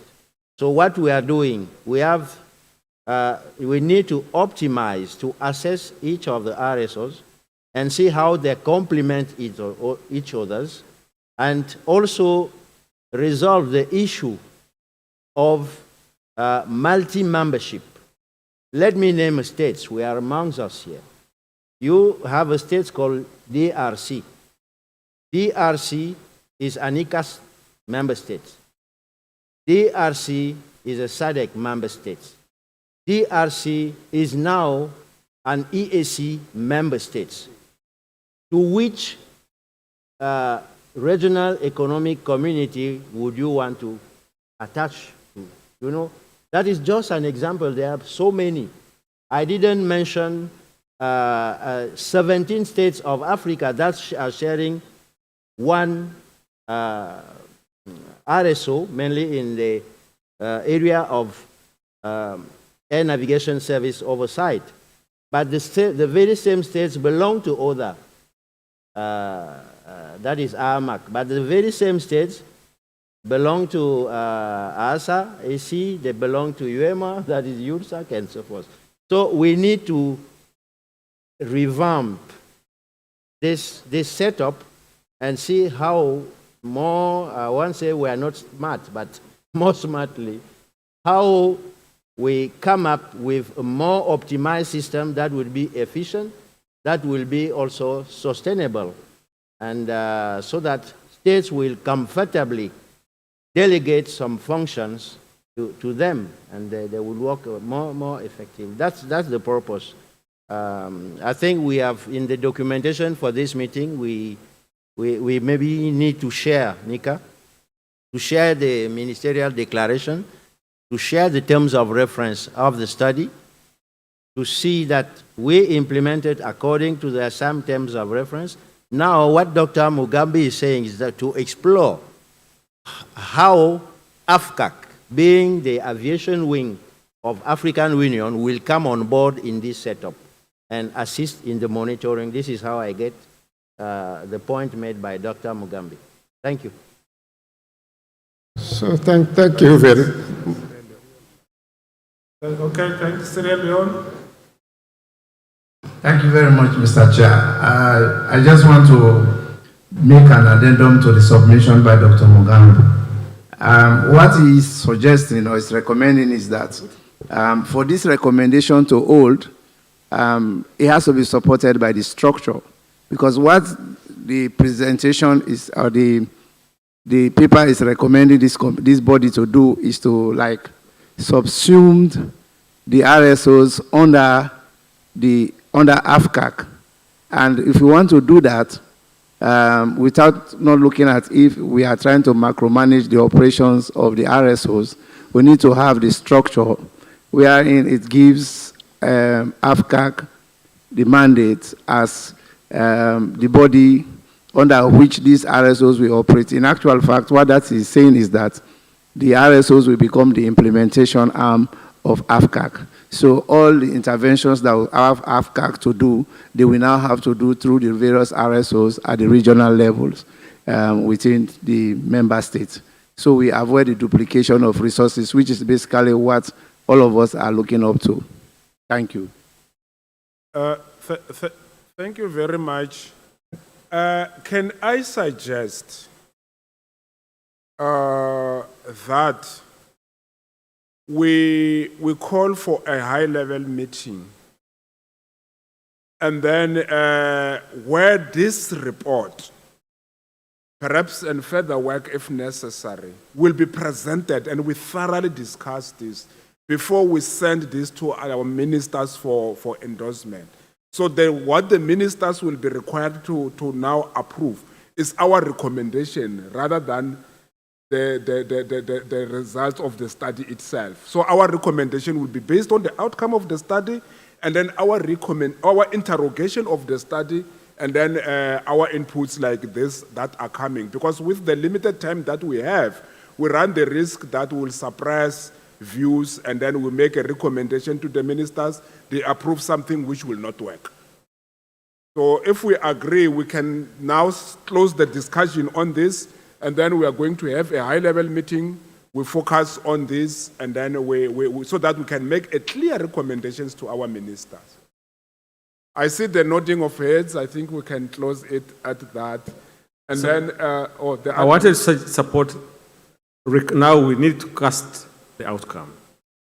In line with what you have just mentioned, we come up with 3 outcomes. Number 1, we recommend, the steering committee recommends, or actually it's going to be a decision, that we convene a high-level meeting. Luckily enough, we have our partners here whom we convene this meeting with. I can see Yves Koning is here from EASA. They were our partners to convene this. We can still do it together, and we have been planning on this. And we look at this.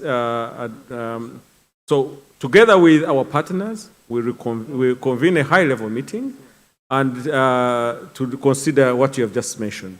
Number 2, instead of saying we consider the RSO as a strategic plan, we now say we are adopting it upon subject to the discussion of the high level for further submission to AFCAC and subsequent action by the ministers. Now, the last one, and I know my brother Mamsite Jalo, who was the consultant here, is listening to this. He can give us some input. And thanks very much, Mamsite, for the work well done. And we combine these 2 last items. For AFCAC, AFCAC becomes a coordinator to coordinate the subsequent actions. I wanted to end, Mr. Chairman. Give me 1 minute to respond to Sierra Leone and to Kenya. The RSOs are based on political protocols by the RECs, which mandate them to be autonomous bodies, and now trying to bring an idea that they should now report to AFCAC becomes a problem. It is a legal and political problem. We can recommend issues of coordination and working together, but asking the RSOs to become legal entities under AFCAC or reporting to AFCAC will become a problem. So we need to look at it. Maybe it might be a solution, but it will have to be discussed further at that high level and taken through the processes so that we can find a way of that, how that can be done. It's not as easily done as it sounds. Thank you.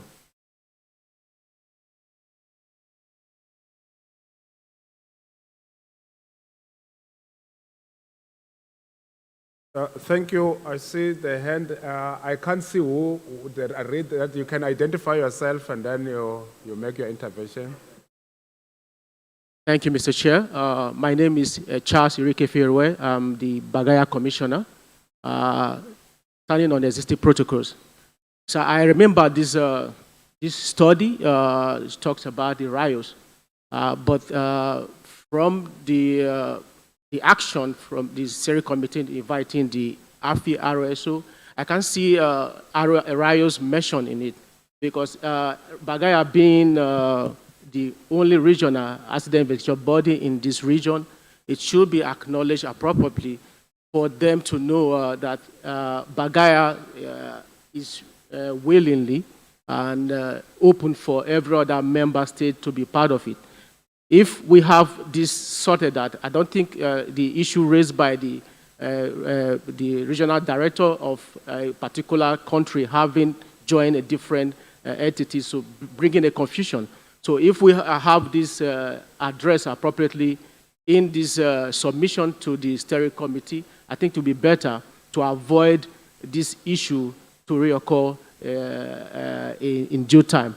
That's what I submit, Chair.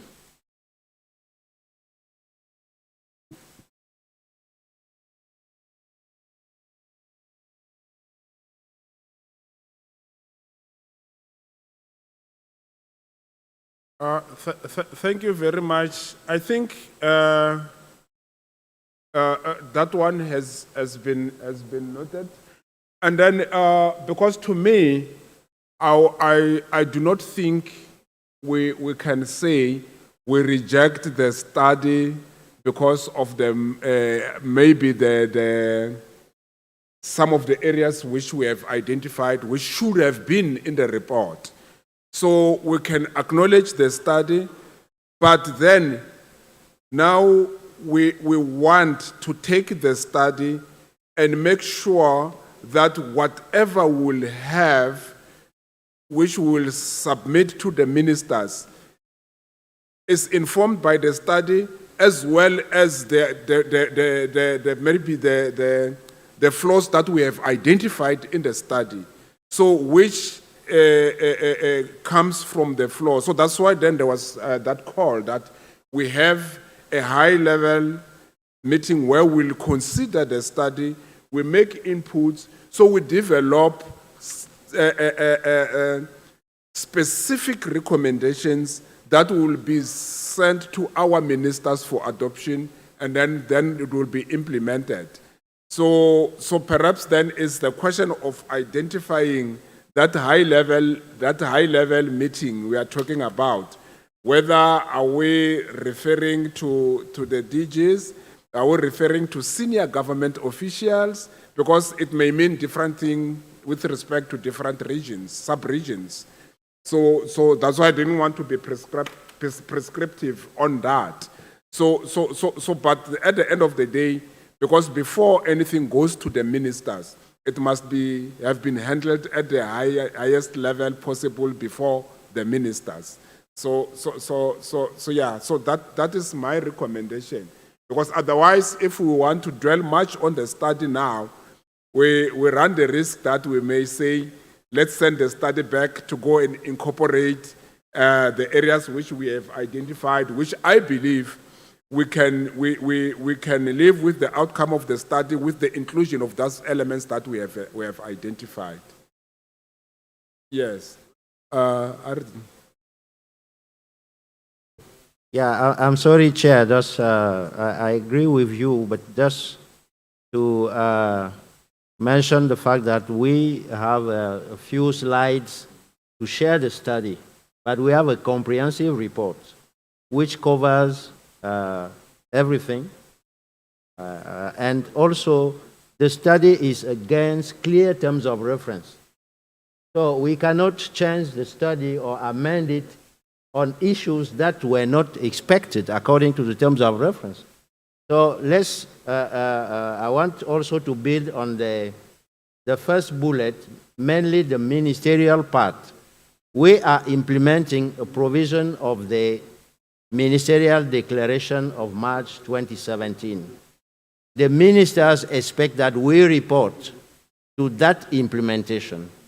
And I think we can reflect in the report that we may have that intermediate layer, which will be, I would say, we need to agree on that. But what the terms of reference provided for was that after the study by the consultant is delivered, it should be validated at continental level, which was done already.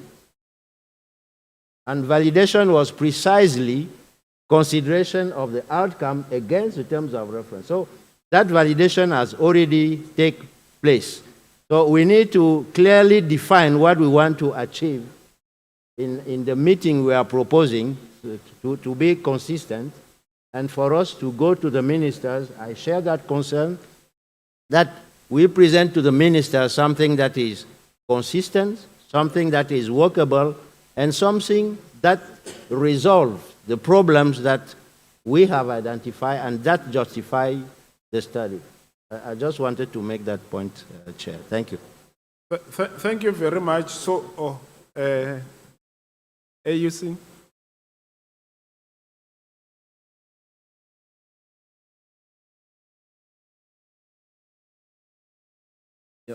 Thank you, Chair. Thank you, Chair. I just wanted to. It's a point of clarification on this recommendation of submitting this to the ministers. I just wanted to maybe to bring to their attention that the ministers of transport in the specialized technical committee, as per their bureau, they meet once in 2 years. And we had the ordinary session of the STC in June 2021. So the next STC will be in 2023.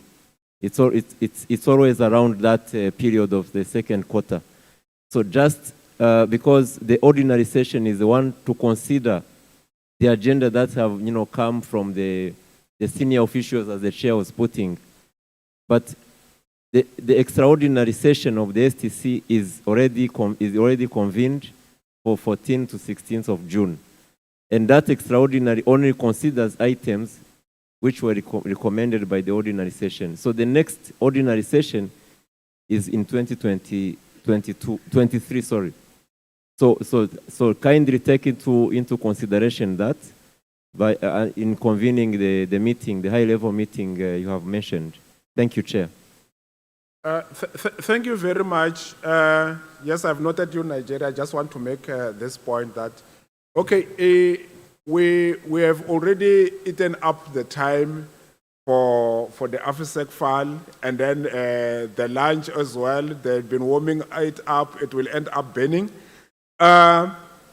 Because one thing that is clear is that a discussion is warranted on this report, and we cannot finish that in this meeting.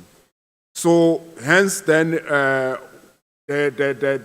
recommendation is to allow the AFI Plan Steering Committee to work on calling a high-level meeting, and then which will interrogate this and make clear recommendations.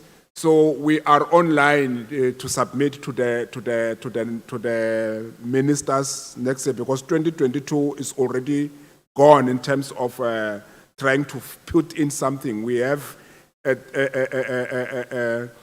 it's very compact. We have a compacted schedule. I mean, it's the high level coming, it's the extraordinary plenary of AFCA coming, it's the assembly coming, it's ICANN coming. The year has ended. So if then we can sort of refrain now from going into the context, and then we can make comments, but then I think the most appropriate way forward is to allow the Secretariat to arrange for that high-level meeting, where we'll have all the time to interrogate the study, come up with additional points which we feel are not adequately covered, and then we make recommendations. Nigeria.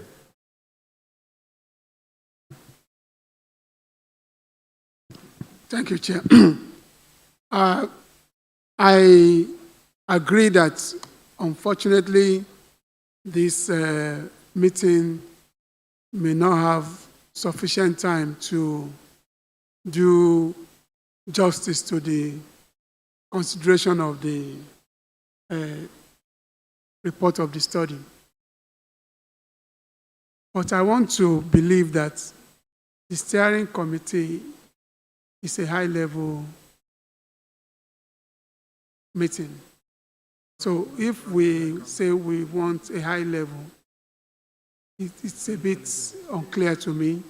Are we suggesting that because of the fact that we don't have enough time, that the steering committee should have another session, that it will now have sufficient time to devote exclusively to this report, and then come up with the recommendations and what to be submitted? Because when we say high level, it's a bit vague, and that's just my contribution. Thank you very much. I think you have closed it. So it is the AFI Plan Steering Committee, be it whether we arrange an extraordinary session or in the next ordinary session, but we have to plan the time appropriately so that we deal with this item. So we will allow the Secretariat to plan around that. So if we can close on that. And then unfortunately I have to declare a May Day and land with immediate effect.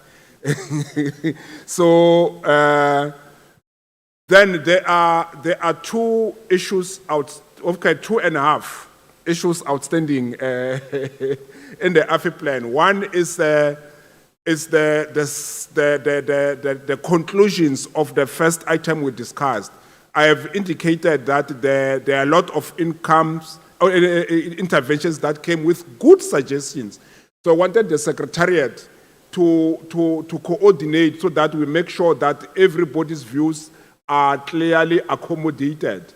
So they are ready to present that, but as I've indicated, I have to declare May Day. So, and then one other item was the launch of the safety report, which is more like a ceremonial. And then the half item is the date and venue for the next meeting. So the date and venue for the next meeting, we'll deal it together with the AFISEC file. We have recommendations to make. We can even do it at the closing session of the AFI Aviation Week. And then the report on the conclusions for the first item, we can make them tomorrow at the opening. So if we start exactly at the time we said, so we'll just need about 10, 15 minutes to make, to present. In actual fact, we can request the Secretariat that you circulate it because we don't want people to be, because there's been interesting points that came. So the Secretariat will circulate it. And then if you have comments so that we can save time, you can send to the Secretariat. So tomorrow we want to minimize the interventions as much as we can, and then we adopt them, and then we launch the safety report, and then we allow our partners to make statements. So with that, I then declare the May Day so that we can break for lunch. And then the comfort is that for the return leg, we have tailwind, and then a more experienced captain. So we are going to do it much faster than we did our first leg. So thank you for your understanding. I will hand over for the announcements regarding lunch. The Mayday is on course, but the engines are firing on all cylinders now. We must land have a technical landing at Abuja Airport to refuel. Ladies and gentlemen, we need to refuel for 45 minutes. Enjoy your lunch. Bon appetit. One round of applause for the team, please.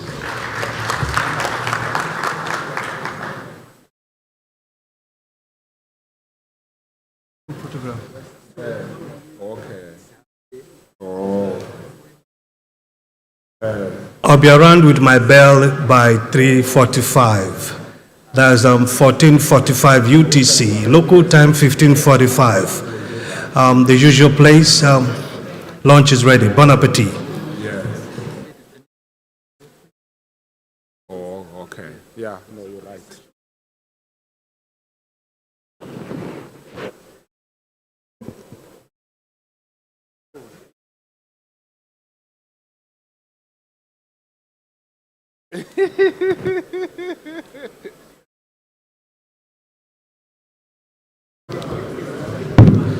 Same place as yesterday. The VIP is upstairs to your right, and then other delegates, you turn left heading 270.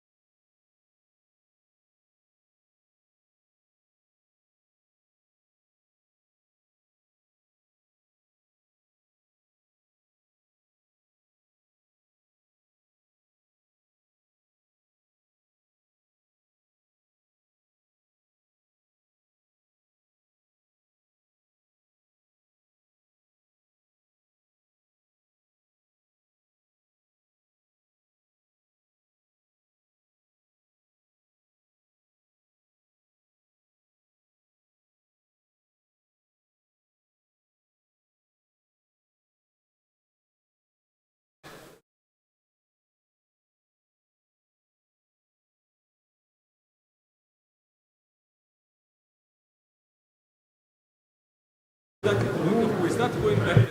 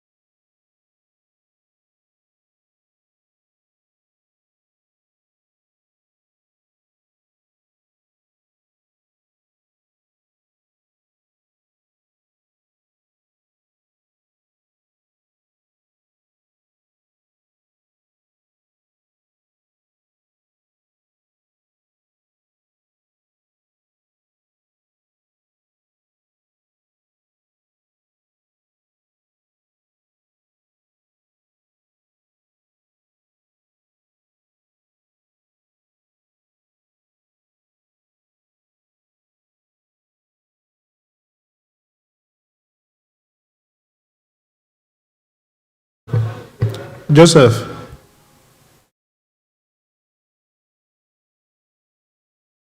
Where Joe?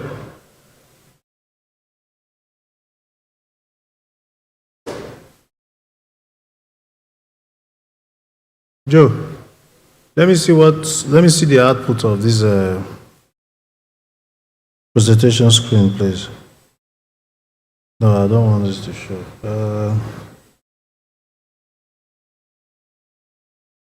No, leave it. I want to see something.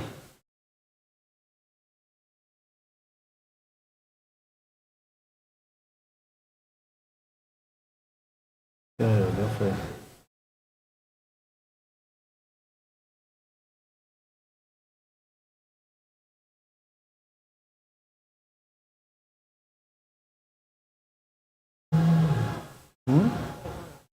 Wait, no, I need to solve this thing.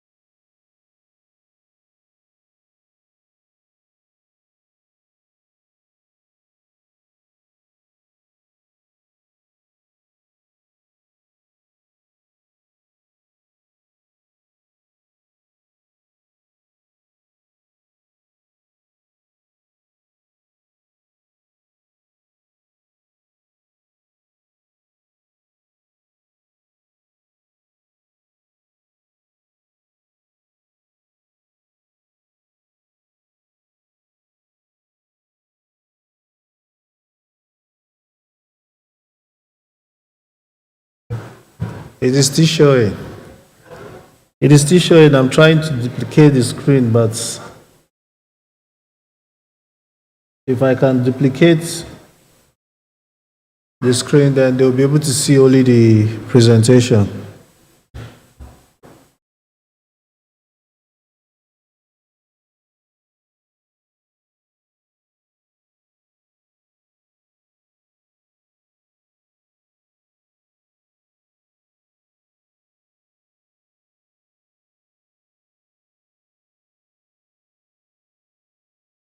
That's good. It's not showing. No.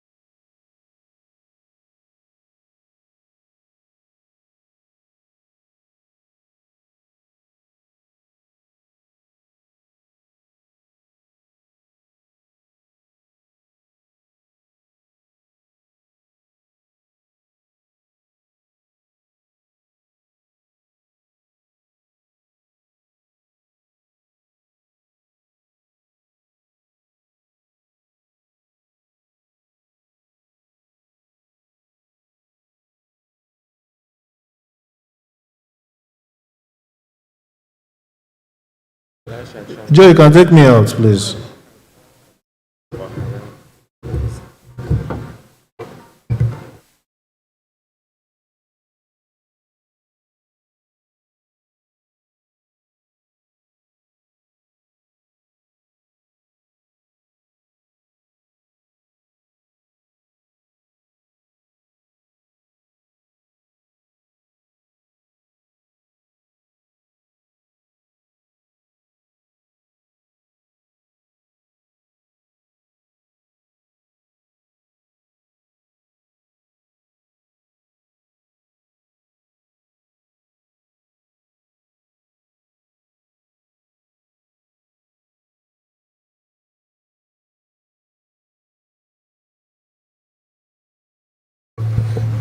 Joe. Joe, put me back on, please.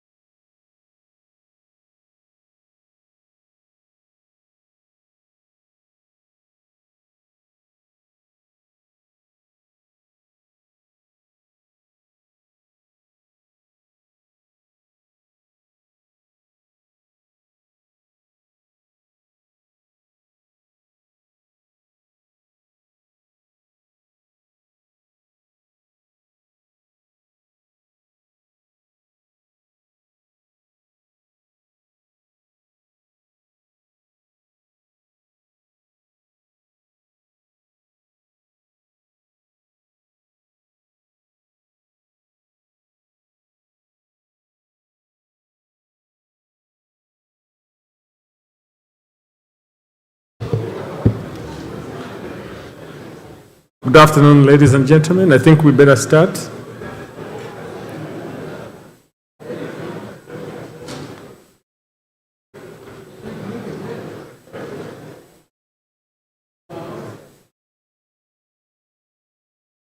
Victor, can you ring your bell? The organizing team. Will take your seats, please. And your bell, Victor. Thank you.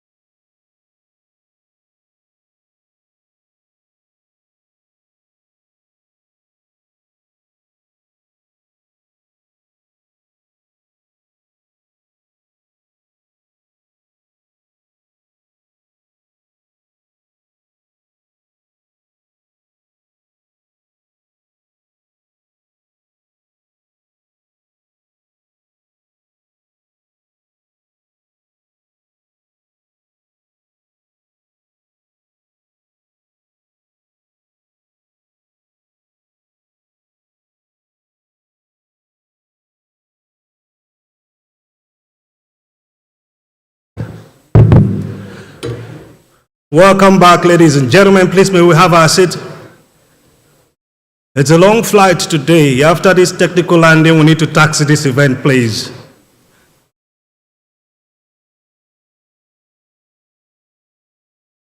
The beauty of aviation is the fact that we can stretch.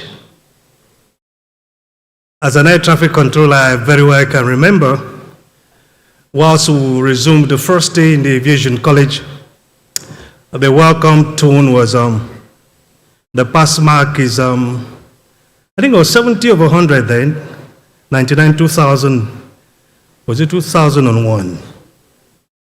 And I said, I don't need to come first. What do I need 70 for? If I do a 50 and 50 over 100 is passed in the university, you're a good guy. Why would I say 70 over 100? It was a joke. But gradually, first week, second week, you're beginning to wonder if you are normal anymore. The stress level, the level of dexterity connect your nerves, your systems, everything. And since the training in Zaria, about 21 years ago, I have not recovered. Aviation is quite very, very sensitive, very professional, very demanding. So we're going to stretch ourselves and shift our ETA a bit to cover what we're doing. Our amiable regional directors from ICAO here, DGs from all our member state countries within the African AFI region. The more we listen to everybody, the more the contribution. Somebody called it beautiful nonsense. I said, no, in every talk there's something to take. The more people feel free to share their visions and their thoughts and their mindsets, the better for us to distill a very cognate, precise, empirical, organic verdict. Distinguished guests, ladies and gentlemen, we're back. We're heavy. We may be sleepy, but we'll find things for us to nibble to keep us on cue. We have the line of sight now, and you kindly permit me to now invite the chairman to drive as a pilot in command for the takeoff. Thank you very much. Mr. Chairman.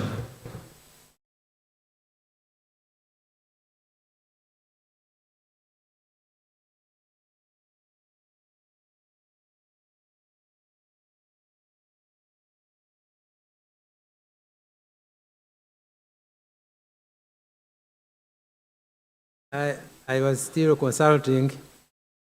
You know, the planes you are talking about, so far, no large plane can be flown by one person. You know that. So yes, co-pilot is very important, crew resource management. Okay, so ladies and gentlemen, no more opening remarks or whatever. We are already in cruise motion. And so now the conditions set by my colleague are still standing. Silence is not acceptable. This is a standard we set earlier in the morning. So all those who spoke in the morning must also speak now. Otherwise, we'll take it that you only like safety, you don't care about security. You can also just stand up and say that your comment you made in the morning, also you are making it, even if you don't repeat it. So, because time is not on our side, I am going to call the Secretariat to present.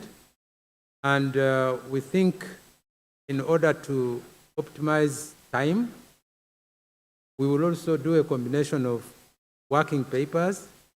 So the first and second, and I hope all of you have looked at the agenda. So the first working paper and the second working paper will be taken together. The third and fourth will also be taken together, and then we do the last one separately. So Secretariat, please take the floor and make a very short and sweet presentation. Thank you. Thank you very much, Mr. Chairman. As you requested, we'll take agenda item number 1 and number 2 combined. So I will present the working paper number 01, and my colleague, I think James Mabara will take working paper 02.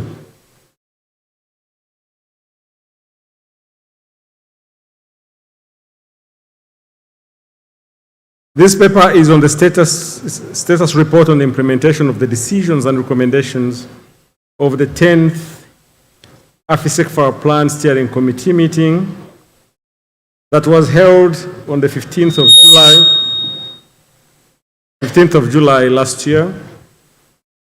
Those of you who attended the meeting, it was, I think, 2 weeks before the separation of the Dr. Fanglu from the Secretary General, and now we have a new Secretary General, Juan Carlos Salazar.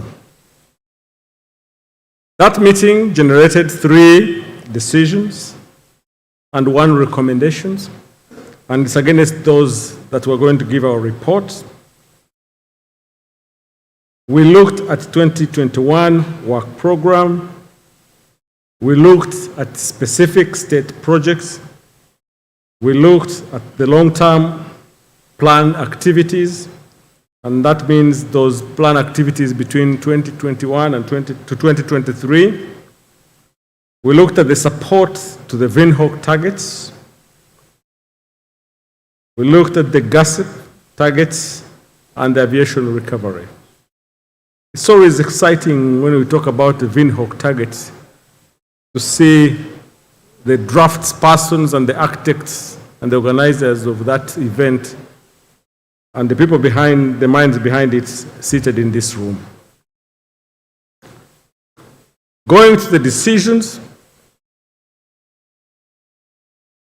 it's worth to note that the momentum of the assistance and the support to the plan, the AFI region states, has been maintained despite the pandemic. The ICAO Council was briefed on the outcome of that meeting, and those were provided through oral reports by the plan's chairperson and the ICAO Secretary General. The recommendations that were made have been implemented to a certain extent. I wish to highlight that some of the recommendations that you have made over the years will need stretching beyond the 2023, and the plan needs to be revised by another 8 years or so. And in that regard, we are looking at extending the plan to 2030, and that idea has already been accepted and to be included in the assembly paper, the 41st Assembly. Implementation status. The state-specific projects were approved, that you approved, are ongoing, and progress is going on very well in the Central African Republic, Djibouti, Guinea-Bissau, Lesotho, and Mozambique. Despite the limited resources, ICAO and AFCAC have performed joint missions to consolidate what we have achieved and what we intend to do, and collaboration is ongoing with the bank. Decision number 1, those details are in the appendix, in the attachment, and I will want to urge you to read them and see the details, but we will highlight a few things there. Decision number 1 that we had at the meeting was talking about the COVID-19 recovery and the support. What is important to note there is that there is need for the AFI sector plan to go beyond the 2023 time, and we need to revise it and make sure that the needs analysis is encompassed. The possibility to train more people in Annex 9 facilitation course is an extremely important aspect. However, we would like to urge you to nominate participants to that course. We have the funding, and it's not good for us to continue to ask you, to beg you, really, sometimes it's like begging to give us participants. Mr. Chairman, I would like to note here as a special request that we make a note that there is need to provide training to Portuguese and Spanish-speaking countries in Africa. They have continually been disadvantaged. Cabo Verde, Sao Tome and Principe, Mozambique and Angola, and Equatorial Guinea have continued to be disadvantaged in courses being conducted in only English language, French, and Arabic. So I would like to ask, the Secretariat would like to ask this steering committee to look or to urge that we should extend those trainings to those 3 languages, either through interpretation or through other means. Decision number 2, I quickly go through that. The AFI sector, Rasfarag AFI, a presentation will be made, but what is important to note is that it is coming to maturity, and it is effectively supporting the AFI CES, the Collaborative Expert Scheme, and African states can only support this mechanism through designating and nominating participants and experts to this scheme. Number 3, the decision was urging states to provide resources and the states to collaborate with ICAO, AFCAC, and other stakeholders. I wish to report that the actions have been taken. The strengthening of the AFI-CES continues to be a priority to assist states. The designation of states has improved, and I will leave it to AFCAC to give the details. However, we would like to urge the states that have not yet designated experts to this scheme to take action accordingly. Recommendation, we had 3 decisions and 1 recommendation, as I mentioned. The recommendation was on utilization of services and capabilities for border security and enhancement of integrity, particularly in collaboration with Interpol. States have continued to be very slow in absorbing Interpol We're using Interpol tools. We have Interpol with us today, and tomorrow they will be giving a presentation, and they will give us details on the progress and status. In a nutshell, I would like to say that it's been slow and acceptably behind schedule. With regard to API and PNR implementation, we are still very far behind schedule, and I will leave it to the chairperson to give further comments on that as we go into discussion. And maybe what could help us is for you to tell us what challenges that you are facing that is denying you the opportunity to implement and commit the API PNR. We have, from the response from states, we have received comments that one of the challenges is regulations, but we can see how to address that. Implementation, we are focusing on 4 main areas: AFI CIS scheme, addressing the existing SSC in 2 states, which is our key priority, and providing assistance in partnership with many agencies. What are the constraints? In the last 2 years, the last 1 year of reporting, COVID-19 restrictions continue to be the key impediment, the lack of data. Nonetheless, Mr. Chairman, I would like to report that we are now the funds, and we're working on establishing a database system that will help us, and limited resources, as has always been the case. What have we seen as strength instead of, I would call it strength instead of advantages? The COVID-19 has come with some good news, technological advancements, tools have been merged. We have now harnessed how to use remote assistance, which we were taking for granted, and it is helping us a lot. We can conduct workshops, webinars, remotely on the online platform. In conclusion, the AFI Secretariat will continue to implement the activities as guided by the steering committee. The program document is being revised and aligned with the GASEP, and we are going to align it further to reflect the period extending to 2030 and to be presented to the steering committee for your approval. And in that regard, we are going to convene an extraordinary steering committee meeting to address that aspect. However, I would like to call upon to put that as a conclusion in this steering committee for bringing to the council, to the assembly. And we are going to endeavor to undertake cost-effective utilization of funds under the ICAO regular budget that we have and the voluntary contributions. The actions we would like this meeting to take, we have 4 actions here which we have slightly recrafted, and I will read them to this meeting. A, to note the information contained in this paper, and in particular the implementation and recommendations of the decisions and recommendations.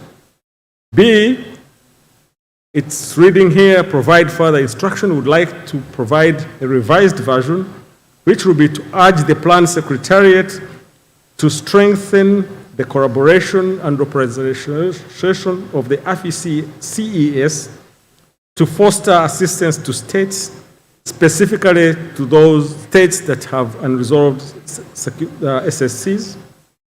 C, to continue the advocacy to establish a sustainable funding mechanisms that will support plan activities and support recovery from the COVID-19 pandemic.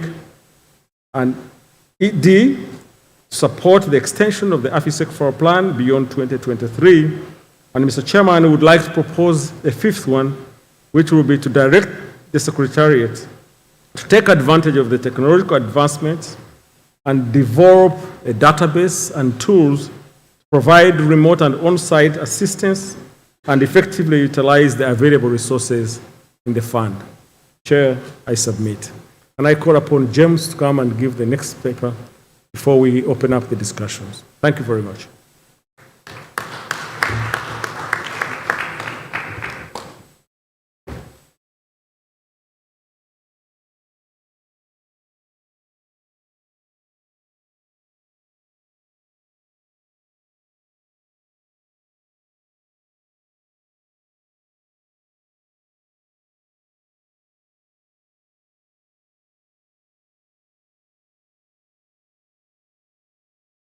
Marek, please.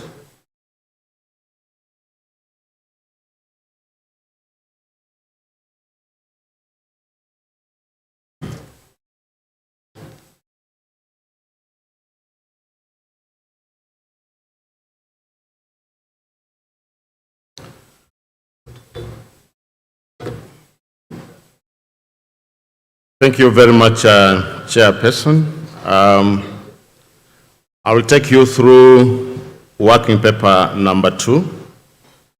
As it has been indicated that the working paper is uploaded, so the details are actually in the main working paper, so I'm going to just give highlights of what is contained in the working paper. The working paper mainly has outlined the items. We will highlight the key achievements during the 2021 work program, which was approved during the 10th Senior Committee that was held virtually. We will also touch on the implementation of the ICAO CAT recommendations that was implemented in terms of IPACs. We will highlight the state-specific projects, other milestones for the 2021 work program, current AFI performance as we implement the support projects, where are we as AFI region as of now, and then we will present to you the proposed 2022 work program for a retrospective approval because it has started being implemented since January. Then we will touch on the proposed actions by the steering committee. The 2021 work program, which was implemented during the COVID period, and most of the activities have been actually virtual, we were able to implement the ICAO CAT recommendations in various facilitation and aviation security IPACs. In the program, we were able to enhance coordination mechanism amongst AFSEC plan partners in terms of webinars, workshops, and meetings, which were all held virtually. Also, the activities related to the year of security culture were implemented during the period where states were engaged, and many activities at state level were implemented during the activities for the year of security culture.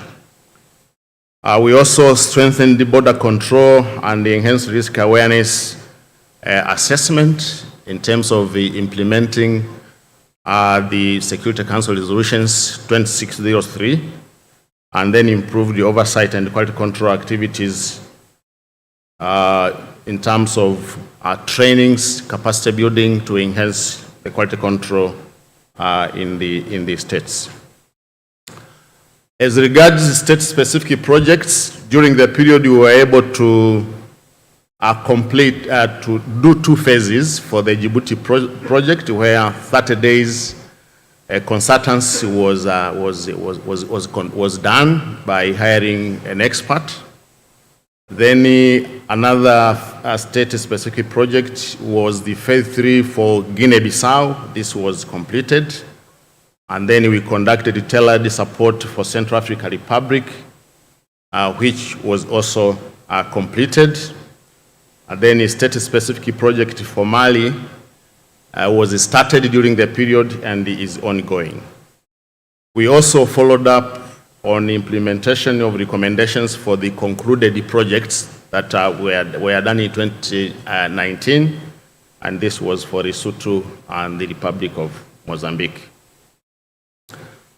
Other milestones for the 2021 work program was the newly developed ICAO Annex 9 facilitation course, which was conducted virtually, targeting 500 experts on the continent to enhance border control, national aviation transport facilitation program, and the establishment of national air transport facilitation committees, So far, during the period, we covered the 41 AFI states where over 300 personnel were trained.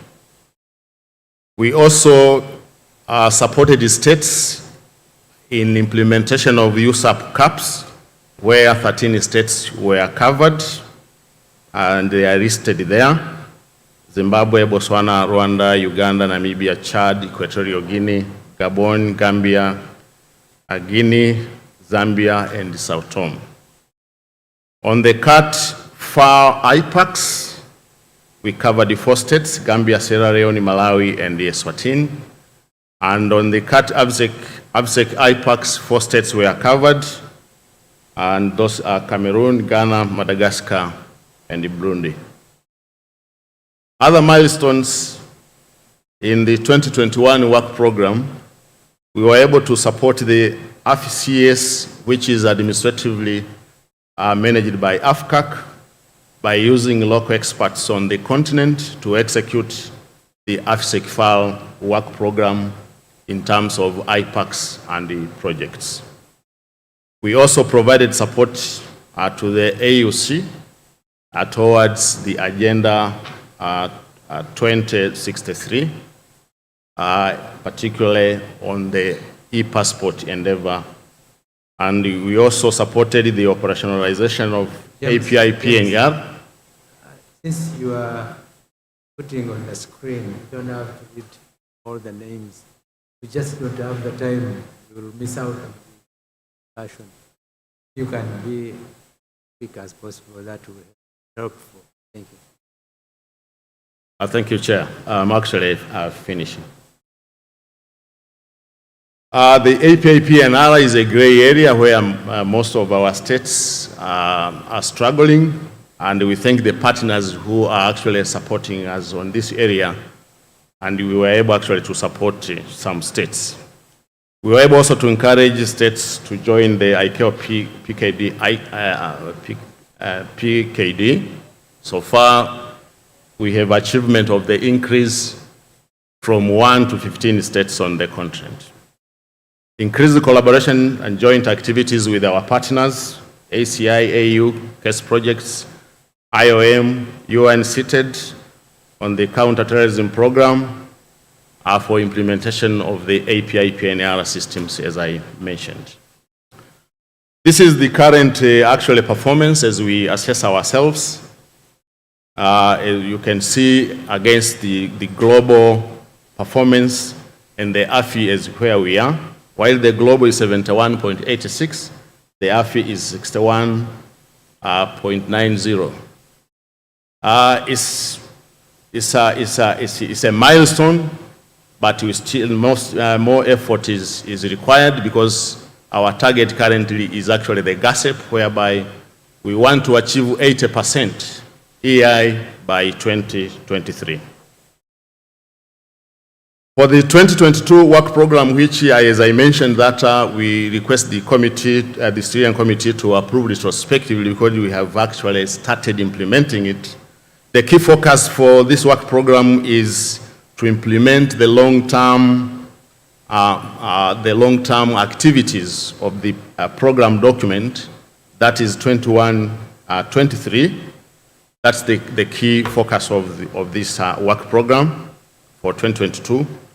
We also want to achieve the target of the GASEP, where 90% of the states need to achieve 80% EI come 2023. We have also incorporated in the program the Windhoek targets as aligned with the GASEP, with its roadmap, and also other activities contained in this work program for 2022 is the activities which have been carried over from the midterm, which is 2018-2020, which we could not be able to implement because of the pandemic. And also decisions and recommendations of this committee, which are remaining unfinished, are being also incorporated into this work program. The key proposed activities is to enhance coordination mechanism and implementation modalities in collaboration with our partners for the prioritized projects approved by this committee, also resolution of existing significant security concerns, but also to prevent new ones. We'll continue with the activities on the promotion of security culture, enhance capacity building for sustainable aviation security and facilitation. Also, we'll continue to embrace a strong political will and promote awareness of the role of aviation from the states.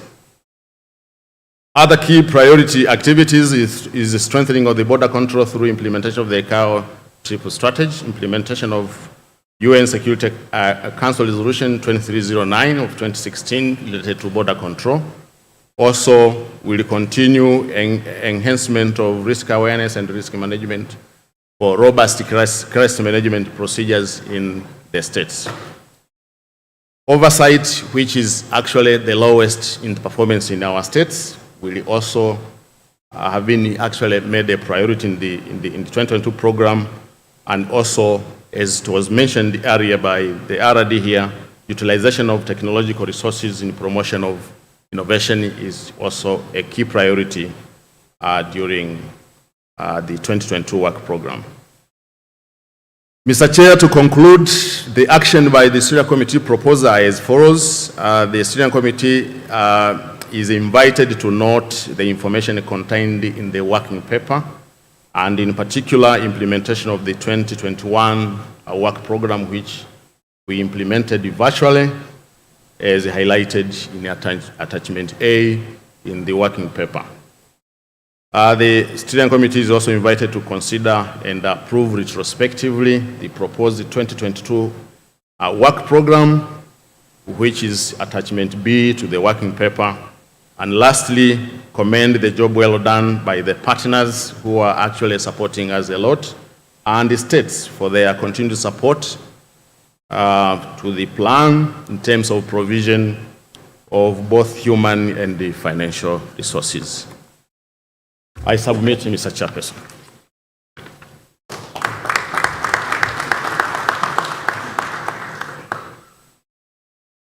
So I would like to thank the Secretariat for the presentation, good presentation.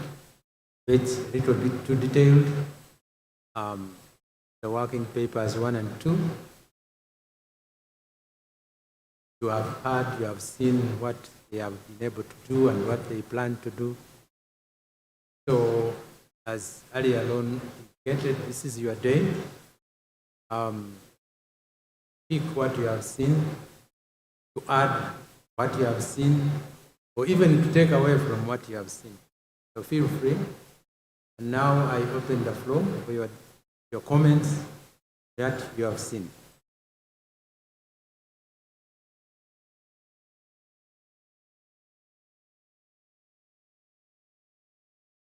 As I indicated, please don't tell me that you gave your comments in the morning. No. The chairman, the former chairman, clearly was trying to make a difference between secretariat and safety. So now we are not dealing with safety. It's a different animal, and we need your comments on the 2 working papers.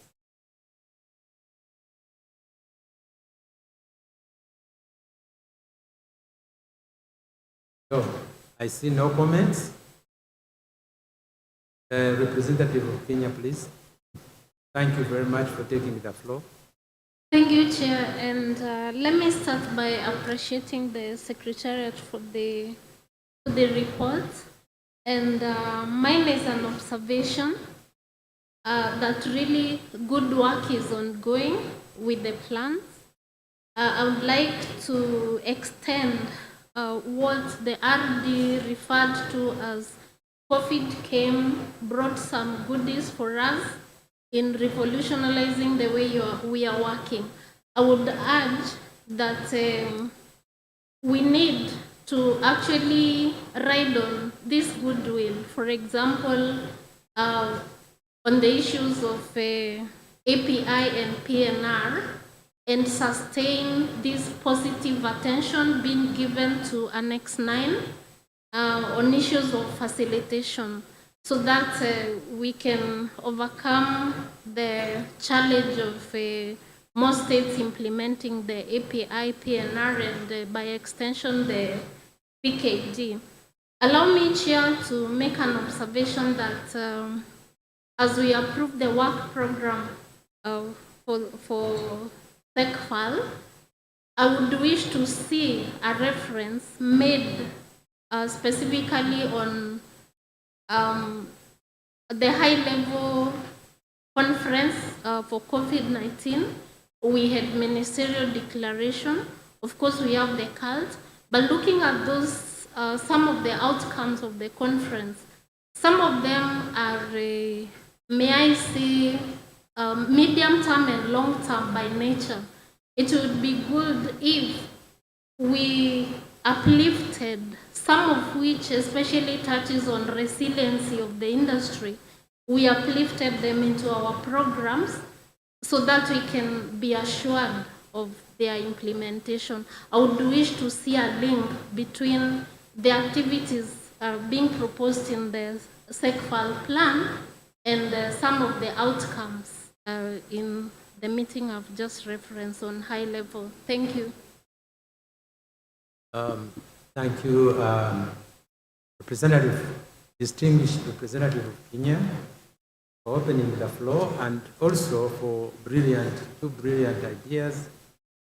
I'm sure the Secretariat have heard. I don't know whether they have any comment. I see a nod. That means point well taken. I don't know, I can't. Kasoa, take the floor.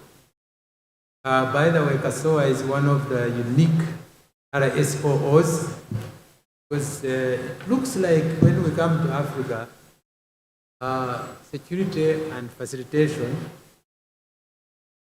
is a unique animal which people don't want to talk about. For instance, we've been talking about RSOOs, Regional Safety Oversight Organizations.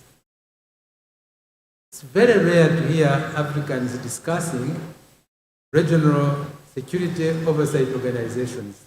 It's the same problem, it will kill people. And we still also don't have the necessary capacity to drive and implement the security-related SAPs. Forget that they are also facilitation SAPs. So we have to discuss this. So Kasoa is actually includes both safety and security oversight functions. So welcome, Kasoa. With that short introduction about yourself, now you can give your comments. Thank you very much, Chair. I also wish to acknowledge your very able support during the inception of Kasoa. Your efforts, your work has actually bore fruits, and that's why Kasoa, I think, is the only RSO with a security arm. So, honorable delegates, I wish to thank the Secretariat for presenting the paper. It indicates the great work that you've done, and I wish to acknowledge that ICAO has worked very well with Kasoa in support of the states within our jurisdiction. This was done in 2019 in one of the states that was in dire need for security support, and the work is still ongoing. I missed the opportunity to comment about the safety aspects when Ambassador Livas Mabaso was the chair, but may I also take this opportunity to echo the good work that ICAO is doing through the RSOs. On the same note, I also wish to thank AFCAC because they have actually enhanced the collaboration and cooperation with RSOs. Currently, we have a number of projects that we are engaged together with them, and next week we'll be moving into one of the states that also needs support through their support. I also want to mention, Chair, allow me, the very good support we've enjoyed from development partners like EASA through the EU ASA project. And this is part of the efforts to make sure that we enhance the security and safety oversight systems within our states. Thank you very much for that. And CASOA is committed to continue working with you through the AFI programs to deliver what states need from us as RSOs. Thank you very much. Thank you, CASOA, and your story, success story, I can attest to it. One of the glaring things that RSOs can actually do, one of our member states had a score of 2% in security. With the intervention of CASOA and the member states, that state moved from 2% to 69.7% in one go.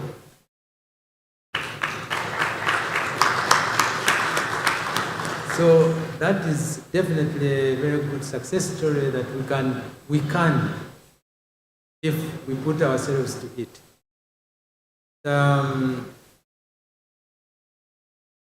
I wanted to ask a question. Since you have decided not to ask me, I'll ask you. Yes, please be open and show by show of hand, those who come from states that are issuing e-passports, please be kind and raise your hand. Those who issue e-passports as at now.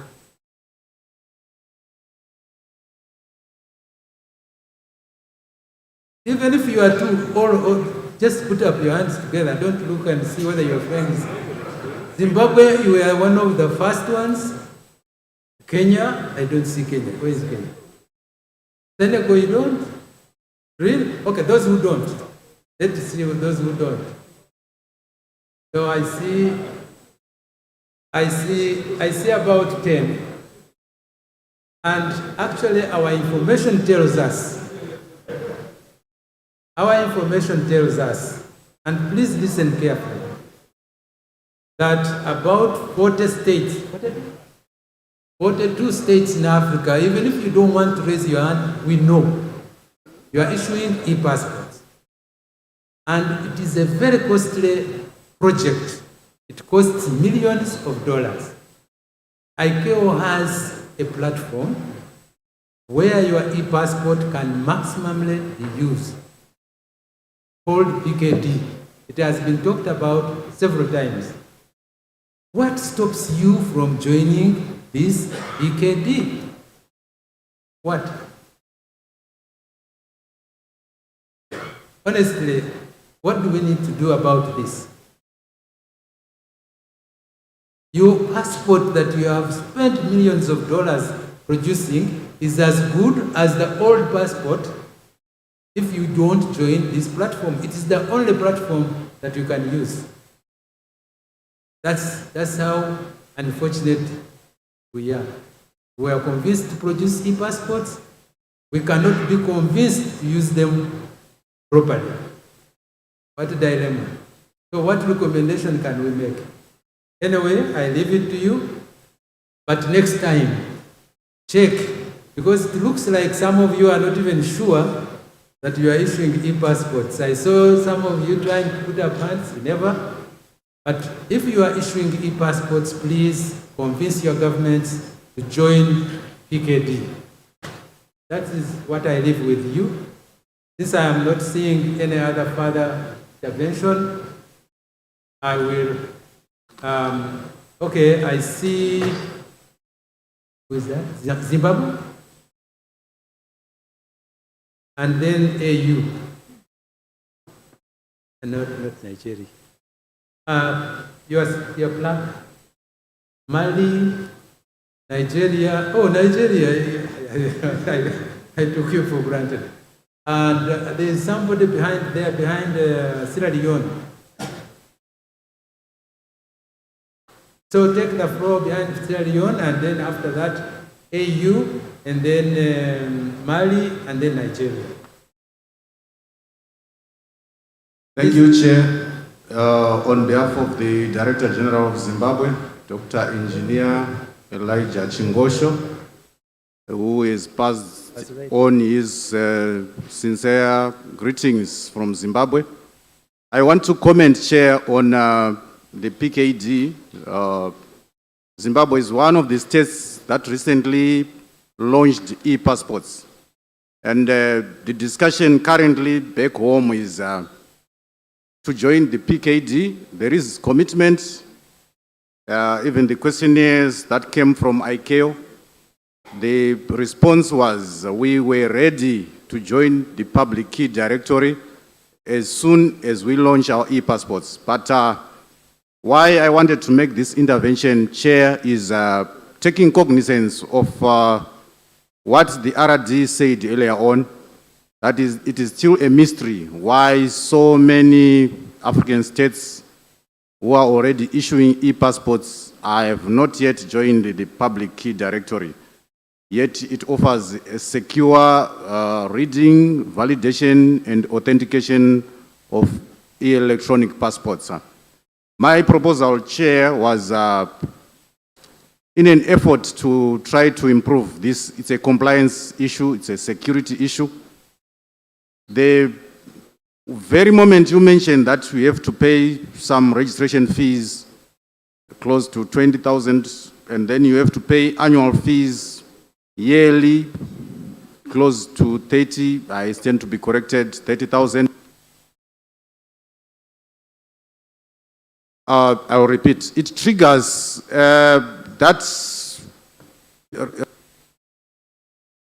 we are operating with limited budgets. I think it was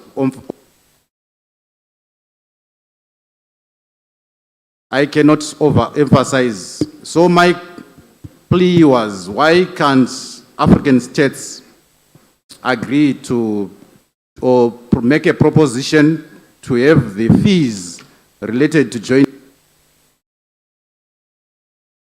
Can we have a standby microphone, please? Yeah, I'll try to be quick. Yeah, someone was in another, okay. Please go ahead. Yes, the proposal was, why not have a waiver or a proposal for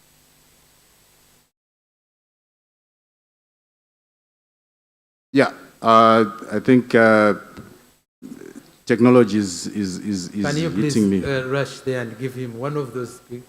All right, I've got the go ahead. I think purely I'm just saying, is this not a forum where we could try to have a waiver which can be agreed upon? Let's say a 1-year waiver for all states that are currently issuing e-passports to join the PKD freely. Maybe Switch off the other one. Okay. yeah, so it's to say those states, I know the reasons may be various, but finance is one issue which is very pertinent in our operational areas. So the plea was, why not have a window period? I think at times it's an incentive way to incentivize states to join the public key directory. I know from back home, we are struggling with certain financial obligations, actually to do with aviation-related activities. So if we're going to bring a message that there's a potential to have a waiver, I think simply put, there's also that political side of things where we want to say there's this window that has been given. Can we join? And normally there is more buy-in in such a scenario. Thank you. You have raised specific questions. The only thing I can tell you is that ICAO has to pay some money to manage this system. And what the states are paying is really a contribution to manage this system. But since ICAO is represented here, I wish the ATB director was here, who is the custodian, to give us some figures. But I hope that ICAO, before we end this meeting, you can find the figure, but I think it is not 2030. I think is a little much lower than that. Now, before we get anything going, let me give, I forgot the order, I give Nigeria. Thank you very much, Mr. Chairman. Let's assume it's 2030, a state pays $50,000 a year. If you issue 50,000 passports a year, that's $1 per passport. I mean, I don't see if I'm applying for a passport, I can pay $1. The state doesn't have to pay. The applicant, $1 per passport. $50,000, 50,000 passports. In Nigeria, we issue millions of passports. It probably comes to 5 cents per passport or 10 cents per passport. I don't think that fee is a problem, should be an issue for states. Even if $50,000, even if you are issuing 1,000, it's $50 per passport.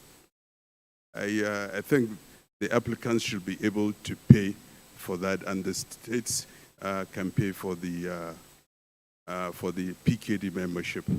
I'm proud to say Nigeria is one of the first countries to have joined PKD, and it has come with significant advantages for us. And I think we should encourage there are more African states that have joined. The number has grown, and I think we should recognize that, the growing number, so that I think the last time was almost 10 or 7 or 8 that have joined, and I think probably the number has increased.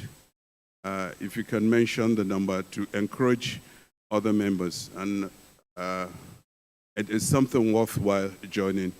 And travel, with time, travel is going to become more difficult for people to get visas of other countries. Travel is going to become much more difficult for security without the PKD passports. As you said, you've already spent millions of dollars to have this e-passport system in place. How much does it cost for one passport? Is $1, $5 for an extra passport to be PKD members? I just want to put it in perspective. If you look at $50,000, it might be a lot. But if you look at the passports issue, it's insignificant for the advantages you get. Thank you. Thank you, Nigeria. And Nigeria, we are very happy. As usual, you are sharing your success story. You were indeed one of the, in fact, at one time, you and Morocco were the only countries in Africa. But good enough, I know of another country, Uganda, has joined you. Actually, the number has grown now to about 12 countries as we speak. And quite a number are actually in the process of finalizing joining PKD. My brother from Zimbabwe, I know that your project produce the passport is in tens of millions of dollars. And the reason was to be able, and you know, the passport is not just a travel identity, a travel document. It also is a security document. And now you have paid a lot of millions of dollars to get that document, but you don't want to use it optimally. You could end up admitting wrong people in your own country because you don't have that system of PKD. And thank you again, Nigeria.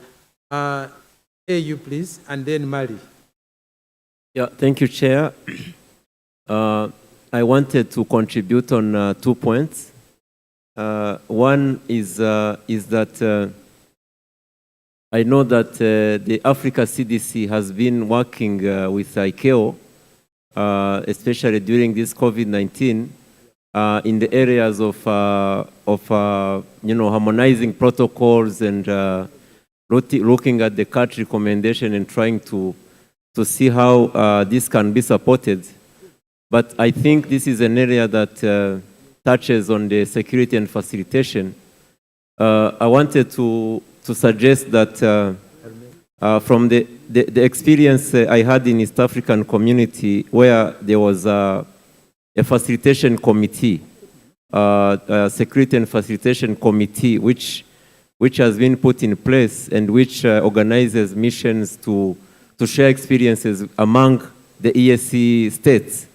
And that committee was always looking at all elements of security and facilitation, and then urging states to implement some of the targets they have agreed. To me, it is a best practice that I think, if possible, can be shared to the other regions. I know that some region might be having the similar initiatives, but I recall that these decision and action of the committee were taken very seriously by the states, and we could see some improvement in the areas of security and facilitation whenever there is a mission. So the mission were conducted by the state, and it invites all the other states to come and, for example, visit one airport, one selected airport. Let's say Nairobi, then they can look at all elements of security and facilitation, then they can recommend, and then in the next meeting they can see how each state has implemented. I have seen it as a best practice that this committee, this team can look at. If there is still ongoing similar initiatives, then they can be shared. The second point, building on the good work that ICAO has been doing with Africa CDC, and also looking at the recommendations in terms of COVID-19 protocols. I think there is a need to enhance and to try to harmonize through the work of this facilitation and security on the issue of travel passes, and also the issues of vaccine certificates, because this is an area which affects a lot the facilitation, even if it has to be coordinated with the health sector, because the health sector, they are providing the standards, but as air transport, it is affecting the facilitation. Because you understand, on the security side, if we had some challenges, then we add on the issues of harmonizing protocols. If it's not properly coordinated, it affects the time, the seamless travel that we are looking at. Thank you, Chair. Thank you, AU. And for your information, as I understand, AU is coming up with an African e-passport. I thought you would also give a highlight on that and how you are going to use it, PKD or no PKD. So perhaps later on you can take the floor and make a comment on that. Okay, 1 minute. Chair, I think it was mentioned this morning that we had planned a mission, ICAO and AUC, to meet and discuss the progress in this area, because this e-passport is handled by a different department within AUC. And in the work program that we always implement between AUC and ICAO, this is one of the critical elements. So we are hoping to reconvene this meeting in an agreed time frame, if possible by the end of this year, to look at this issue of e-passport, to see how far the Department of AU has gone, and then to see how are we prepared now as aviation to do it. Thank you. Okay, thank you for the clarification, but I wouldn't mind having in our recommendations, not a decision, requesting AUC to encourage its member states who are already issuing e-passports to actually join PKD in preparation, because once they have joined, even the African e-passport will become much easier to finalize and implement. Before Senegal, Mali. Mali, please, you have the floor. And then Senegal. Merci beaucoup, Monsieur le Président. Merci, bonsoir tout le monde. Le Mali voudrait se joindre aux prédécesseurs pour féliciter sincèrement les présentateurs de la clarté des informations produites et délivrées, et aussi particulièrement féliciter les animateurs du plan AFI, notamment l'OACI, la commission de la CAFAC, et puis tous les États qui ont contribué à ce bond que nous avons vu aujourd'hui, parce que si nous parlons à la lumière de tout ce qui a été présenté, nous étions En 2010, à peu près à 22 CCSR, et aujourd'hui, nous sommes à peu près 1 ou 2 au niveau de la sécurité. Si nous regardons les résultats aussi des audits, de l'audit sécurité, c'est-à-dire AFSEC, donc nous voyons que nous avons fait de sérieux bons, même si nous avons un total de 60 environ % qui n'est pas tout à fait les 70 escomptés. Je vois que si nous voyons depuis le derrière jusqu'à aujourd'hui, nous devons quand même se féliciter, mais ne pas perdre de vue que nous avons beaucoup de chemin encore à parcourir. Alors, nous avons vu aussi qu'au niveau de la facilitation, qui était très compliquée, à Kampala, nous étions à 6 pays au niveau de RCP, donc PKID. Aujourd'hui, on est à 15. Donc, ce n'est que des félicitations, même si on pense que ce n'est pas tout à fait complet, il faut adresser au niveau des animateurs de ce plan-là. Le président a marché sur ma langue. Je voudrais parler aussi de ce passeport africain qui se profile et que si ça se verrait le jour, que ça soit RPC, nous devons déjà penser à comment procéder au paiement des royalties qui doivent être faits au niveau de l'OACI. Est-ce que ça va être communautaire? Maintenant, je ne sais pas. Est-ce que individuellement, chaque pays va payer? Ça va être compliqué. Ou bien est-ce que c'est des contributions des États auprès de la Commission africaine qu'il faut envisager? Donc ça, c'est une question qu'il faut déjà commencer, sur laquelle il faut commencer à réfléchir. Dans la présentation, on n'a pas fait cas des avancées par rapport à l'API. Donc, on voudrait savoir si, à ce niveau-là aussi, il y a eu des avancées comme on en a vu par rapport au PKD. Voilà, donc c'est un peu ça. Le Mali, lui, là, on en a fini avec les deux. Le Mali a fini avec l'API, a fini avec le PKD. Nous sommes en train de faire la mise en œuvre du PNR. Donc, si un pays a déjà des avancées dans ce cadre de PNR, nous sommes preneurs des conseils à ce niveau-là. Merci, Monsieur le Président.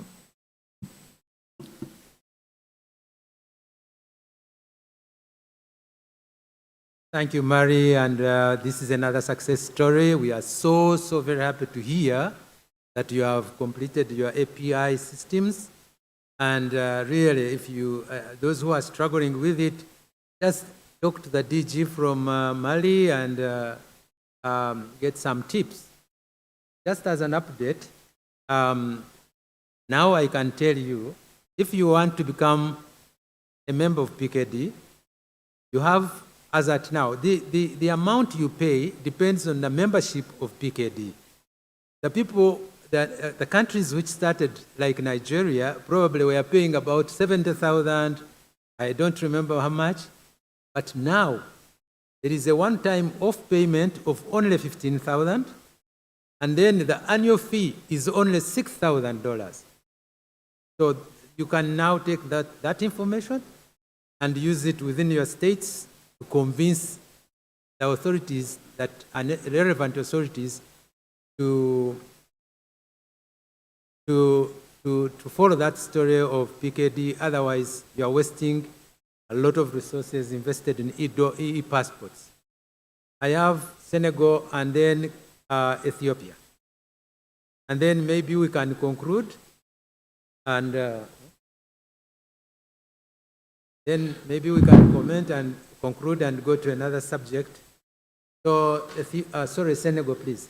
Representative of Senegal. Bonjour, Monsieur le Président. Je voulais vous féliciter à vous tous et vous remercier d'avoir amené ce sujet important, la FISEC-FAL, et particulièrement ce cas de PKD. J'ai des questions particulières à me poser. Je me pose des questions, je m'en suis posé, je n'ai pas eu de réponse encore. C'est vrai qu'on a tendance à ramener le problème sous l'angle des finances. L'argent, c'est moins cher. Mais aujourd'hui, on ne parle pas finance lorsqu'on parle de quelque chose. On parle de données. On parle de contrôle de données.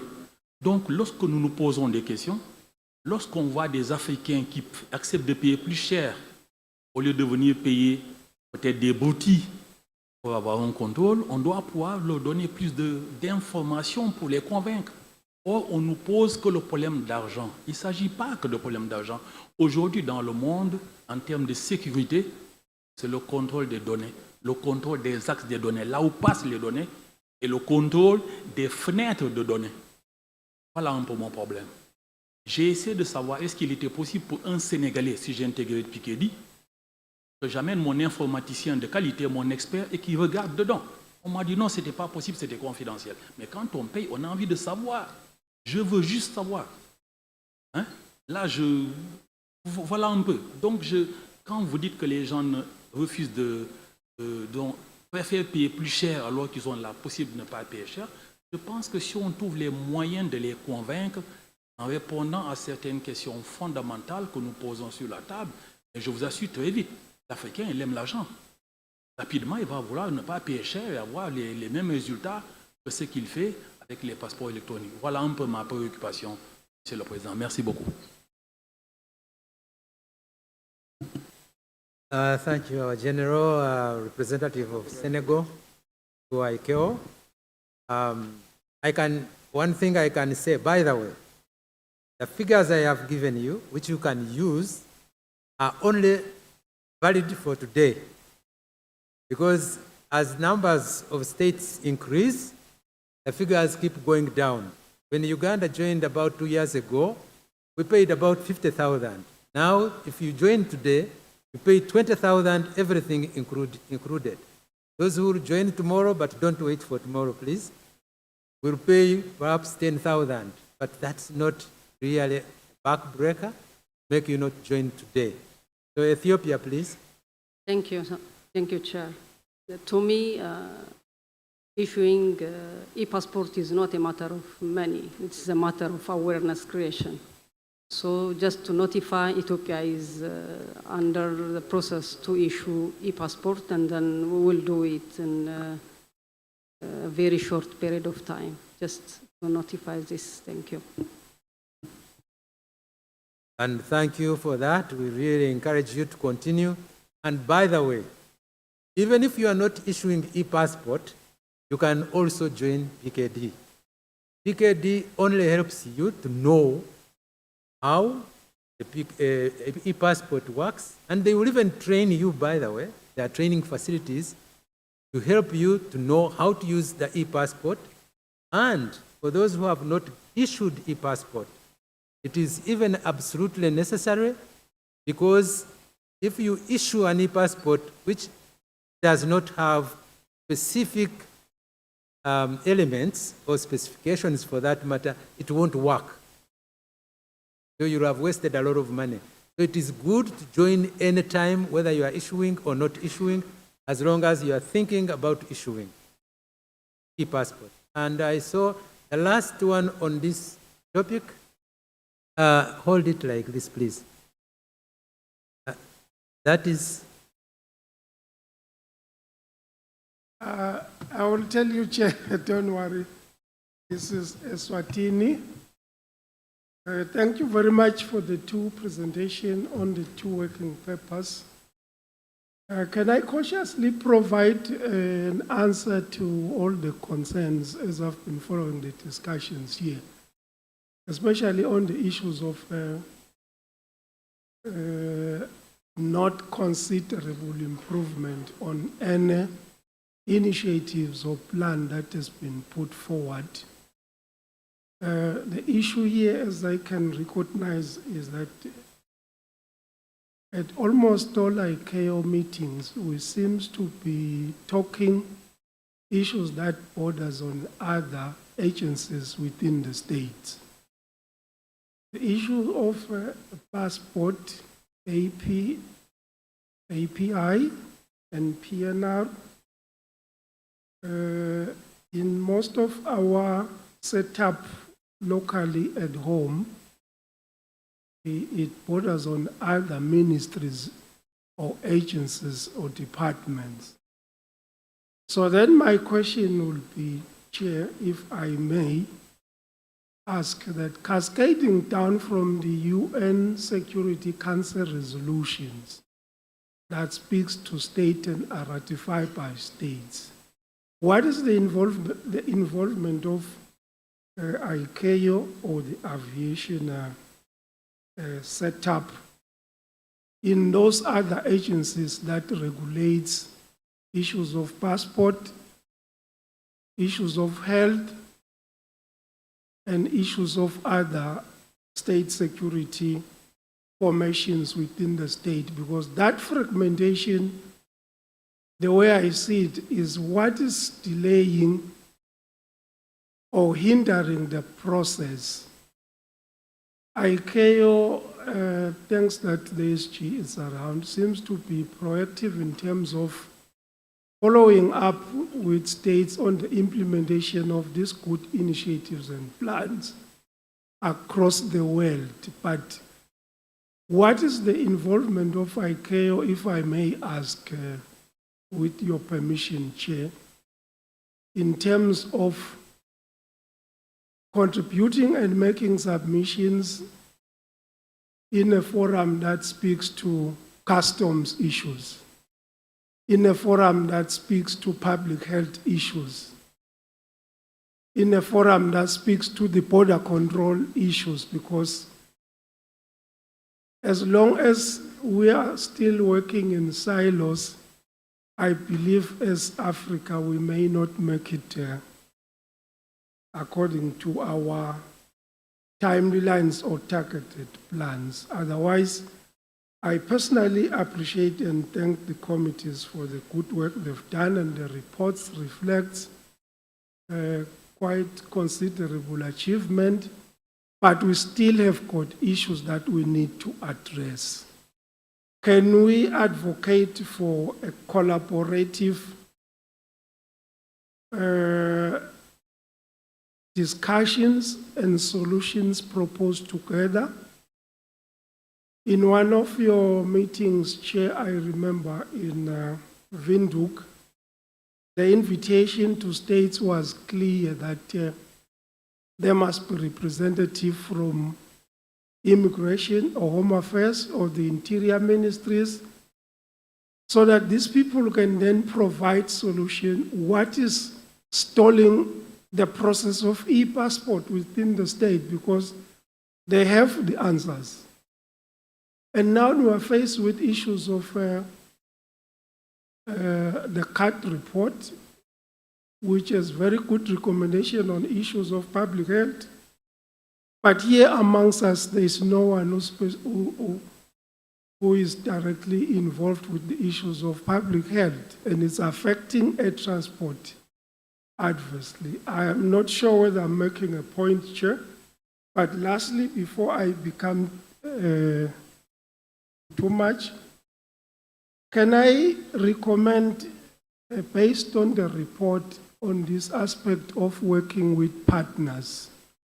We seem to be discussing and providing solutions to our own problems and working with partners to jointly assist where they can in making our plans become successful. But can we invite their feedback? What is the feeling of the partners working with us in terms of are we as an African states or African formations or committees or organizations really responding to the expectation of the partners? I'm personally concerned in that area.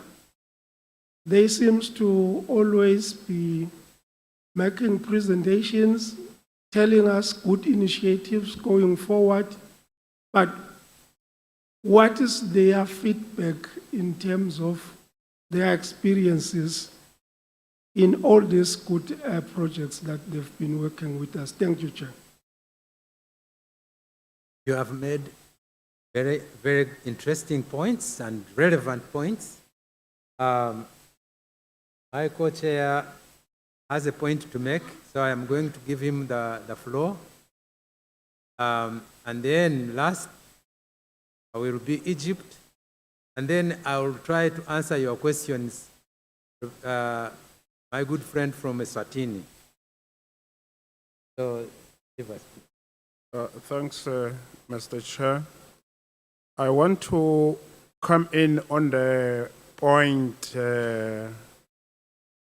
raised by, I've forgotten who, on the, yeah, no, on the period. Because the issue is that for joining the PKD, is that it's not that you must have joined by a particular day. So we cannot say perhaps then we need more time to be allocated more time to join. You join as and when you are ready and you finish the process. So those who are joined will continue going, and then those who are coming in will come in. As you have indicated, the more states come in, the less the annual fee, because the annual fee is not really, it's the money to manage the process. So it doesn't matter how many states are there, the cost for managing us remain the same. So they don't change because of the number. So states that are members share the cost for the management. So that's why then when more members come in, then the costs will reduce. And then the other thing, perhaps to stress on the benefits, because people might not understand really what are the benefits. I'll just come to just one issue. Because PKD, it's the system that can verify the authenticity of travel documents in no time at all. When you come at the airport, you present your document, and then instead of telling you that to wait aside or to take you aside to verify the passport, they will verify it whilst you are there. And then once you have that and you are the citizens of your country, they will not have a problem with the verification process. And if that becomes the case, it basically means even the visa requirements might be waived for your country. But if the verification of security documents from your country becomes a problem, then you will always be scrutinized and it will delay people from passing through. So that, if you look at the cost now, you cannot buy that time that you waste going through security, just to mention but one. So it has that added advantage. And in case somebody is found with a document which now you check and found that it's a fraudulent document, they seize it and they know you have an agreement on how to process it. So it becomes much easier. The unwanted criminals, those that fled away from your state but still using your own or using others' passports, they can even detect them, and then because of that, because there is a focal point in each and every state where this information is relayed. So there are lots of benefit on that. So we must not look at the money that we pay as the annual fee to be a deterrent. I just wanted to put on that point. Thanks, Mr. Well put. It is not just for the purposes of paying. I imagine that you have issued e-passports for the good of your citizens. But if you don't go this little extra step, then all that intention is wasted. Your nationals will be going through hassling in every airport instead of going through very smoothly. So that's a good summary. Thank you very much, Mr. Mabaso. The last one to comment on this issue so we can move to the others will be Egypt, and then after that, a little response to Eswatini. Egypt, you have the floor. Thank you, Mr. Chair, and I would like to thank my brother, the other chair, the first chair of today's meetings, Livers. It's not a comment, it's just a documentation, as I have the invoice, Egypt's invoice in front of me.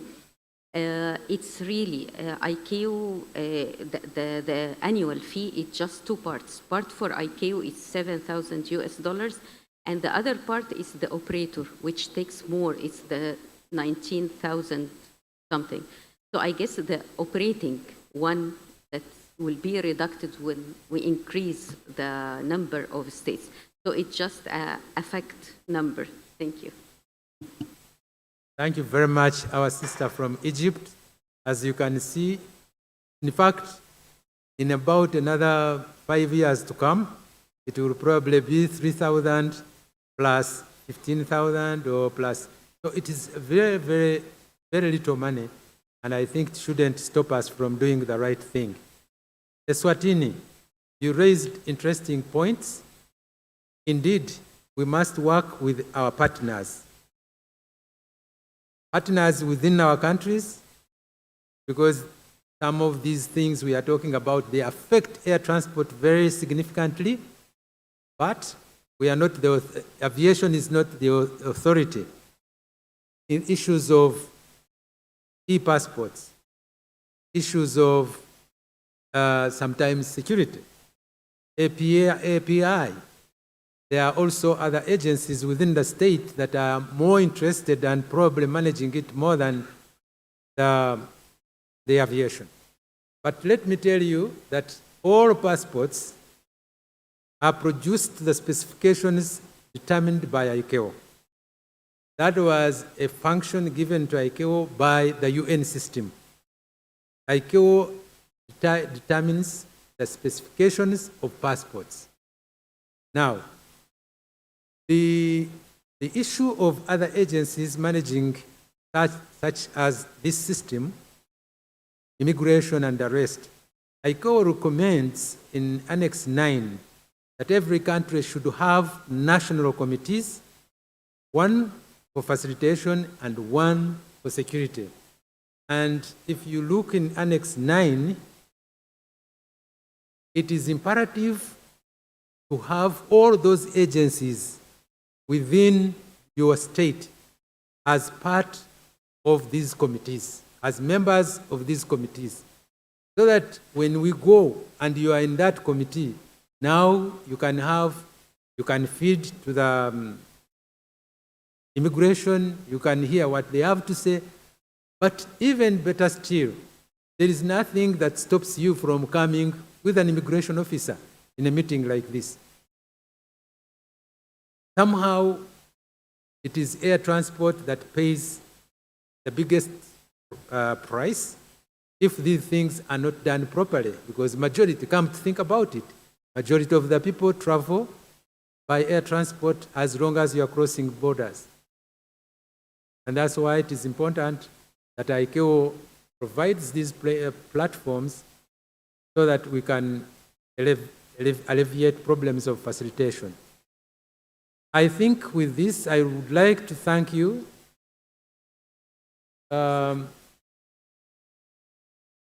So we want that the RD has some proposals for the conclusion, which now he can put across, and then we move to the next item. Thank you very much. From the reactions, we have crafted here 3 outcomes. 1, the steering committee noted the information contained in the papers, and in particular the implementation of the work program as highlighted in the attachment. B, considered and approved retrospectively the proposed 2022 work program. C, commended the job done by the partnership and collaboration partners and states for the continued support of the plan in the terms of provisions and contributions. D, requested AUC to encourage AU member states that are issuing e-passports to become members of PKD. Directed the Secretariat to include in the high-level HLCC recommendations in the plan work program following intervention by Kenya, and invited that an invitation should be made to stakeholders and partners to review the activities of the work program at the extraordinary steering committee meeting. Why am I bringing this last one up? I think it is important that at our meeting in proposed extraordinary meeting, we will review the work program as we're going to expand it to 3030. And at that time, we will need to also review the comments that have been brought to our attention for improvement of the plan activities. As I close my comments, I attended a session on e-passports presented by an American, and he gave us 3 formulas which I think can help us. That e-passports minus PKD equals MRTD, machine readable transport. The second formula was MRTDs plus the cost, and that time it was about $7 million. MRTDs plus $7 million equals e-passport. The conclusion was that e-passports equals MRTD if you don't have PKD, plus the cost. In other words, e-passports, if you're not a member of PKD, will be a number MRTD plus a cost that you spent without any benefit. So you must be a member of PKD to have a valuable e-passport. Otherwise, it's a document without any benefits at a cost. Thank you.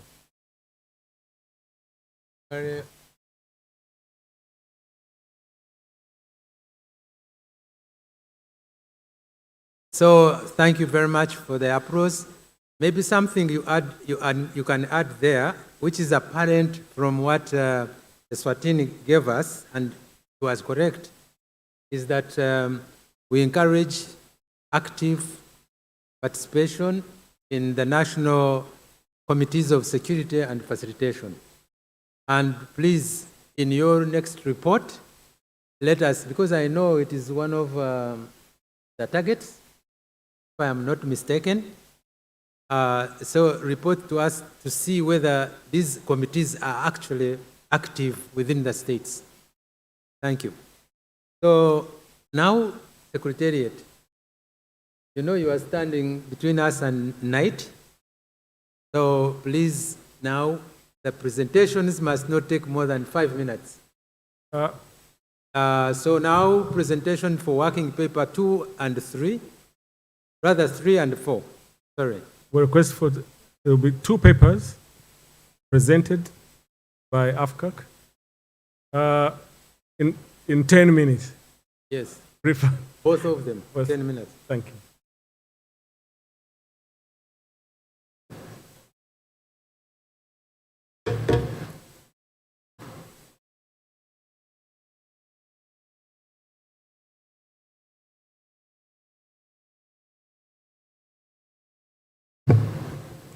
Merci, Monsieur le Président.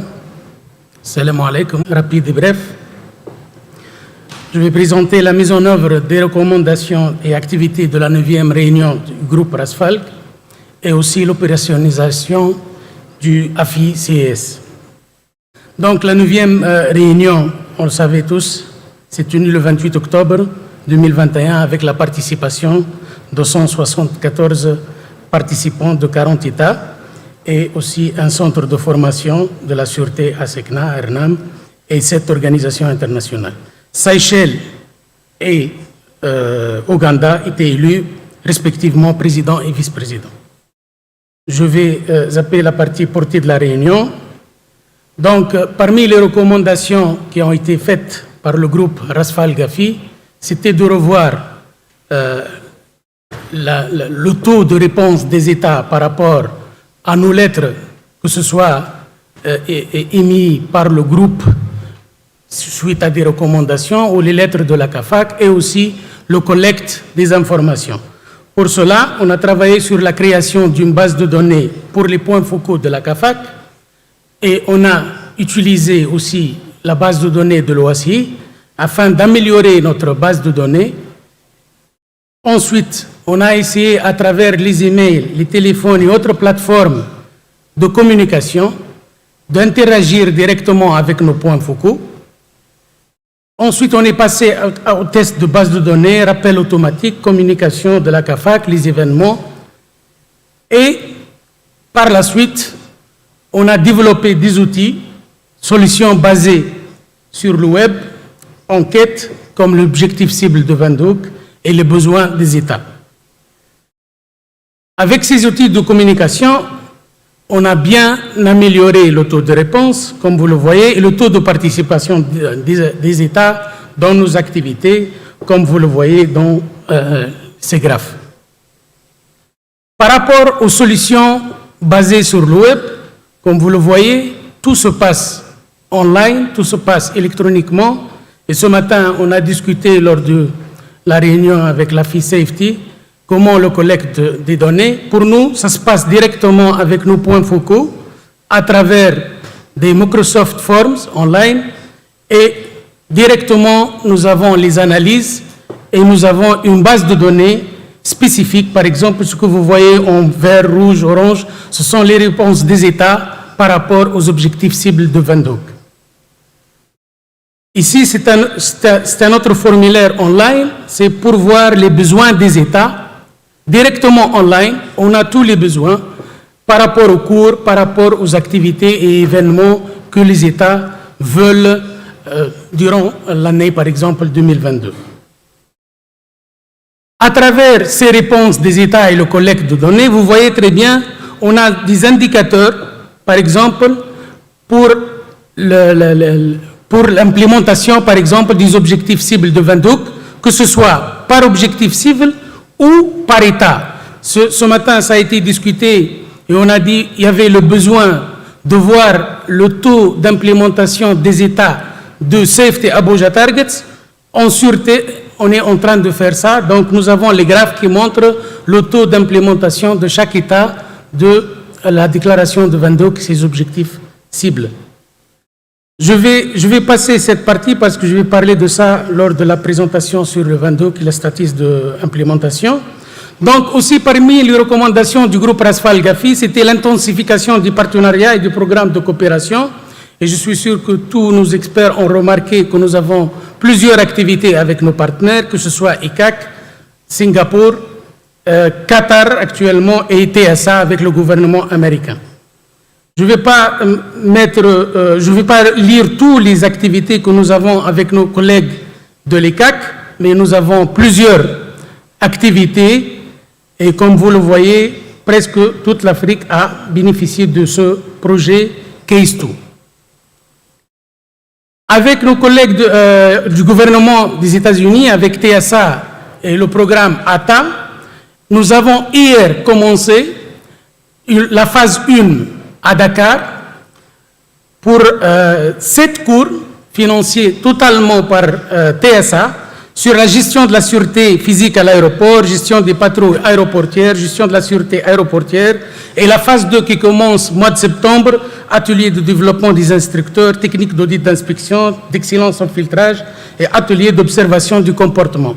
Comme vous le voyez, cette formation a débuté hier à Dakar au centre de formation de l'ERNAM. Et j'aimerais bien féliciter et remercier nos collègues de la SECNA qui ont accordé beaucoup de facilitations afin d'avoir cet événement au centre de l'ERNAM. Aussi, avec nos partenaires Singapour, on a eu une formation du 14 au 18 mars 2022, un cours de formation sur l'évaluation des risques et l'élaboration des programmes de sûreté. 24 experts de 23 États membres de la CAFAC ont participé à cette formation. Bientôt, du 26 au 30 juin, ça sera une formation sur la gestion des crises en matière de sûreté au Doha, Qatar, et 20 experts vont être pris en charge aussi par le programme.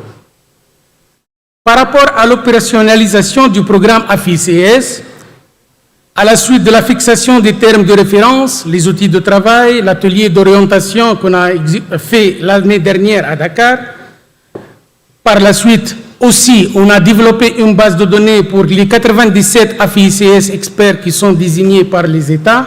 On a commencé les activités d'assistance. Et vous voyez là, par exemple, c'était les missions d'assistance de nos AFI-CS experts au Bénin, et aussi au Lesotho et dernièrement au Mozambique. Nous avons eu des retours très positifs de nos États. Vous voyez 2 lettres de 2 DG qui ont remercié la CAFAC et remercié les AFI ICS experts pour leur implication et pour le travail effectué. Et nous avons même des retours d'informations très positifs par rapport à l'audit du Bénin. Par rapport toujours à l'opérationnalisation du groupe AFI ICS, dans le cadre du projet avec la Banque africaine du développement, nous aurions des missions d'assistance pour le Tchad, Gambie, République démocratique du Congo, Mozambique, République du Congo, Zambie, Niger, Zimbabwe, Maroc, Libéria, Guinée et Guinée équatoriale.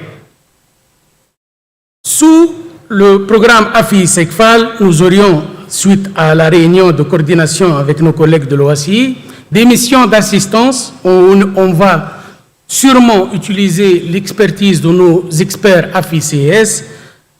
Nous aurons des missions pour les 2 États SSIC, Somalie, Malawi, Érythrée, Madagascar, Comores, Égypte et Soudan. Excusez-moi, je vais changer en anglais dans cette partie en ce qui concerne le One-Stop Security. Another recommendation from our RASFAL GAFI group, it is 1 minute on this presentation. Thank you, Chair. Then there is another recommendation is to work on the one-stop security in Africa. We know it is not to be implemented tomorrow in Africa, but also we don't want Africa to be left behind.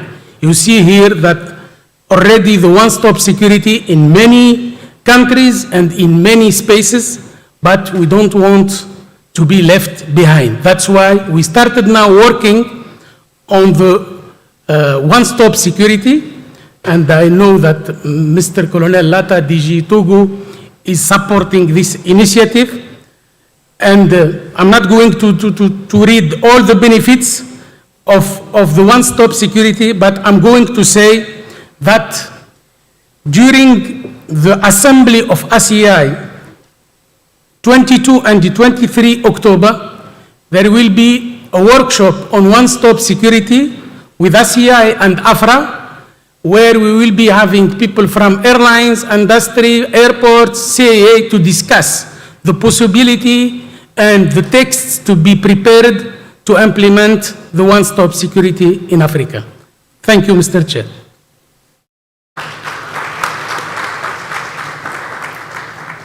So now this is a small warning for you, presenter. You had 10 minutes to present 2 papers. You have taken 10 minutes for 1 paper. Look there. Now, I am giving you 5 minutes to do the next one. Please keep it 5 minutes. Thank you very much, Mr. Chair. You don't want to lose these people. Okay, thank you very much, Mr. Chair. I'm going directly to the slides on the status report on the implementation of the revised Windhoek Declaration and Targets. Just to give the information, and the AU is here, that the new revised Windhoek Declaration and Targets was endorsed by the 41st AU Executive Council in its 40th ordinary session held in Addis Ababa, Ethiopia, from 2 to 3 February 2022. Then, officially, the revised Windhoek was endorsed. This is the 3 new targets. You have them in the working paper, which they are the new targets, and we will be collecting data regarding the status of implementation of these targets. We will present this during the RASFAL GAFI meeting. This is how many states responded to our online survey, and this is the graph which we are having. You see there is many red, I will say, graphs, and just I'm going to speak about target 1, a minimum of 80% by 2021, 90% by 2023, 100% by 2030. Where we are, we have 28 states above the 65, which is 50%. We have 10 states at this moment, while the target will be 2023 with 18%, and 1 state, which is the target by 2030, 1%. How many states audited? 51 under the USAP Cycle 2, and the average effective implementation is 61.90. And we have a lot to say here, that many scores and results, they are since 28. And I can say that with this frequency of audits, which is very low, the scores and the percentage which we see here is not going to change. That's why we request that audits and the frequency of audits be with a high speed, I will say, and we use our officers in the ICAO office in Africa in order to manage the audits in Africa, because now we are using only the team leaders from headquarters. Also, the indicators should be reviewed because this average contains some results of Africa since 28 and since 2013, 14, 15, and this is not reality of Africa. That's why this indicator is changing each year, because the reality of Africa is that we are growing and the level is growing, but since we are using many indicators and results since 20, I will say 28 and 2015, we cannot have a good results. Also to say that our AFI experts and qui sont aussi our AFI experts who they are already members of the AFSEC panel, we propose 2 working papers regarding the continuous enhancement and to change these indicators and to change the methodology and the method of calculation. And our papers were fully supported by the AFSEC panel. Target 2, we are already there. 2 states with SSCC, 6 states, we are there, no changes. And I believe that we should be working not only on AFI assistance activities, but to find projects and funds for states to resolve these SSCCs, since they don't touch only, I will say, AFI trainings or workshops. It touch, for example, perimeter of funds or equipment. We need funds for that in order to help these states. I will go to the last slide, which is target 13-14. We discussed a lot about this, and I joined Zimbabwe in order to request that this project, AFI-SECFAL, or this plan, or other plans, should expand their scopes to help states in order to that states join the program for 1, 2, 3 years, then these states can continue. Charging passports by $1 or $2 is very good, DG of Nigeria, but some states, they will struggle to put it since it requests decree sometimes, and it is not easy in many states. Thank you very much, Mr. Chair.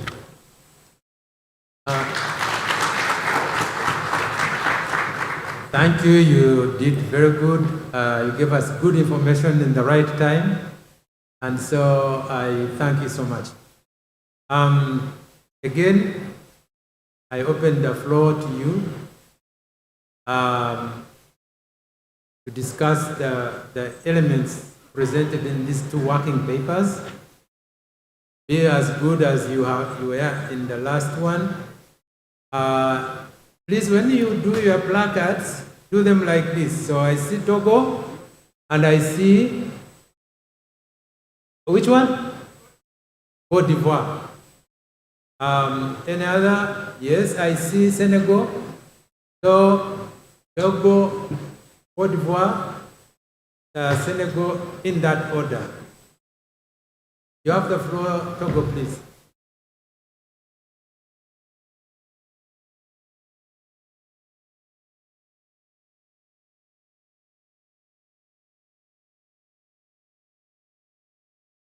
Okay, thank you. Merci, monsieur le chairman. Je voudrais appuyer très fortement One Top Security là, parce que j'ai discuté avec le présentateur et je voudrais vous dire l'avantage de cela. C'est comme l'article 43 bis de l'OACI. C'est-à-dire que c'est une bonne chose, mais il faut prendre certaines précautions. C'est-à-dire qu'il faudrait prendre des États qui ont un même niveau de score d'audit, avec les mêmes mises en œuvre de toutes les exigences, et ça a un avantage sérieux pour résoudre les problèmes d'engorgement de nos États. Donc, je voudrais saluer vraiment cette présentation. Et puis, je crois que ça se fait déjà dans d'autres pays. Sûrement, l'Afrique ne sera pas le pays délaissé. Hein. Ça va arriver très rapidement en Afrique.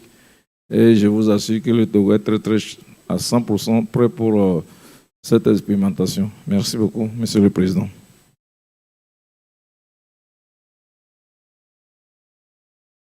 Thank you very much. Next is Côte d'Ivoire, please. Merci beaucoup, Monsieur le Président.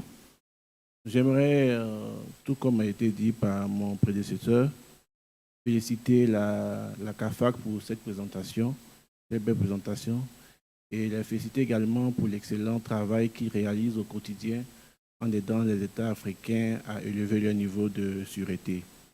Concernant la présentation, j'aimerais apporter une rectification, une correction. Il a été présenté dans la présentation au niveau des États qui ont atteint un EI qui est au-dessus de 90%. Il a été présenté qu'il y a un seul État. J'ai le plaisir d'annoncer que la Côte d'Ivoire a rejoint ce lot d'États qui a dépassé le EI de 90%. C'était juste la correction à apporter. Merci beaucoup.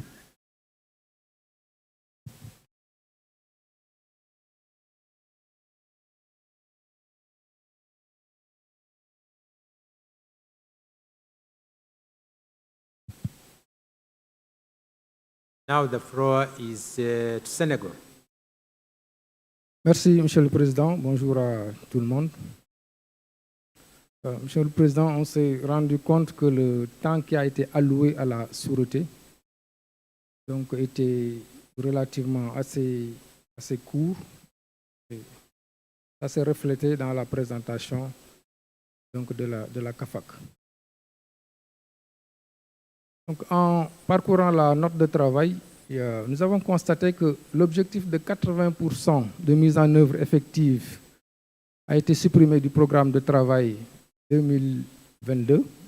Je ne sais pas si c'est à cause du fait que l'objectif n'a pas été atteint en 2021 et qu'on ne veut pas s'engager sur un objectif peut-être qui vraisemblablement ne sera pas atteint.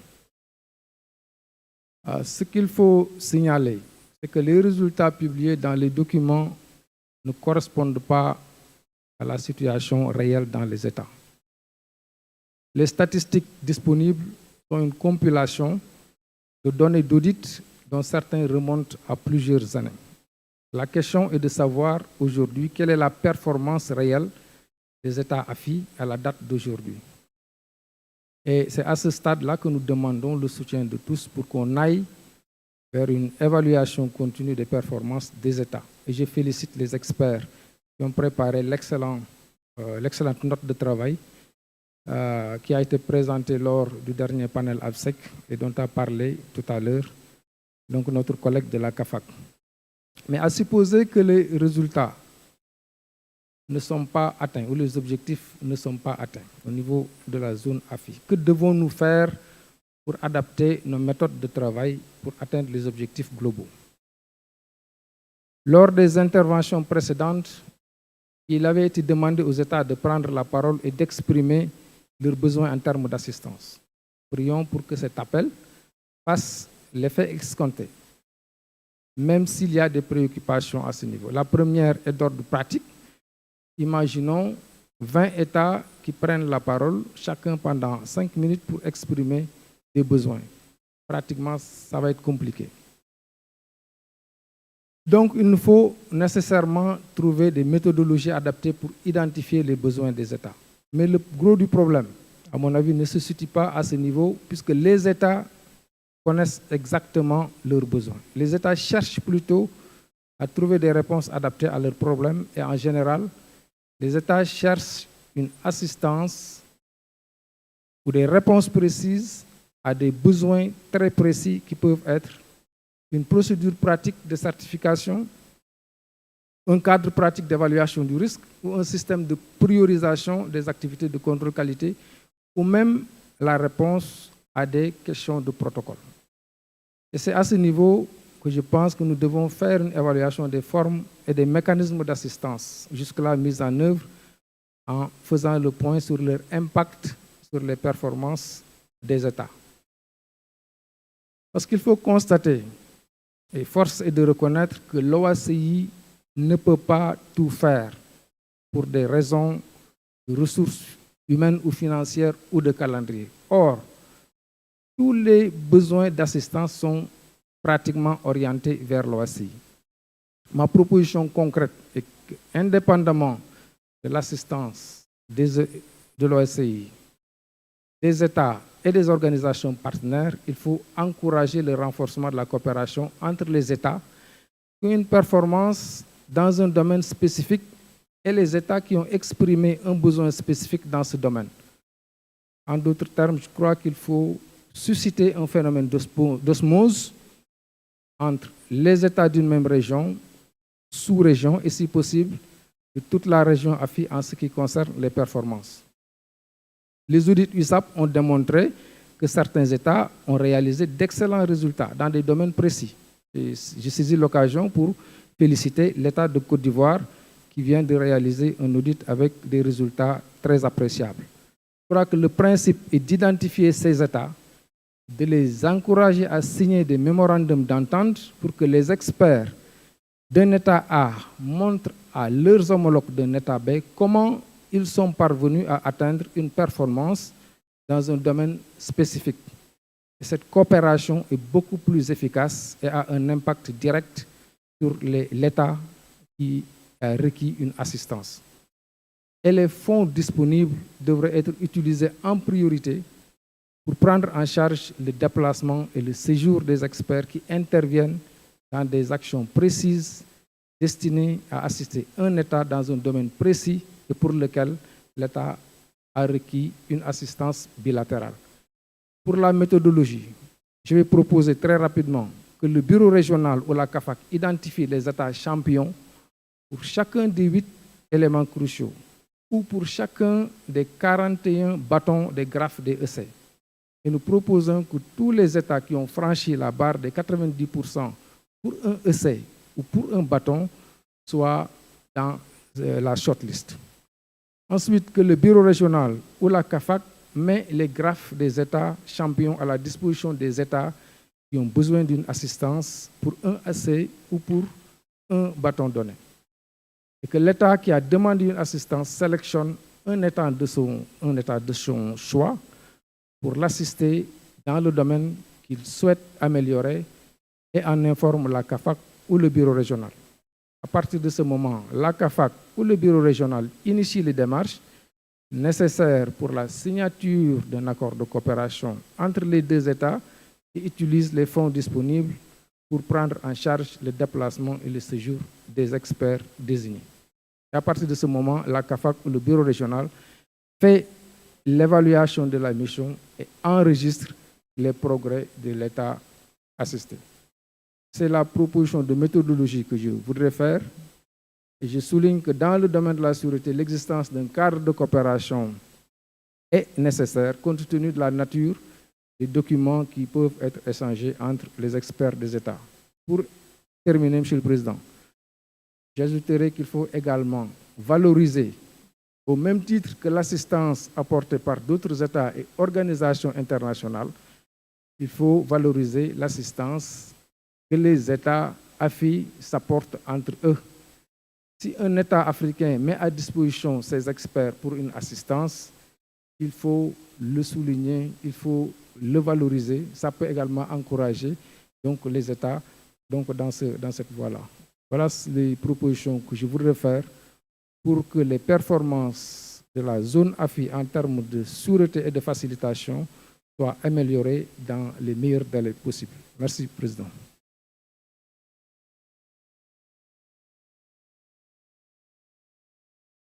Thank you, Senego. You have made some good proposals. Cooperation, cooperative schemes, and cooperative assistance mechanisms was the key objective of both safety and security plans, because we appreciate that there is a lot of capacity within Africa. It's not in every state, but it is in some states. And if we found a way of using that cooperative mechanism you are talking about, we could solve a lot of the identified deficiencies. So that's a very good point. The other point I take from what you have said is assessment of state needs. And my understanding is that you mean we could have other ways of getting that information. But if you recall, one of the lowest key areas, sharing of information, providing information to ICAO and AFCAC by African member states is very difficult. So I hope with your comments that states are going to provide that information. I also am very happy, as you heard earlier on, the regional director has told me that they have funds now to help set up a database system for African states. It doesn't have to be in every state. They can have one center where all states can hook so that we capture all the information and keep it and share it as well. So, very good points. Any other remarks from the floor? Okay, now, with no more remarks, I will ask the Secretariat to summarize the take-homes, the takeaways. Thank you very much. Jamila will need your serious attention here, so that, because I'm going to consolidate some of the provisions you have made here as proposals. Mr. Chairman, I wanted to propose we start with working paper number 3 on the RASFARG AFI and conclude as follows. That the steering committee noted the information contained in the working paper and the actions taken in the implementation of the 9th RASFARG AFI recommendations and the adoption of the Windhoek Declaration and Targets. B, the steering committee urges African states and stakeholders provide the necessary support to RASFARG AFI in its efforts to improve aviation security and facilitation in Africa. C, urge states to implement the One-Stop Security in Africa program. And finally, D, call upon the regional oversight organizations to spearhead the implementation. We can combine those two. Urge states to implement the One-Stop Security in Africa, One-Stop Security program, and call upon the RSOs to spearhead the implementation of OSO strategy in Africa. Working paper on Windhoek targets. The steering committee took note of the contents of the paper and its appendices and the progress achieved. B, took note of the decision of the Executive Council held in Addis Ababa to endorse the revised Windhoek Declaration and Targets, and called upon the states to provide updates on the revised targets.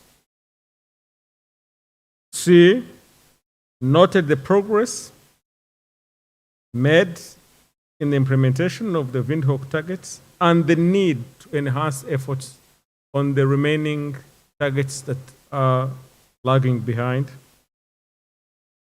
And D, urge African states, D, to foster cooperation among states, support each other, and this is in line with what Senegal has just. Foster cooperation and collaboration among the states and stakeholders, support assistance activities, enhance effective implementation, including the utilization of the AFI CES in collaboration with AFCAC and ICAO. Chair, I submit. Any comments on the remarks, on the concluding remarks? So we are good to go with those conclusions. By the way, on Friday, I am told we'll have a half day during which all these conclusions, both in safety and security, will also be adopted. So then we can push them ahead. So don't worry if you cannot remember what he has said, you'll see it again on Friday morning. And they will be circulated by tomorrow so that you have enough time to agree or to propose or to think of what else can be included by Friday. So now, strictly speaking, 5 minutes, present the last working paper. Secretariat, please. The clock.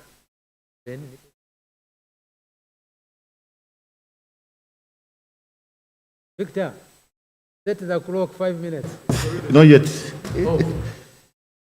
Okay. You have 5.5 minutes. Okay.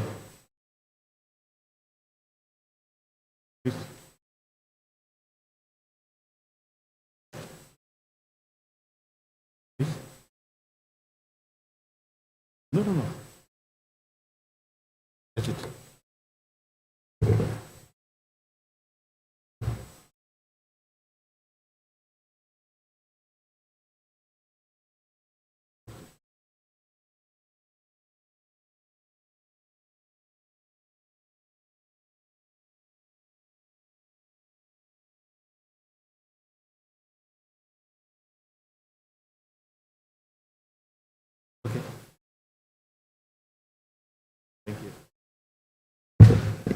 Thank you. All protocol observe. I have working paper 5, which is going to talk about air transport facilitation, the recent developments.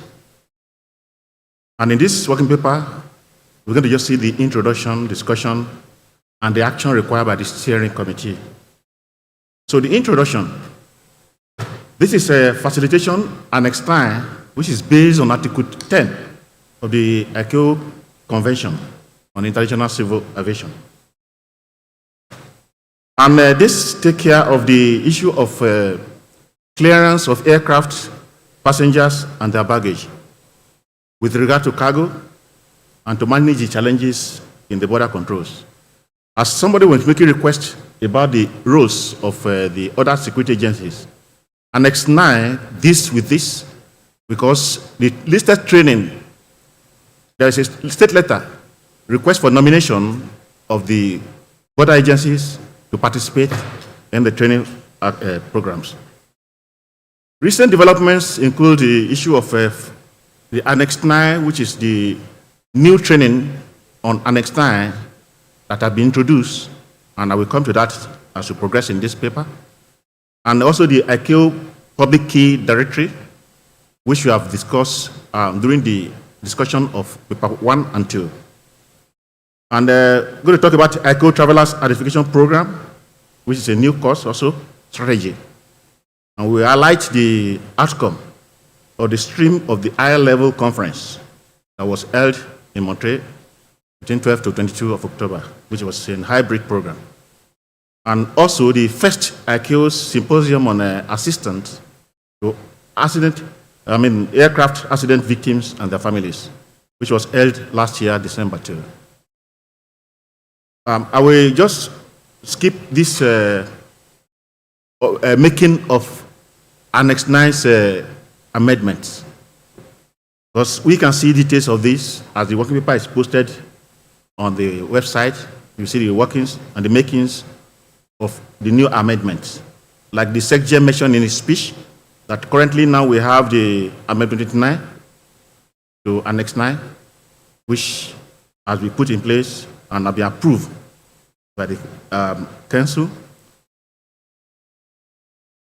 I come to the issue of the working group on the human trafficking, talking about the comprehensive combating human traffic in the aviation sector. And the purpose is to equip states, the civil aviation authorities and organizations, and also aircraft and airports, with necessary guidance and recommendations to inform their development of comprehensive counter-trafficking strategies in line with the ICAO Assembly Resolution A40-16, which was a consolidated statement of containing the ICAO policies.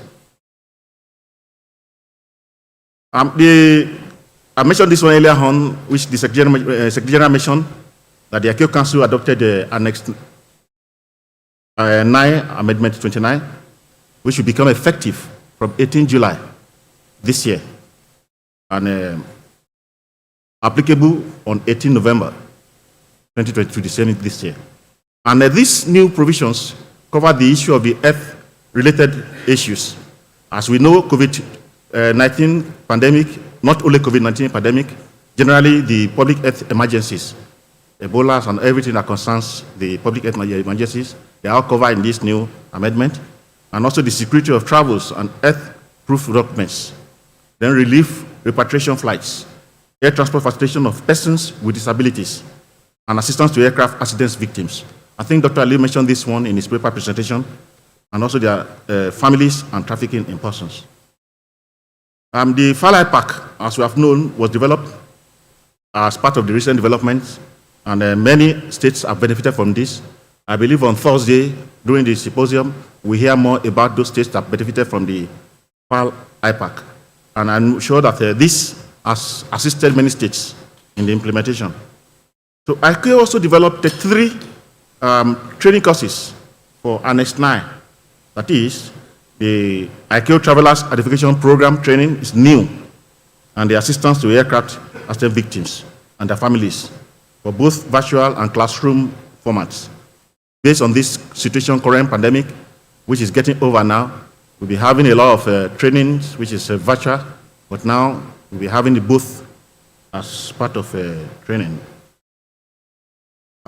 The high-level conference that took place, like I mentioned earlier on last year, 12 to 22 of October, it discussed 5 agenda items under the facilitation stream, covering a wide range of subjects in 79 recommendations, was endorsed by the ministerial plenary.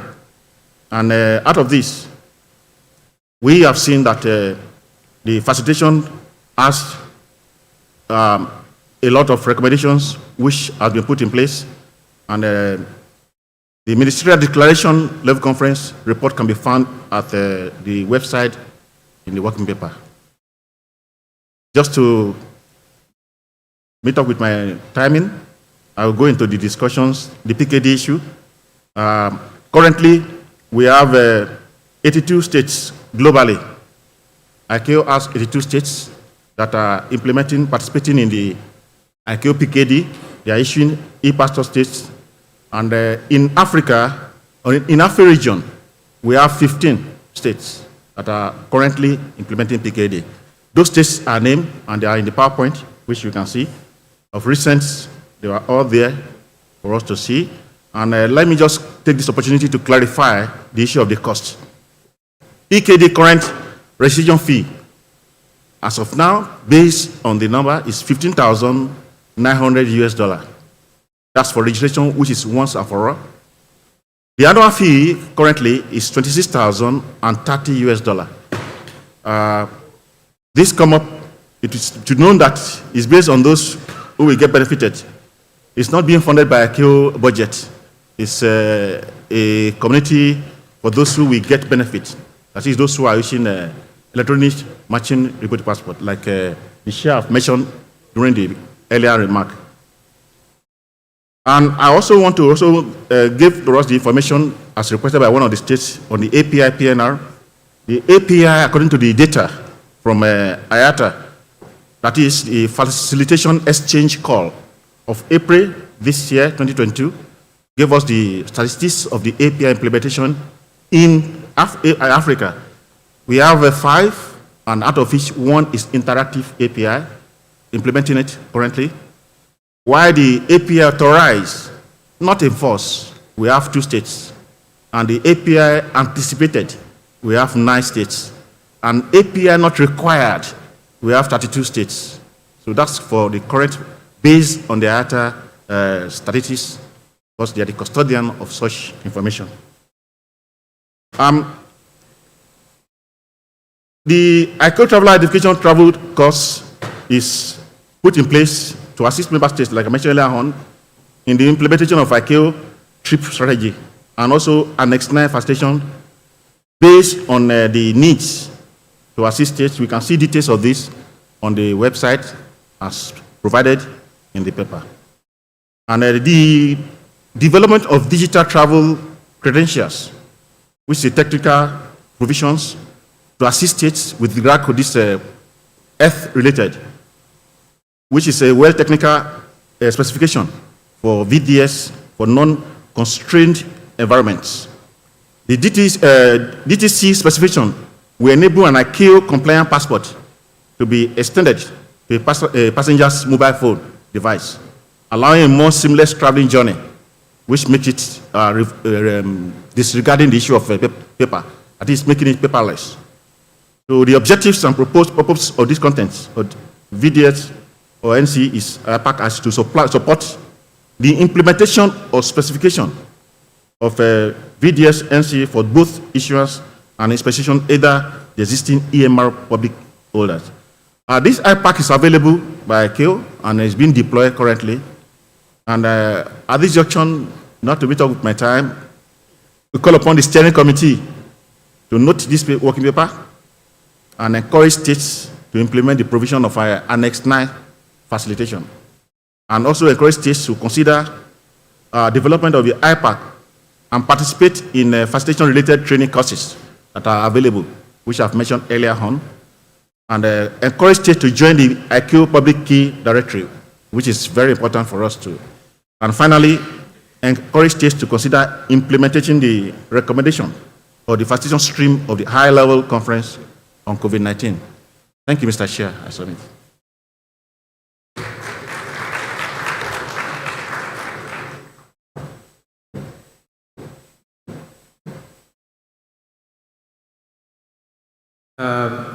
So this is very interesting, what we were talking about. And now this is the last working paper, so I expect you to give it a good discussion. But maybe as you think of discussing it, whatever views you have, I am going to ask the ICAO Director of TCB to actually tell you, I don't know how many of you understand what facilitation IPAC's system is. So maybe our guest, Mr.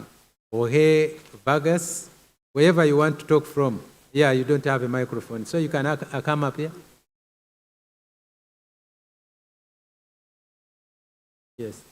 And I called you for IPACs for facilitation, but you can also very quickly touch on any other assistance that ICAO can actually give African states in security and facilitation matters. Thank you. Thank you, Mr. Chairman. Well, as you know, for Thursday, for the symposium, we have prepared a presentation of TCB in which we are going to go into more details of what is the changes in TCB, what are we doing to strengthen the implementation, the support that we can give to the states to implement SARBs and to build capacity. Referring to the IPACs in this moment, so the IPACs is a tool that we prepare as a reaction for the COVID pandemic. We needed to react quickly to help the states to restart and to go back to the new normal. And we thought in headquarters the need to move to a more specific kind of tool that could help the states in a very precise, narrow needs. So that is why we prepared as a new tool to respond the IPACs. We have prepared already around 9-10 IPACs together with AMB and ATB and the regional offices. The IPACs is a bundle of different components. We have guidance material, we have training, and we have also the provision of experts, and a little bit kind of OJT on a specific activity, like safety management, like health corridor. So those are examples of what we have identified with the IPACs. So somehow, in the spectrum of TCB and what we normally did in the past, it was to prepare large-scale projects, very customized and very adapted to the needs. But in this case, we needed to go very quick and react in the most efficient way to prepare a tool for the states to react. Now, the idea with the IPACs, and one of the things that we've been thinking in ICAO, is how to support the states. Since the moment that a new SARPS or an amendment comes out, right?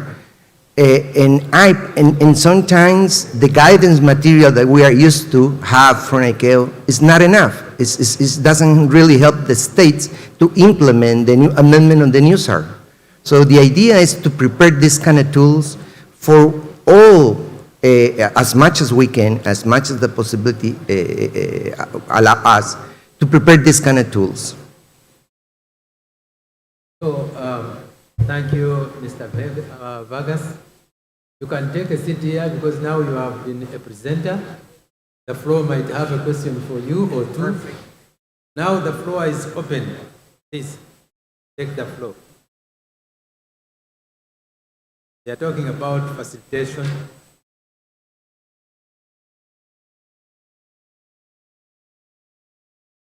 No one wants to take the floor?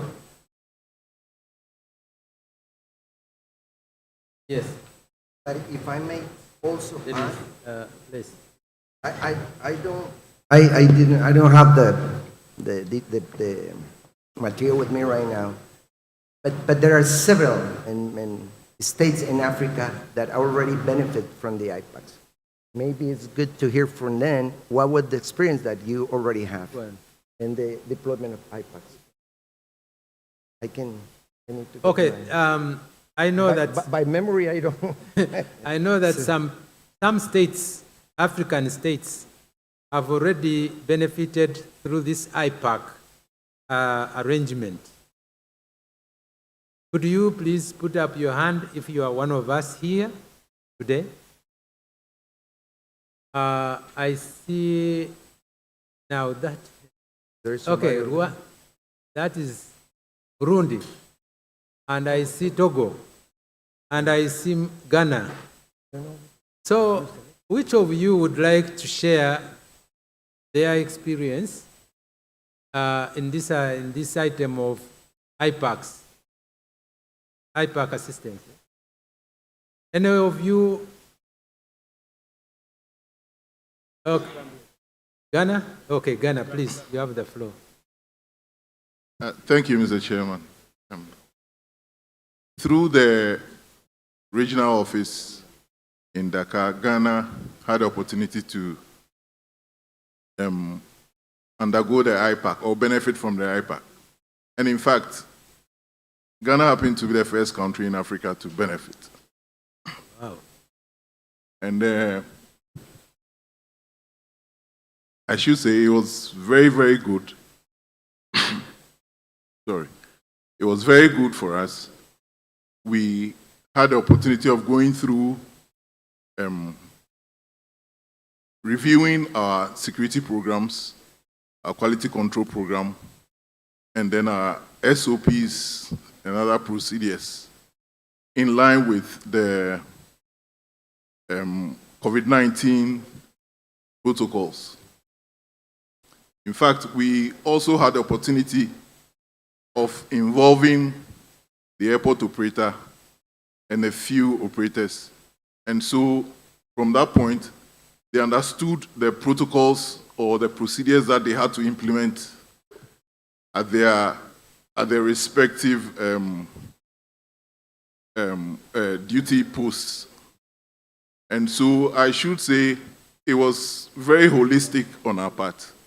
We had an expert who took us through all that. And it ran from, I think it ran from about June to October, after which a formal report was prepared by the expert who assisted us. And so I'll take this opportunity to express our gratitude to ICAO for offering us this IPAC. Thank you very much. So,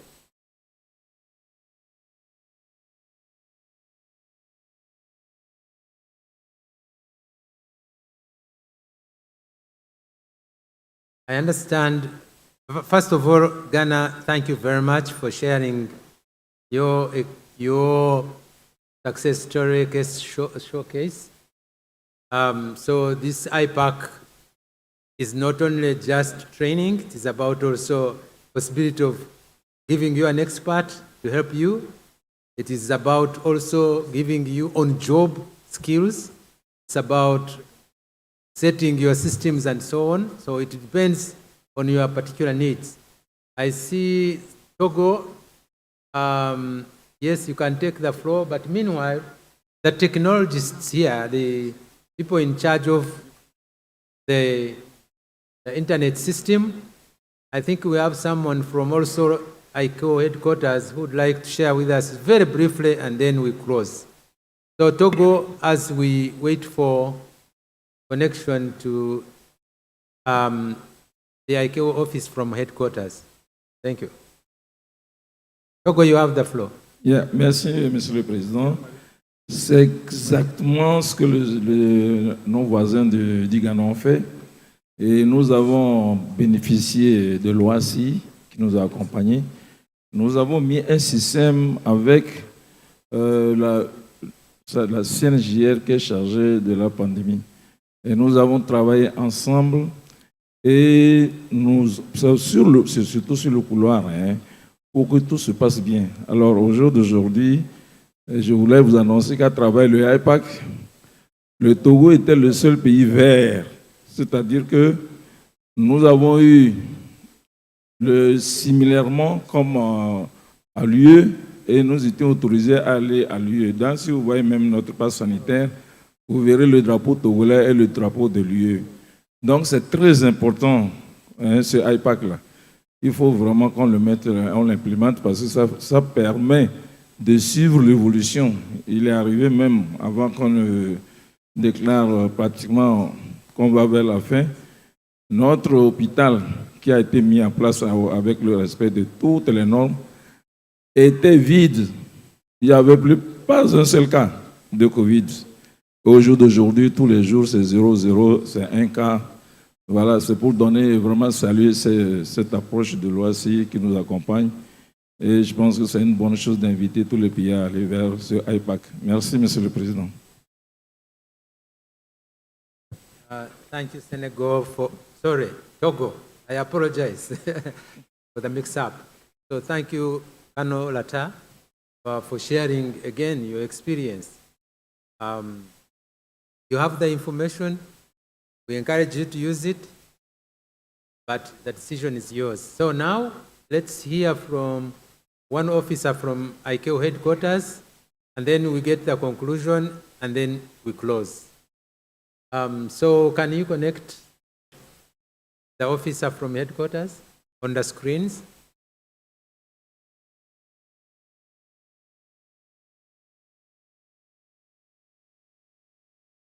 It's audio. It's audio. Hear us? Janet, can you take the floor, please, and give us your views? Do you hear us? Janet? Okay, now, go ahead, please. 2 minutes. Thank you. Thank you, Chair. Thank you for the interventions and the discussions regarding the topic of facilitation. Just to shed a bit more of light, as my colleague has introduced Working Paper 5. Working Paper 5 discusses all the articles of the convention and the need as to why states need to work with different agencies in ensuring that facilitation objectives are met. Since the onset of the pandemic, one of the biggest challenges that was there was the aspect of collaboration and coordination within the national state agencies. That became a very big challenge in terms of responding and mitigating the challenges of the pandemic. Hence now there was need to develop these IPACs to help states better respond. And not only for the purposes of the pandemic, you realize that implementation of Annex 9 SAPs goes outside the jurisdiction of CAAs, which is a bit different from other annexes. And in nature, Annex 9 is a bit complex than the other annexes. So it requires that states come together, work collaboratively with the other agencies who have significant roles in implementation of Annex 9.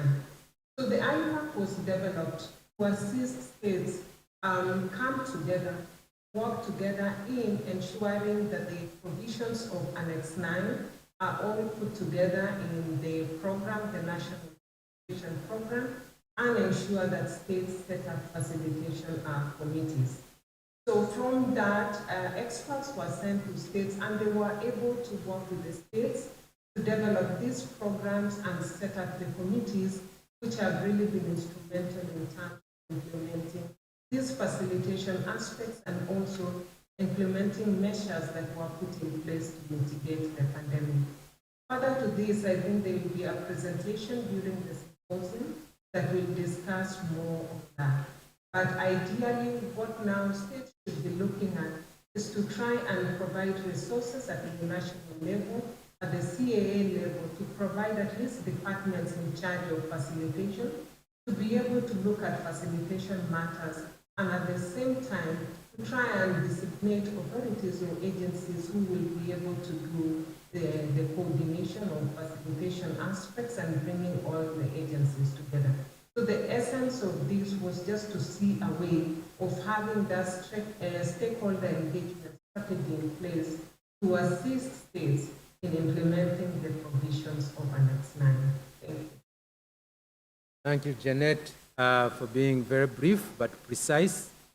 We really thank you. I hope next time we shall have you around. For now, we say goodbye and we are just about to close. So with Janet closing her remarks from Montreal, now let's give the floor to the regional director to give us what he has captured as a way forward on this subject matter. And then after that, we'll go into close. Allow me, Mr. Chairman, to stand, because I think this is the last submission I'm making, and having sat the whole day, it's good to stretch the legs. Proposed conclusion of this session: A, the steering committee took note of the information in this paper and the implementation, the need for strengthened implementation of the provisions of Annex 9 facilitation. B, this is a new one. As an initiative, the Secretariat should adopt Annex 9 provisions, should endeavor to convene a meeting of all stakeholders of Annex 9 provisions at an appropriate time and make sure that the inclusion of the national programs is adhered to. C, encourage the steering committee encourages states to consider TCB services and the deployment of IPACs and facilitation and participate in the facilitation-related training courses. And D, states are encouraged to join ICAO PKD, and I think there's something missing. I encourage it to, but we already have one on PKD, so we can leave that out. Finally, the states are urged to consider using the resources of the plan, AFCAC, and other stakeholders to enhance their implementation of Annex 9 provisions. Before I give you the floor to give the comment, I wanted to make one appeal, Mr. Chairman. Two appeals. One, together with Jorge here and Muhammad in ATB, plus the funds that were provided to us by the Council, we committed to train 500 people in facilitation. And I wanted to urge Africans to be proud of what we have achieved. This continent was the first one to deploy the FAR facilitation course. The lady who has just made her presentation, Janet, was one of the people that participated in developing the course. However, if we do not get you to nominate people to come and participate in this course, that we have $82,000 that is supposed to be consumed by the end of this year. Whenever we ask for participants, we are running short of the nominations from you. Please nominate participants to come for the facilitation course so that we can absorb the funds and train the 500 persons that we committed to train by the end of this year. Secondly, Mr. Chairman, I wanted to call upon the steering committee to support us in the upcoming extraordinary meeting that we're going to attend to convene by attending at high level and committing to come and participate and evaluate and assess the far we have gone and how we can perform better. I thought it would be good to give that appeal at the Secretariat, and you can echo it at the chairperson. Thank you very much. I submit.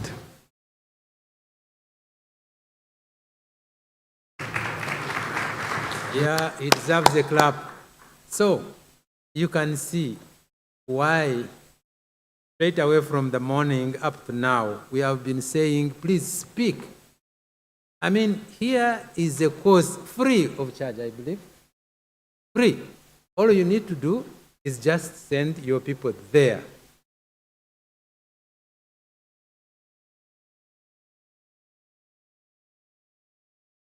And the course otherwise would have been $900 per participant, but it is free.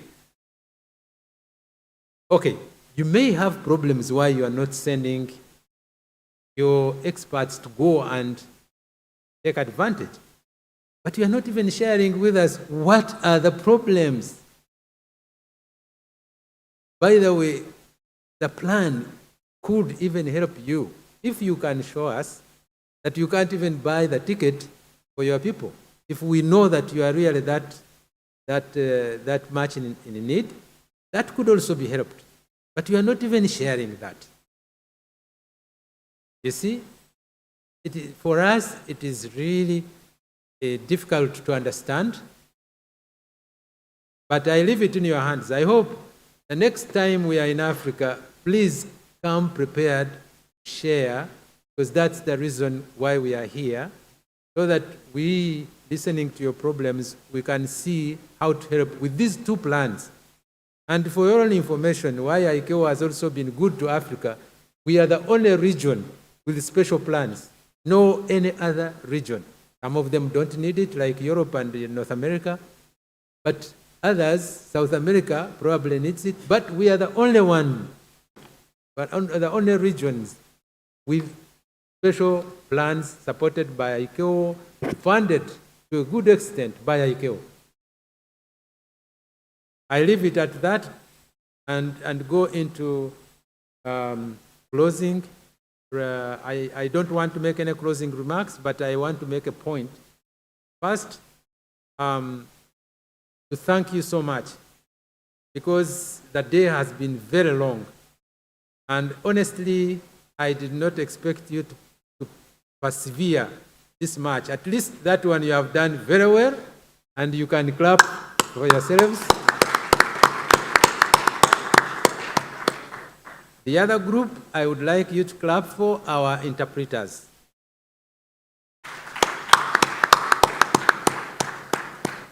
Normally, we should have given them time of break time during this afternoon, but I pretended that I didn't know about that because of the situation. So we thank you so much, interpreters. And now, our interesting air traffic controller. Victor, Atiko, Victor, you have done a very wonderful job. Not only were you able to organize us, but you did it in style. You are also interesting. So because of that, maybe we'll please talk to the authorities. You come back to Nigeria next time around and enjoy your presence. Otherwise, we will work out the details of what to take home. By tomorrow, you'll have them in your systems. Please read through. On Friday, we shall endorse them. For now, I have talked with my colleague, the other chair. Usually, we would tell you the days and venue of the next meeting, but also sometimes we are not sure because there are so many other moving elements. So I want to beg that you allow us to determine the date and venue for the next meetings, and we shall allow you, or we shall let you know. Finally, I ask you to give us permission to approve the report, which we shall also share with the Council of ICAO during the period of June, actually next month. So we will approve it and share it with the Council on your behalf. Thank you from here. On behalf of my colleague now who has no right to speak, I wish to thank you so much. Ladies and gentlemen, celebrate the chairpersons. A warm round of applause for them and our regional directors.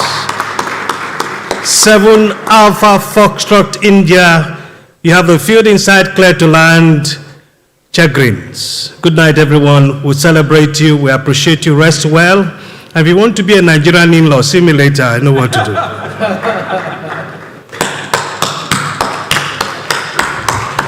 Announcement. The side meeting for Bagasso board members, DGs of Bagasso states, is at the second floor, M2, Anambra Hall.